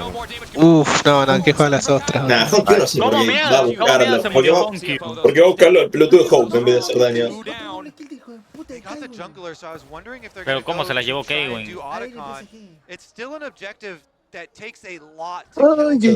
Sobresale, Para ver a los retirados de NA sacando las bolas, boludo. En el ADN que de viene. Hong Kong. ADN, nos cogemos el virus. No lo haga, no tiene tiempo. Doble, pillarse. Their resistances are getting shredded. Hope is going to hit like a truck. They're trying to zone Kaiwing out of the fight for a brief moment. 4K, objective getting lower. All day. ¿Lo reseteó? No puede. No tiene cáncer, boludo. No. Todo hacelo, por favor. Qué bien jugado. ¿Cómo se va a resetearlo? ¿Quién? Nah, Todo con los rebotes. Se resetea. Váyanse de ahí. El problema es que Anyone Legend tiene jungla. Here resets again, but it's critical. If the person that has Otacon aggro, the closest one to the Otacon, is outside the circle, then it resets at just a critical time. Mi equipo tiene el actual balón de oro. ¿Qué tienen sus equipos de mierda? Arroben a Morín. Imagínate que Maple va a estar más cerca del balón de oro que Yamal. Qué rapiño. Ya, pero es que Yamal no ganó ni un título. ¿Y la vez por World ¿Y la vez por World Cup no cuenta acaso? Nah, se llevó el shutdown. Por ejemplo, aquí Honkyu desapareció. No, o sea, sí ganó títulos, dije cualquiera. No ganó el más importante. El mundial de En la LoL. LLA, boludo. Así ya no cuenta, burro. Va, igual, eso sí, si España sale campeón del mundo, es balón de oro seguro. ¿Qué sabes, boludo? Capaz se rompe el ligamento y ni juega. Ojito Fabián Ruiz. Yo banco mundial de LoL, formato. ¿Y esto qué es? ¿Y esto qué es? Ah, ADN por el lead, la puta madre. Hijo de país, no de equipo. El que lo van a hacer, viste, en el World Cup. Lo van a dar Corea, obviamente, pero todo el mundo ya lo sabe. El equipo peruano de League of Legends. Odi, Shambi, Finn. El que va a estar bueno es de Valor. El que va a estar Juan en la jungla, Arevalo. No, Sí, la Copa de Naciones de Valor va a estar muy buena. Va a estar re peleada. La final, Corea-Rusia. Che, esta serie está mejor que la mierda de Test contra KT, boludo. No estuvo mal, pero sí. No, pero Test ni jugó, boludo. Se buscan jugadores. ¿Qué dije? Test se dejó ganar. Se dejó ganar para el 3-0. Últimamente todos los obvio, te dan sueño. No, eso mogólico. Porque Fish chequeó el Bush. No, Junior, tú también. Son mogólicos. Bien, vamos, League of Legends. Se resetea. A la final en la ciudad de los pandas. Este es el roster de Venezuela para el mundial. Es que también, o es no sabe jugar. Hombre, Dios mío, ¿por qué le da tanto down? No, hombre.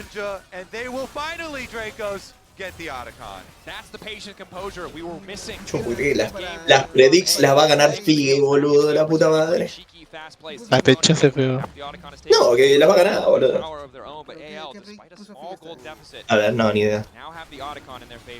Predix. Al 2-1, puto. Ah, bueno, el Salvo techo vos, ya la perdió. El techo la perdió. Figue puso. Pero yo ya, el Smite. Que puso. Para, decime que la pechó. No puso. Ah, no. Dejale a la mesa, sin sangre, hijo de puta. Test 2-1. Ah, no. Y Anyone es en 2-1. O sea, Test tiene 0 puntos. Ojo. Gastaron ulti. Ojito. 3 ulti. No puede ser que te gane con Six, boludo. No, sí, está bien. Six es un buen pick. No, la Cali de Fake es notable. Hijo de puta que esté boliviano. Es un abuso. Es la verdad, boludo. La Cali de Fake tiene como 100 HP más. Yo cuando agarro una niñita de 3 años. Es un abuso la W de Six con las torres. Hace como 10.000 años atrás. El cuchillo oscura con Lucia. Coño, vale. Pero está bien, ¿no? Eso lo hace arma. No. Cuando juegues todo un año con luz en cuchillo cura, Brian. No sé para qué la cuchilla oscura, si no hay nadie con armadura en esa mierda. La cuchilla oscura abra. Creo que hubiese sido mejor un mal Mortius para la cogida que te está metiendo el Six. Tiene Flicker Blade de Lucia, ¿qué carajo? Está muy peleado. Se quedó en el tiempo. Este tipo se quedó en Lucian Mid 2000. Esa es la build de Double de 2017, boludo. Bro tiene guardado, se descargó la página de Salsalol. Pero Salsalol ya no existe. Por eso se las cargó. Ojo. No, amigo, ¿por qué No pega cerrar? nada. Ah, es Leona, ¿qué? ¿Por qué cerrar Salsalol? Ojo. Van con todo. Pero no vayan por la leona, mamá. GG, 2-1 el League of Legends, por favor. ¿Cuántos son una vida? 2-1 League of Legends, vamos. No puedo ver el fan. Hablo por los viewers de Costa. Dogo no tiene daño. Troleo. Porque esto que los casters ingleses es lo mismo hace 10.000 años, boludo. No cambiamos. Vendió los objeto heridas graves. Hijo de puta. Mamá el huevo. Cuando Quickshot se fue, todo el mundo se quejó del nuevo caster. Pero no noto la diferencia. Ah, no, a Quickshot sí, boludo, a Quickshot sí. Ah, ya está. Era de Quickshot, ¿no? Son de, Mira, literalmente, no pega nada, Dogo. son de los dos mejores casters a nivel mundial. No, es que no noto la diferencia. Muy buena de Flandre aquí. Que gasté Kitimi. Si quieres traigo a Laspi y a Coca para que gaste. Sí, banco. Deja que gasté la IA, boludo. Banco, que gasté Coca. poné el costín Coca. Impresionante jugada. Está con Ruido público. Cuando se encontró un realidad, boludo. Después le sacaron el parry y la guardia. Igual luego se lo devolvieron. Pero nada, se resistió y le quiso hacer nada más. Sería hablando del gobierno de Milei. Coca pudo llegar lejos si no le ganaba el ego. No, para mí que Costa los saboteó Costa. Habló con los jefes de Río y los sacaron el perro. Y de paso lo hizo cornudo Iván Alanis. Si CFO gana, extingue la historia de Dragon X. Ahora tiene demasiada mística la historia de Dragon X. Si gana el mundial y es más mística que Dragon X por el simple hecho que es Taiwán, boludo. El otro, quiero sonar, es coreano. ¿Y si quedó mal en el mundial? Si quedó gana el mundial, es más mística que Todo esto es culpa tuya, No, ¿qué pasó? Si estaba win trayando Tarzán, ahora ganan 2-1. Ah, League of Legends va a ganar 2-1. Sí, por eso. Ah, está bien. No, Dogo es un troll de mierda, Dios mío. Yo puse 2-1, ¿no? Que yo también, te lo copié. Perdieron esas dos últimas peleas por falta. ¿Qué tenemos, Rafa? El Mospa de... Pero Denny, vos te quejabas de los casters, pero en el fútbol narra Cross hace 15 años. No, pero es buenísimo. Y bueno, es buenísimo. Me comunican por cucaracha Es el mejor de la historia. que van a poner a Driver en el tercer game, No, mentira, el mejor de la historia es el Bambino. No dije nada, perdóname, Glass. Y no voy a poder ver el último game, qué cagada. ¿Qué tiene que ser? Clase. No vaya, pues Faltaba, boludo, la pasión gana es mejor, boludo. renuncia. Y la pasión no me pasa el examen. Y bueno, pero tenés pasión. ¿Qué carajo hace la francesa casteando? ¿Qué es esto? Snake sigue vivo. No, Snake es el NG. ¿Y por qué dice Snake? Ah, es un patrocinador, ¿no? No, Snake antes era el equipo, pero se cambió del NG. No, pero ¿por qué carajo le está dando un equipo muerto, tipo? Porque Snake es donde estuvo Flandre toda su vida antes de que lo comprara el gaming. Finding these opportunities to constantly get into the back line, disrupt everything the CFO was trying to set up, and even like it just felt like there were so many moments in this game where CFO had started to teeter away, started to pull away. Mierda, ostras de mierda, no joda. Ya estoy enojado, quédate para que ganen las costras. Las costras. Those team fights. It's always the team fights. I feel like you can like not watch a game, Gracias, close your Normi, eyes, ya lo wait till the end of the normiaste. game. If you just say it's team fights, you would be correct. This one starts with Flandre picking off Rest on the side. This team fight worked so well because they're able to catch Rest immediately. And so I was like, okay, that's how it opens up. As the team fights play out, as you would expect, even though at first I was like, okay, maybe this is Hong Q's RQ knows his R2, and then re-engaging on the fight when it looked kind of iffy, Flandre really takes over. I think it's that. It's the moments where they find to re-engage because it is such an upfront burst heavy composition that's coming through from CFO. When you look at like the Lucian wants to try and get through with the Culling, you've got a lot of that follow-up damage coming through from Honkyu. So as long as you can survive it, you can suddenly turn it around. And again, I think that's why it was so crucial of an understanding for AL as to when they had those moments to turn those fights back around. Yeah, absolutely, because you had to play around the sneakiness of some of CFO's CFO's champions here. I'm thinking about the Akali. You mentioned the Braum. You mentioned the Calling, also being able to chunk them before the fights. I want to take a look at the Baron here, 27 minutes in game, because they take Let's take a look at this because CFO is hard forcing this fight. Like you said, very similar to the last fight. It was looking good for CFO because they were hard finding them. But then Flandre comes through. The ult was immaculate. They clean out instantly. And so CFO, they're a team that tries to scrape back into the game. And it looks kind of okay because you have like options with you. Quite a bit of damage.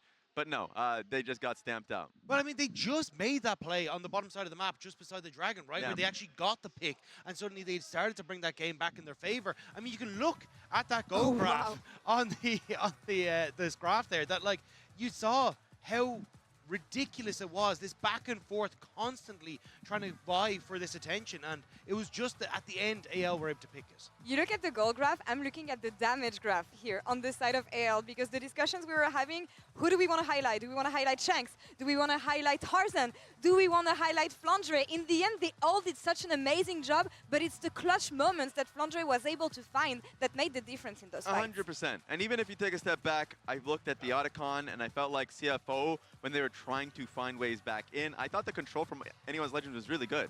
Junja was just really trying to claw for it. It's like, okay, no, you have great vision. You're not allowed to enter the tri-bush.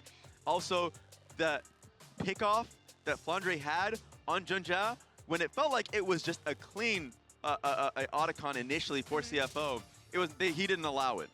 It's just his presence in that fight as well, where he steps up, knows the TP's coming in, so he can separate out the support. Then he manages to go in.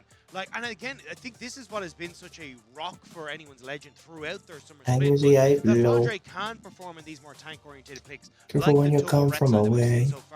But I already know how to play.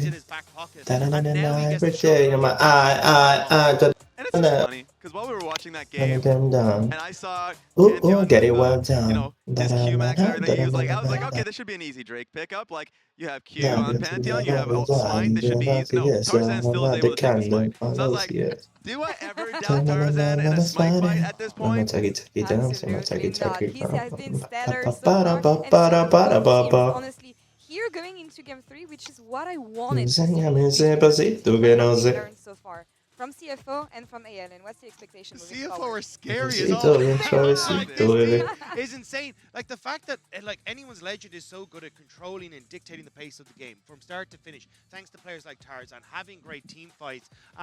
But CFO have matched them every step of the way, and nothing about that win was easy. CFO multiple times were nearly able to swing that game back in their favor. So realistically, all I've learned is that you cannot down CFO in any of these games. Yeah, and it's not as if it was like clean on both sides, right? Really early on, when Flandre is looking for an ulti towards the Dragon Pit, and then of course the lack of synergy with Ziggs W, you're like, okay, well that sucks. Like the fight could have been a lot easier for you. So it gets scrappy, it gets a little murky, but like whoever comes out at the end, in this case it was you know, Flandre and the boys. It could just be CFO. They look evenly matched. It's such a fun series. I mean, I'm mostly excited about the fact that, again, it is a best of 3. It is fair left draft, which means that we're going to see some wacky picks. We're getting deeper and deeper into those teams' champion pools. Who's taking adventure guess, please? And something you want to see from each team. I would love to see the Kiana for Tarzan, and if that's the pick that gets it across the finish line, I think that's fire, but I don't know. What have you got, Raz? Well, it's funny. At this point, we already see CFO taking blue side, and it seems like there's no change in top lanes. I would have expected to be driver. Yeah, but me too. Especially if you have the ability to watch the games completely in the back and see with no fog of war with the coaches, so you would have had all that information. But no, it seems like Rest is still in there, so that's fair. Do you want to back? I want to see Rest on a major carry. What do we have here? I have to go back to my boy. You know what? You persuaded me. I think AL takes it. They had an amazing game 2 here. Let's see if they can take it all the way and fly to quarterfinals. We'll come back for game 3 right after this. Let's go! Careful not to overcommit here, but Junja might just be on the way, and he is. It's the Pantheon. Right to the back line. Aegis assault to block, and he fall off damage. Decent equalizer to kick things off, but Tarzan is relatively untouched. Hongq in the midst of the team almost immediately gets taken down. Ulti from Flandre. So many low health bars. Flandre, Tarzan, and Shanks tear through CFO.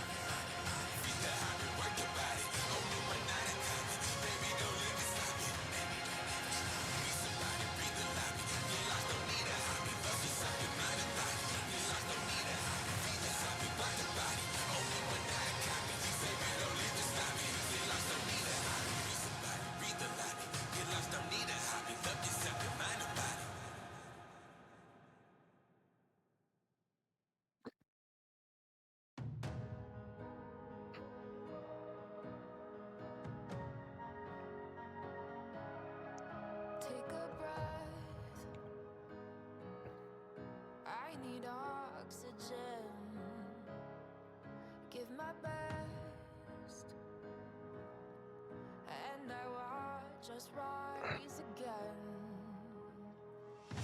I'm ready to leave the past behind. I've shed my skin and made up my mind. It's a new time. It's a new time.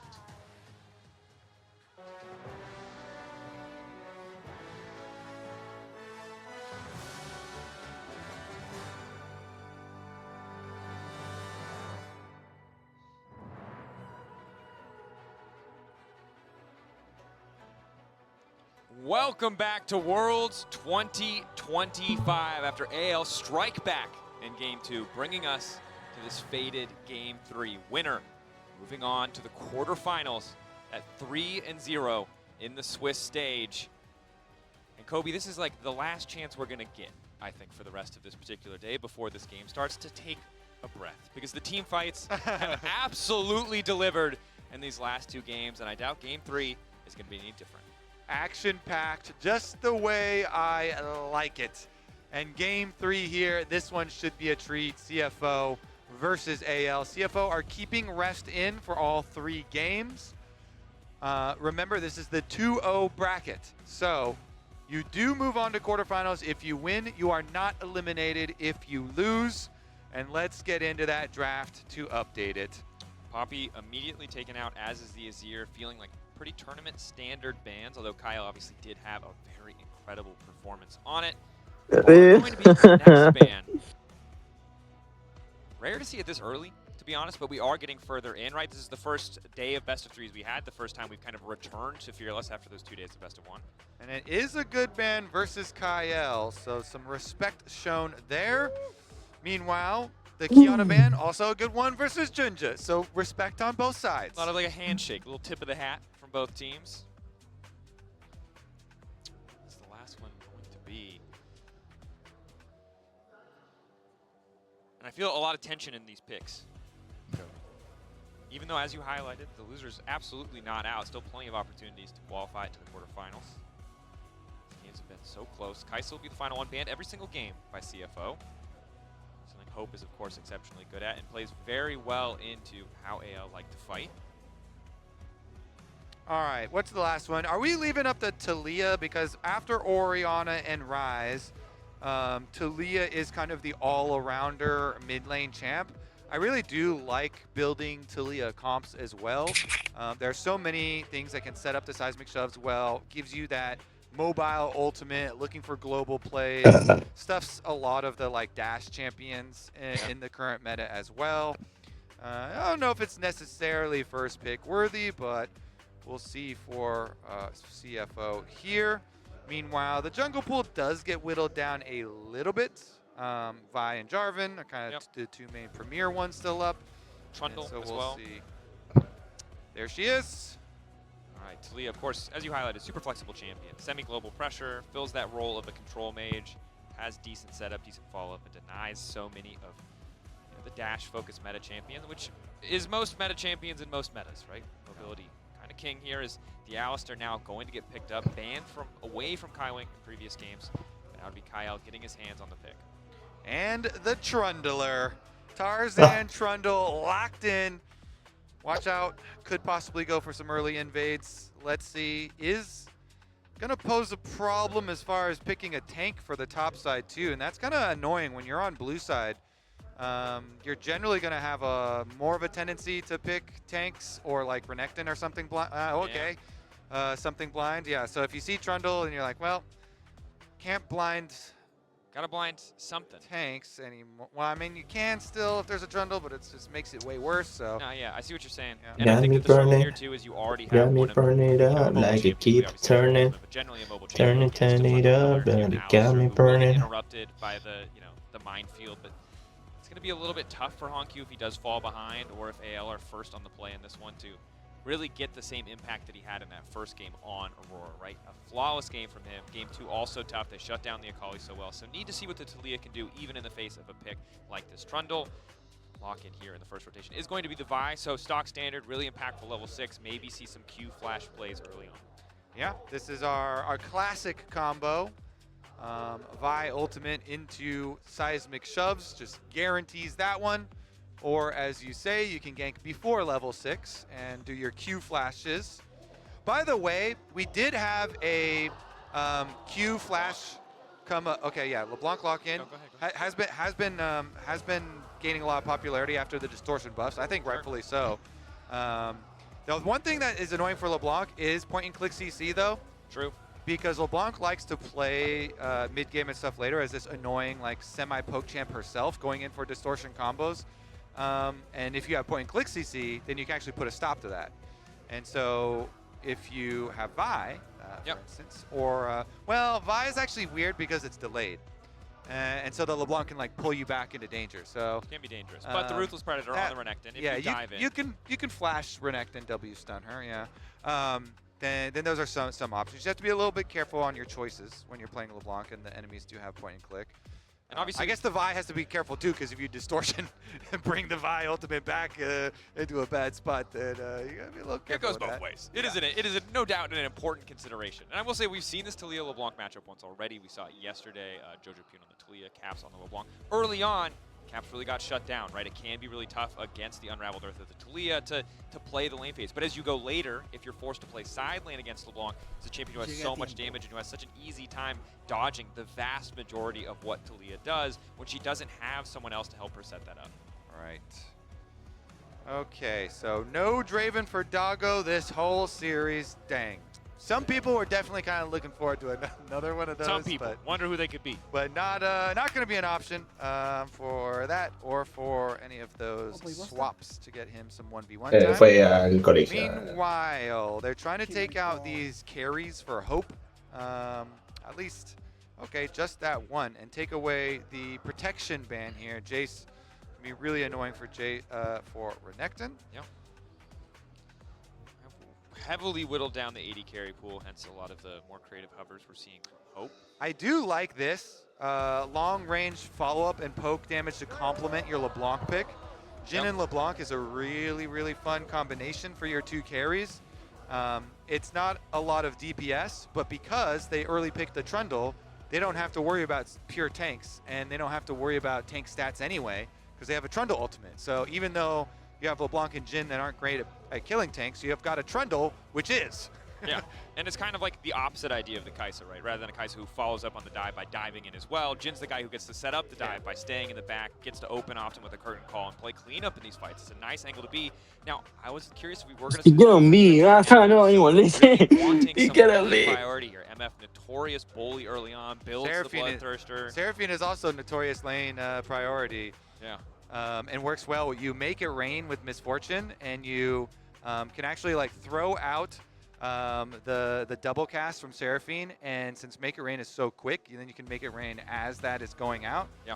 And turn the double cast quickly From into the slow stun. into snare into stun. Yeah, it's a super powerful setup. But not going to be the case. We don't actually get to see it this time around because you could have gotten swapped around. Like, you know, they can red 5, pick something that's good for swaps here for AL and then just swap away from that. So reduces that possibility a little bit.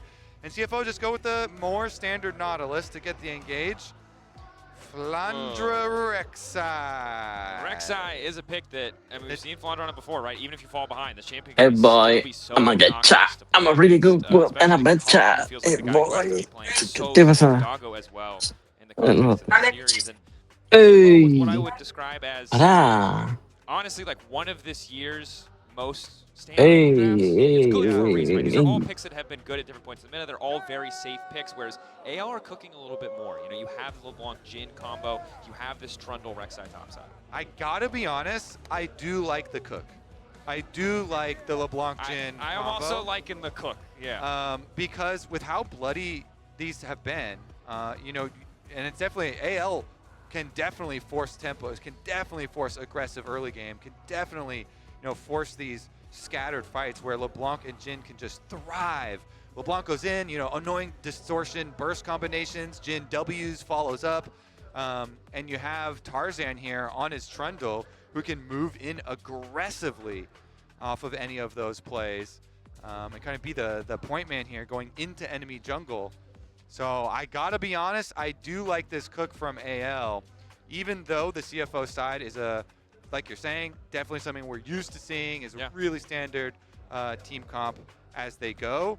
I just, I don't see a huge amount of value out of a Misfortune Ultimate. You know, maybe I'll be, proven wrong in that, and they have a Vi ult and a Nautilus ult, so, they can point and click on a couple people and make sure, but we'll see here. The deciding game to see who will join KT in the quarterfinals, be the second team to make it through. Beijing alive with the sounds of Zhio, fuel for AL. They cooked a bit of a draft. Need that support now. Of course, again, for both sides, it's about qualifications. It's about making out of Swiss as quickly as you can, get the luxury, the time for prep. Nico, ¿estás? Matchup, but to learn the meta. Poné coso. Compartí un chiquito y poné MX por... Ay, hicieron una especie de stage. Lo tengo abierto, viste, que tenía 80 pestañas. Ah, bueno, listo. No terminé de hacerlo. Sí, para mí no va a pasar nada. Me olvidé, boludo. Se me había salido la tele y lo primero que me sale es MX por ahí. ¿Vos sabés cómo me saculé todo de leche, boludo? Mi grupo favorito. Te aprieto un botón. Rejoice. Does mean that we get a lot of possibility of action, especially in a Nautilus Alistar lane. Both junglers are currently starting bottom side, though, and clearing toward the top side matchup anyway. Immediate barrier. Ooh, ooh, ooh. Don't you love Misfortune early game? Is quite impressive. They are being reminded of firsthand as another barrier is going to come out in response. He has to be careful not to get low against the Jhin, but overall, you can see why they would pick it, right? Smolder for the composition, maybe some scaling angles. Might have been an argument, but in terms of winning this lane early on, the Nautilus MF is damn impressive. Yeah. Love the early Misfortune damage. You can make use of the passive, double tap, make use of your Q burst with your press the attack, and Alistar has like half an ability at level 1. Nautilus has a passive and a Q. Yeah. It allows them to get the push, for sure. As we said, though, both junglers are pathing towards that top side matchup instead. Trundle a little bit ahead, though he's on vision, so will be fully tracked. Of course, slows down a bit as he gets to the multi-target camps, but Shinja doing his best to keep up. CFO using their prio to allow Kaiwing to roam up towards the mid lane. On Q level 3, as is Shanks. So you see that ping right there too, through River. Even though they don't have vision on Kaiwing, bottom lane, this is just good comms. Hey, they pushed us in. Could be a Nautilus support towards mid, and the immediate yellow ping, the retreat ping through River. So even though the ward didn't quite spot him, Kyle. Initial engage, follow-up CC is there. Heal forced out from CFO. Hook to re-engage on the Kyle, but just trying to even out a trade that is wildly in favor of Hope and Kyle.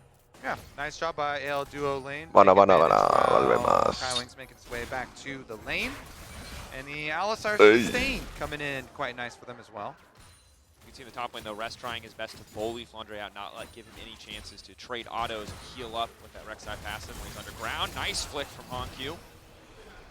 Prio in the middle lane again, as expected in the early levels. Kyle, nice headbutt back to stop Kaiwing from freezing the wave as well, so that's going to mean a few less CS for Doggo to walk home to. Meanwhile, the first buy is the Cole refillable for Doggo. So we are going to be a farming. I like how I was hyping it up. I was like, it's going to be fist fights. It's going to be great. We'll be here for a little while. And Misfortune is very good in swaps, like mid and late game swaps because of the strut. So refillable gets a lot of value because you can strut back to lane very, very quickly. So Doggo there with the refillable. And then, of course, you always get that mid game where it's real nice. You get your BT, and you kind of cruise into mid lane. Yeah. Part of her kit that's been nerfed multiple times because it was so good. Back was like MF Thresh in early 2020s.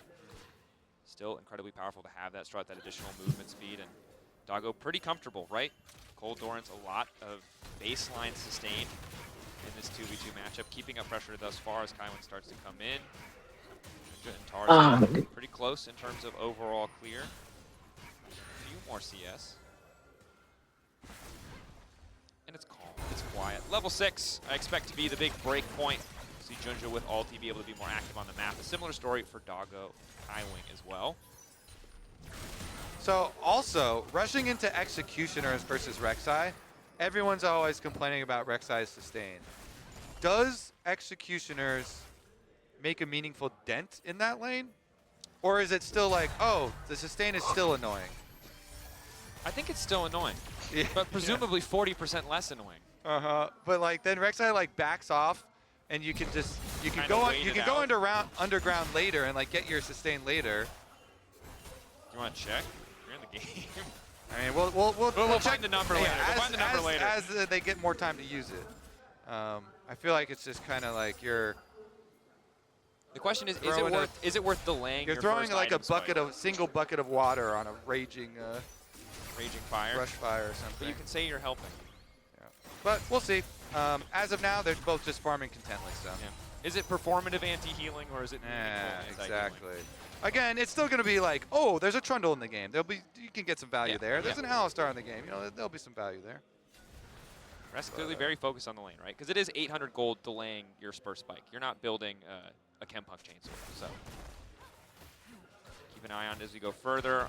Monkey and Shanks just continuing to trade. Junja getting closer and closer to that level 6, as is Tarzan.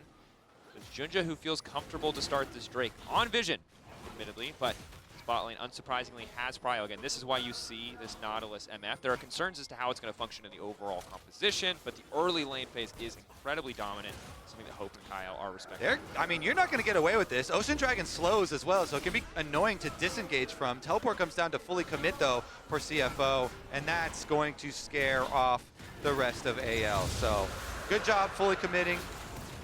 CFO, get it. Is the entry back to mid going to lose anything? I guess like one melee off screen dying, another one dying. Like 3 total. Okay, so they lose a tiny bit to teleport down to the other side. So that is Honkyu's TP advantage spent. Shanks will now have his up sooner. I think he did use it earlier just to get back to lane. So a potential window of opportunity, but again, no fights yet. Yeah. And I mean, you apply the Executioners, and then like Rek'Sai backs off, and you can kind of wait for it to fall off even before you go burrow again and stuff. But we'll stop talking about that one. We'll have some better. We'll have some better interactions. You're so upset.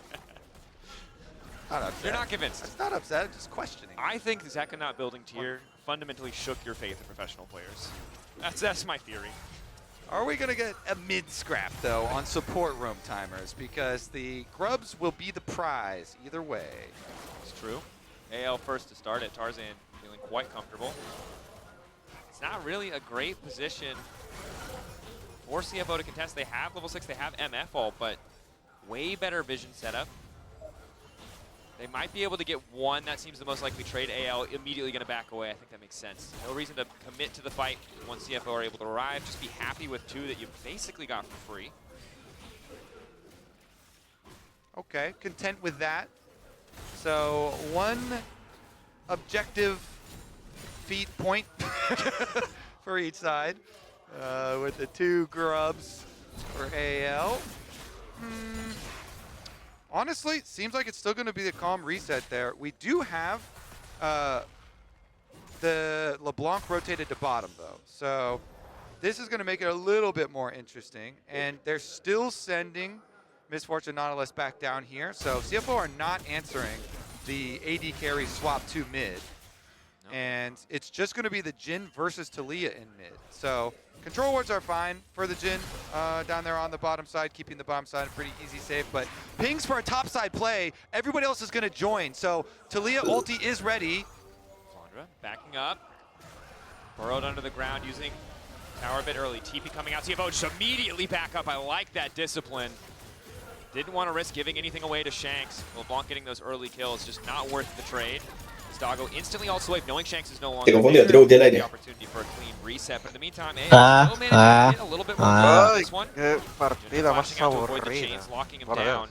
So AL winning out on the trade. Bueno, ponete a jugar vos, Champi. Nice movement from Hanky Cuando to veas contain, esta but partida 100 veces en un año, puedes opinar, sí, está buena. maybe you can put some pressure there. El buen nivel, Ah. el buen nivel normalmente es aburrido. Necesitamos un payaso aquí. Alexis, al frente. Ahí me pongo a tirar factos. Humilladísimo. A ver, bueno, suponiendo que Anyone Legends pase, vamos a hacer el Switch Wars Simulator. Then I like it. If they No, don't, mire, es then verdad, there's quería a decir high algo. chance that they run out of damage for later. Rompe todo, boludo. Que gane, que haya ganado Katy, boludo. Unless the Trundle can be really big. Sí. The Trundle can have some pretty big value there, as well. But if LeBlanc and Jin don't No, get mire, ¿saben qué? CFO No me creo might have que a haya sido una buena idea hacer un manageable repechaje situation. entre T1 We'll e see, though. Invictus. Of course, no kills from either Sinceramente, side as of ambos yet. equipos tenían nivel We'll have to suficiente, wait al menos para another estar en la minute for fase de the Suiza. Dragon. But Entonces no, Para poder- entonces no pidas nunca que Latam vaya al main stage porque nunca tuvo ni. No, no, no, en serio. Dallas our headbutt. ¡Ay! Todo Entonces Latam nunca merecía estar en el play. Todo desemboca que va a haber un G2T1. Por Para favor, eso que Riot, solo, que hazlo solo de esté vuelta. Corea y China. Por favor, Riot, hazlo de vuelta. Very nice. Ahora que le dan chance a la región de mierda de Taiwán. No. Behind an enemy jungle, he is warding up. G2 Katy. No, no, dámelo siempre, por favor. Ay, dámelo siempre. Yep. Rek'Sai lives. Dámelo siempre, por favor. Renekton does Escuchá esto, not. Nikito. The Owls Escuchá, are here. G2 KT. Pasa el play, Viri- pasa el suizo. Viri Tess arriba. Abajo, Anyone. Las ostras. Exactly what we were worried about. Hanwha Now the Shenji. LeBlanc, this burst damage. Hanwha le gana a Shenji porque los de Shenji son unos friazos. Anyone Legend le gana a Hanwha. Exactly. Ludens, G2 le gana a when you use Viri. your Dark Seal, Y a Tarzan los comemos con papa, boludo. that's Ya some la good burst vi, damage. boludo. No flash on the Renekton either now. And Renekton will be a bit delayed on the first item on the Black Cleaver. Here comes. Vamos a pasar el suizo. Vamos a hacer magia blanca para que Esquivo se convierta en. ¿Cómo se llama esto? En Canyon, boludo. Cagaste, Muerto. It's like one of those Qué lavado que está Canyon, por Dios. that are for you to set up. And anyways, the timing on that is actually important. You know, Junja goes for a little bit of a Se hizo shorter pasar por release on jugador. the Q, so he doesn't get interrupted. But topside, Knock back on the plunge. Has access to the tunnel, but not quite. Oh, he's going to be able to get in range. Even with the healing reduction. Able to get enough help. Waiting over the wall, though. Who could it be? It's the buy. It's Junja. Andre living for an extra second, but it'll be Honq grabbing Claro, the kill. no puede cruzar a esto y G2 no puede cruzar a Top Esports. From anyone's legend. Claro, porque ya se enfrentaron. so they do get increase the goal. No, lead pará. here. Again, they Sí, attack side o lanes, sea, sometimes CFO are the ones to kill enemies si on G2 the lane. pierde y T1 pierde y no se cruzan abajo, They're usually one se van a cruzar en el 2-2. Suponiendo que Top Esports se vaya cogido por Shenji y FlyQuest, porque FlyQuest va a pasar al No 2-1. necesariamente. That's the thing, right? These items No, porque first kill on the top side means Shanks out there. Hace 2 años se enfrentaron DK y KT. Denying CS in bottom lane. bueno, es una probabilidad de 50 y 50. Claro, es que sea Bueno. No, 50 no, es un 33. No, es, 6 equipos. no, es un 50 y 50 porque... O sea, ya no se puede volver a repetir los matches, a eso es lo que voy. Entonces, si Sí vos que se tenés... pueden repetir los matches. ¿Otra vez? No, está la regla. Mira, te la muestro. Busca Wars 2025. Entrás y dice acá, dice, Main Event. También decía que un mismo equipo no podía sacar el king del mismo champion. Seguro. Así que Acá todo lo que dice, por Swiss que Style forma with 5 round. Rematches between Match between Swiss Stage are not permitted. ¿Y pero por qué en 2022? En 2023? Pero porque pasó eso. Al año siguiente no hicieron que no se pueda hacer eso, porque si no una verga. Bueno, nada, que si está FlyQuest y Topis ponen el 2-2, es un 50-50 en un G2T1. Si está G2T1, obviamente. Sí, claro, se convierte en un 50-50 porque anulás 2 matches, creo. A ver, voy a... Ajá, claro, es un 50-50. Ah, qué cosa loca. It has been mostly answers pretty equivalent from each side. Y este bueno, ¿quién más enfrentó? A las ostras. Claro, no puede uno no podría enfrentar a las ostras. Y las ostras llegan. Claro, las ostras están obligadas a llegar al 2-2 si no ganan después. Ay. Ay. You know who else has burst Y no damage? creo que Shenji, no creo que Shenji caiga el 2-2, sería muy... Bloodthirster. He even has durability. Bili puede ser que llegara a caer The en el... plated steel caps here. Mirá vos. This misfortune that we're wondering about. We just saw him get a big chunk combination Igual, with his claro, a G2 le sirve que Top Esport caiga en el 2-2, porque no te lo podés cruzar. Te sacas un peso picante de encima. Flandre in the bottom lane does have access to the TP if he needs to come. Shanks hopping over the wall looking for a bit of that. Por el contexto, literalmente aspiramos a pasar. Si pasamos es un milagro. Doggo for that ulti. Hongq dividing the fight with the wall, but Tarzan interrupts him with a pillar. Flick back onto Kyle is good. Flandre looking for the multi-man knockup. Doggo still standing, holding off that ultimate. 2 more seconds, but there the bullets go. Grabbing the kill on Kyle. AL retreating, but they're not You leaving always quite yet. The curtains have been you. called. Doggo backing off, slowly for breathing. Junja splitting his attention, wants to finish the Herald, but Tarzan... Lo que menos me gusta es el estribillo de la canción. Potential to come through, but Tarzan has no flash. CFO secure the Herald. Doggo is the bigger carry here. Doggo. They just melt through the front line. Alistar ult, don't care. They have a Talia. Put the rocks down, get the shove back, isolate the front target, just burn through them. Here we go. Hongq. Knock was there. Flandre's trying to do pretty good damage with the Tiamat. Shanks on the way in as well. Hongq surely is just going to fall. That's the ulti from Flandre to get another one down. Joji wants to make it the hell out, but he can't. Tarzan flashing forward, the body block. The vault breaker breaking absolutely nothing, and Shanks gets another. Game 3 here. AL answer back, trying to keep it close. They No, do mira so. lo They que get 2 kills for themselves. That is feats of warfare collected. So even though CFO are able to section up here again. Yo barajar una probabilidad estadística de que si y T1 llegaran a 2 con 2 debe ser las chances de que se enfrenten, no importa los rivales que hayan, debe ser muy alta. O sea, si hablamos en sí, es que yo lo siento, se va a dar este 2T1, la puta madre, ojalá cogerle el orto a More. Aunque siempre nos vamos con, es como el Atlético, que nos rompieron el culo, pero le llenamos el orto de caca. El pene de caca. Yo lo dije re mal. That's 5 stacks now for Shanks, continuing to increase some of this threat here. So really nice answer. Riftfield, you know, Sí, no. it's decent, and it should basically guarantee mid tower, which is really nice. You can just the mid tower is already so low that you can just pop it mid as long as you guarantee it gets the engage off, which it very well should, unless Trundle is there and can foil you with a pillar. Then that should mean that the Rift Herald will guarantee mid, and topside is guaranteed here from Hongq. So tower collection time for CFO. Dragon collection time for AL. And of course, when you look at both teams, the gold is very clear where the teams have advantage. Doggo 1.4k gold lead for himself. More healing reduction coming out. Second full item is going to be, and then Shanks 2-0-1. 400 gold lead doesn't seem massive, but he's really going to start hurting here. He's able to block most of the damage with the Celestial opposition. Now the Herald charge going to come through. Waiting, the interrupt isn't quite there. Instantaneous ulti coming in from Doggo. CFO don't hesitate to pull the trigger. Ay, qué bien que jugaron, what the fuck. Shanks trying to give him more damage down, but Junja is still standing. That is so well coordinated again from CFO. Just as they kill the tower, Junja's already pre-ulting on Vi. They get the lockdown for the Misfortune ultimate, and 2 towers taken for CFO.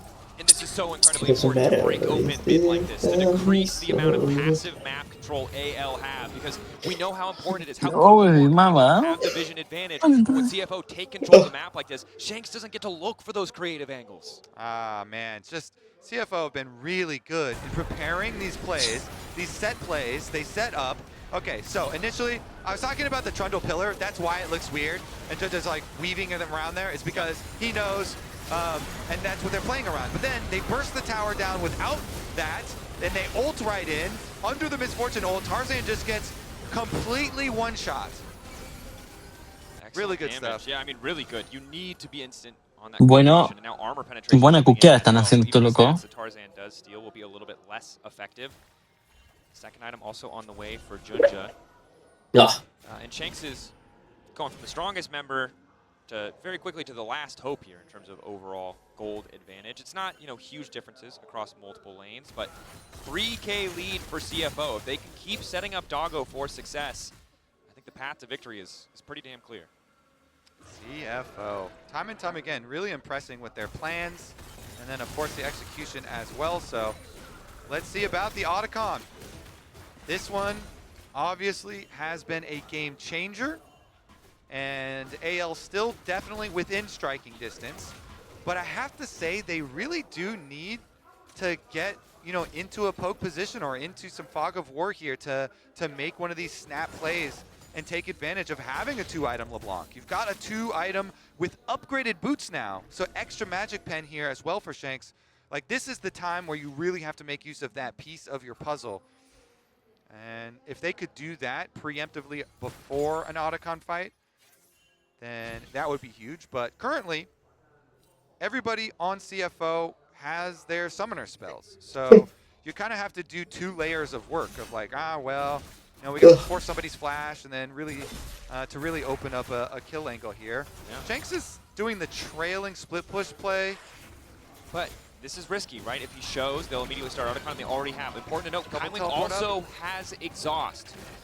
If he holds it, if he can use it on Shanks before that burst damage comes through, so much of that impact is going to be mitigated. Doggo walking in, he has the Bloodthirster, not afraid to tank some of his damage. Big chunk onto Hope. It is the Jhin. He can't stay in the back line, but we'll have to be careful. TP coming in from behind of CFO. Camp that telly. Ball breaker ready to go, trying to jump in onto Flandre. Flandre immediately retreating. Wall splitting the entire fight. Hongq knocked away. Curtain call coming in. Ay, Last bullet. ay, no llega. Connect. One more coming in for Hope, but he can't get anything done. Ulti from Doggo doesn't do too much work, and it's Riverest who might be in. Maten el action, tienen la cosa de Jhin. Se han robado la peor. Ah, bueno, está callado.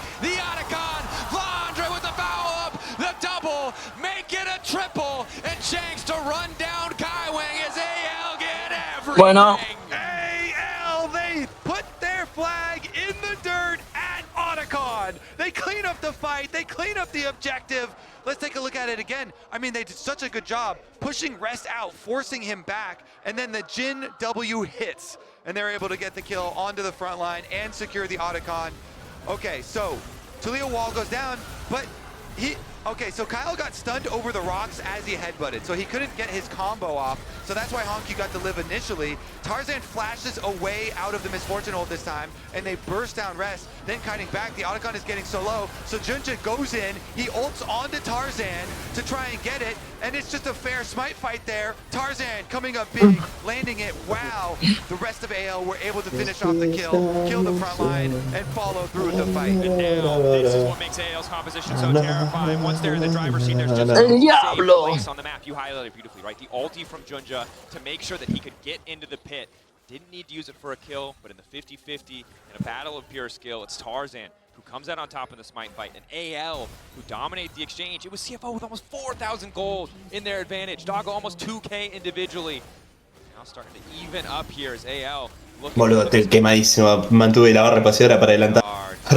Number 3 on top of the Otacon for AL. And now, the stacks that we were keeping track of for Shanks is fully stacked. He could upgrade it into a Medjai's to have the real painful LeBlanc game come through. 4 kills to his name already. And now is where you really have to conserve your CC and use it on the LeBlanc when the LeBlanc comes in, because it can just get so annoying if he keeps on going for these distortion combos and chunks people out. Yeah. Let's see what CFO can do to try and regain some control here, because AL just took such a massive lead in objectives. The Otacon is such a huge advantage. Again, small gold lead, but the Otacon in terms of effective stats, in terms of XP, we've talked about it a lot over the course of the year, is huge. Soul point as well. 4 minutes till that objective. Only 50 seconds until the Baron. Jhin not normally the best at taking those objectives, but honestly, Trundle and Rek'Sai going to do a decent amount of work to help them secure it. CFO knowing that if they lose another big objective fight, it's going to be so difficult for them to come back into this one. And Shanks, for the first time, gets to do the LeBlanc thing. Moves in with support. They lay down vision. He can hide in the darkness, but instead it's Junja hiding in the darkness. Nice start onto Tarzan, but he's staying standing for an extra second. The full channel on the ulti as Doggo gets the kill. The pillar doesn't quite connect, and now it might be Kyle in trouble. Shanks waiting over the wall, trying to take down Doggo, but Doggo has the healing to stay standing. Shanks not able to get the kill down. Flandre, they want the follow-up. Doggo finally drops it. It's Hope who finds the last shot. 2 more bullets left in the chamber. Might be able to get something done. Flandre retreating. AL on the way out. CFO continue to work their way back into the red buff jungle, but AL happy to have 2 kills picked up.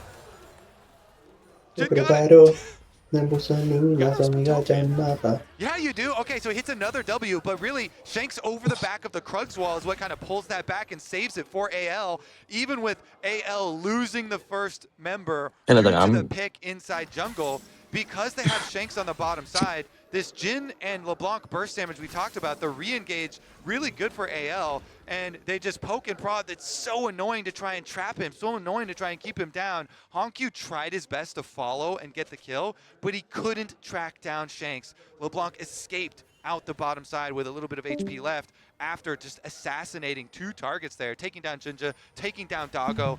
Really nicely kind of salvaged there for AL. And this is why we say it's so annoying to play against Fed LeBlancs like this. How do you get her back under control? Yes, you have Vi ultimate. Yes, you have the Nautilus ultimate. Those are point and click, but they're also kind of delayed with travel time. So there is a little bit of, you know, ability to play around it still there. So we will see. AL looking pretty Vemos la mierda, no, hijo de good now puta. since they've got ¿Qué? Dragon Soul. Venían de apenas termina, así vemos lo de. Me da un pajero. Ah, You can pensé que play te with iba, vision pajero. a lot. Already having control ward on Baron and then threatening towards the other side of the map too. And I think one of the big differences here is it's just so difficult for CFO, as you mentioned, to answer LeBlanc. Unlike last game, right, when it was Hongq on the Akali, so many great tools, such good diligence to make sure Hongq could never do anything. Shanks has that freedom to go in and come right back out. So if you waste any cooldowns, you're going to lose out as Doggo caught by the pillar. Immediate ghost comes in from Kai Wing. Dredgeline will not connect, but always have to give respect to the pillar, just locking Dogdo down. Dogdo down. True. I mean, I had worse slip-ups this tournament. Nah, those were great. Let's take a look about this Baron, though. I mean, empowered Scryer's Blooms are always fun to put a lot of extra pressure. And when you have those empowered Scryer Blooms, honestly, it really benefits LeBlanc. Those things clearing out extra vision, there's more pockets of Fog of War for LeBlanc deadly burst damage to come from.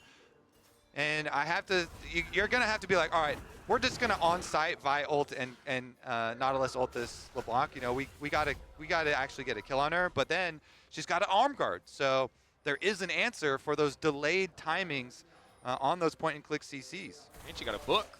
That's the matchups we were asking for, Dracos. We were asking for. That's confidence from Shanks. You can just play around. You can play around the answers from CFO. Okay, we did also mention flash W's from Renekton. Yeah. That's pretty hard to do also, but, you know. I think the big thing here is... Hey, that's an elixir as well. Shanks is going all in right now. Shanks spent a lot of money to make sure they win this next fight. And it's a Dragon Soul, so it's worth it. Definitely is. I mean, it's well highlighted, Kobe, right? It can be so difficult. CFO don't have great follow-up to the buy. Rest can't even stay in range to get the empowered stun. Forced to ulti, double redemption used. Ball breaker interrupted by Kyle. Tarzan coming over the wall. Hongq isolated. Doggo is not in position. Hope able to play at range. AL perfectly timed bit of poke there to just chip cooldown, chip health bars down. No Weaver's Wall, no Dominus. An easy soul setup for AL. Yep, there you go. How do you deal with the LeBlanc poke? AL, they're going to have the Chemtech Soul on top of it. TP mid. Rest force the backdash. Moving up to the top side, threatening the Baron. Of course, priceless moment of the game. Soul secured by AL. I mean, CFO positioning on Baron, but like that's not scary. So you are. What's the plan here, boys? You're kind of blocked from your Tendrían own que base. plantar bien una teamfight. Kyle waiting over the wall. Oh my gosh, this is going to be devastating. Kyle goes over immediate pop. Doggo tries to pull channel, but Kyle has the interrupt. Curtains calls. Muy buena de Kyle. And Flandre to follow up. CFO being routed. Ay, la cuarta. Doggo still alive for a brief moment, but it's the tag team of top jungle No. to tear him down. Sí, sí. Hongq knocked out as well, and they don't need a Baron. Lo jugaron bien. They want the series. AL Lo barreling ganaron down en mid. AL want that quarterfinal spot, and they're going to take it. AL with one final push. The No, esto va a estar que no me va a sorprender cuando le toque T1 a Animal Legend y se coman un 0-3, ¿vale? Esta historia ya la vi. The world a few moments to watch the wave come in, but is AL taken out in game 1, bouncing back in game 2 and 3. They've taken down HLE, they've taken down Genji, and now it's CFO as they move on to the quarterfinals. Nice recovery in the series for AL. Bringing out the LeBlanc Jin combo. I actually really love the look here, especially because they had their melee bruiser front lines, ¿Estás Alexis? damage builds. You know, this is not that tank Rek'Sai. This is Está to what you see in Encuentra. some Rek'Sais, going from the Titanic straight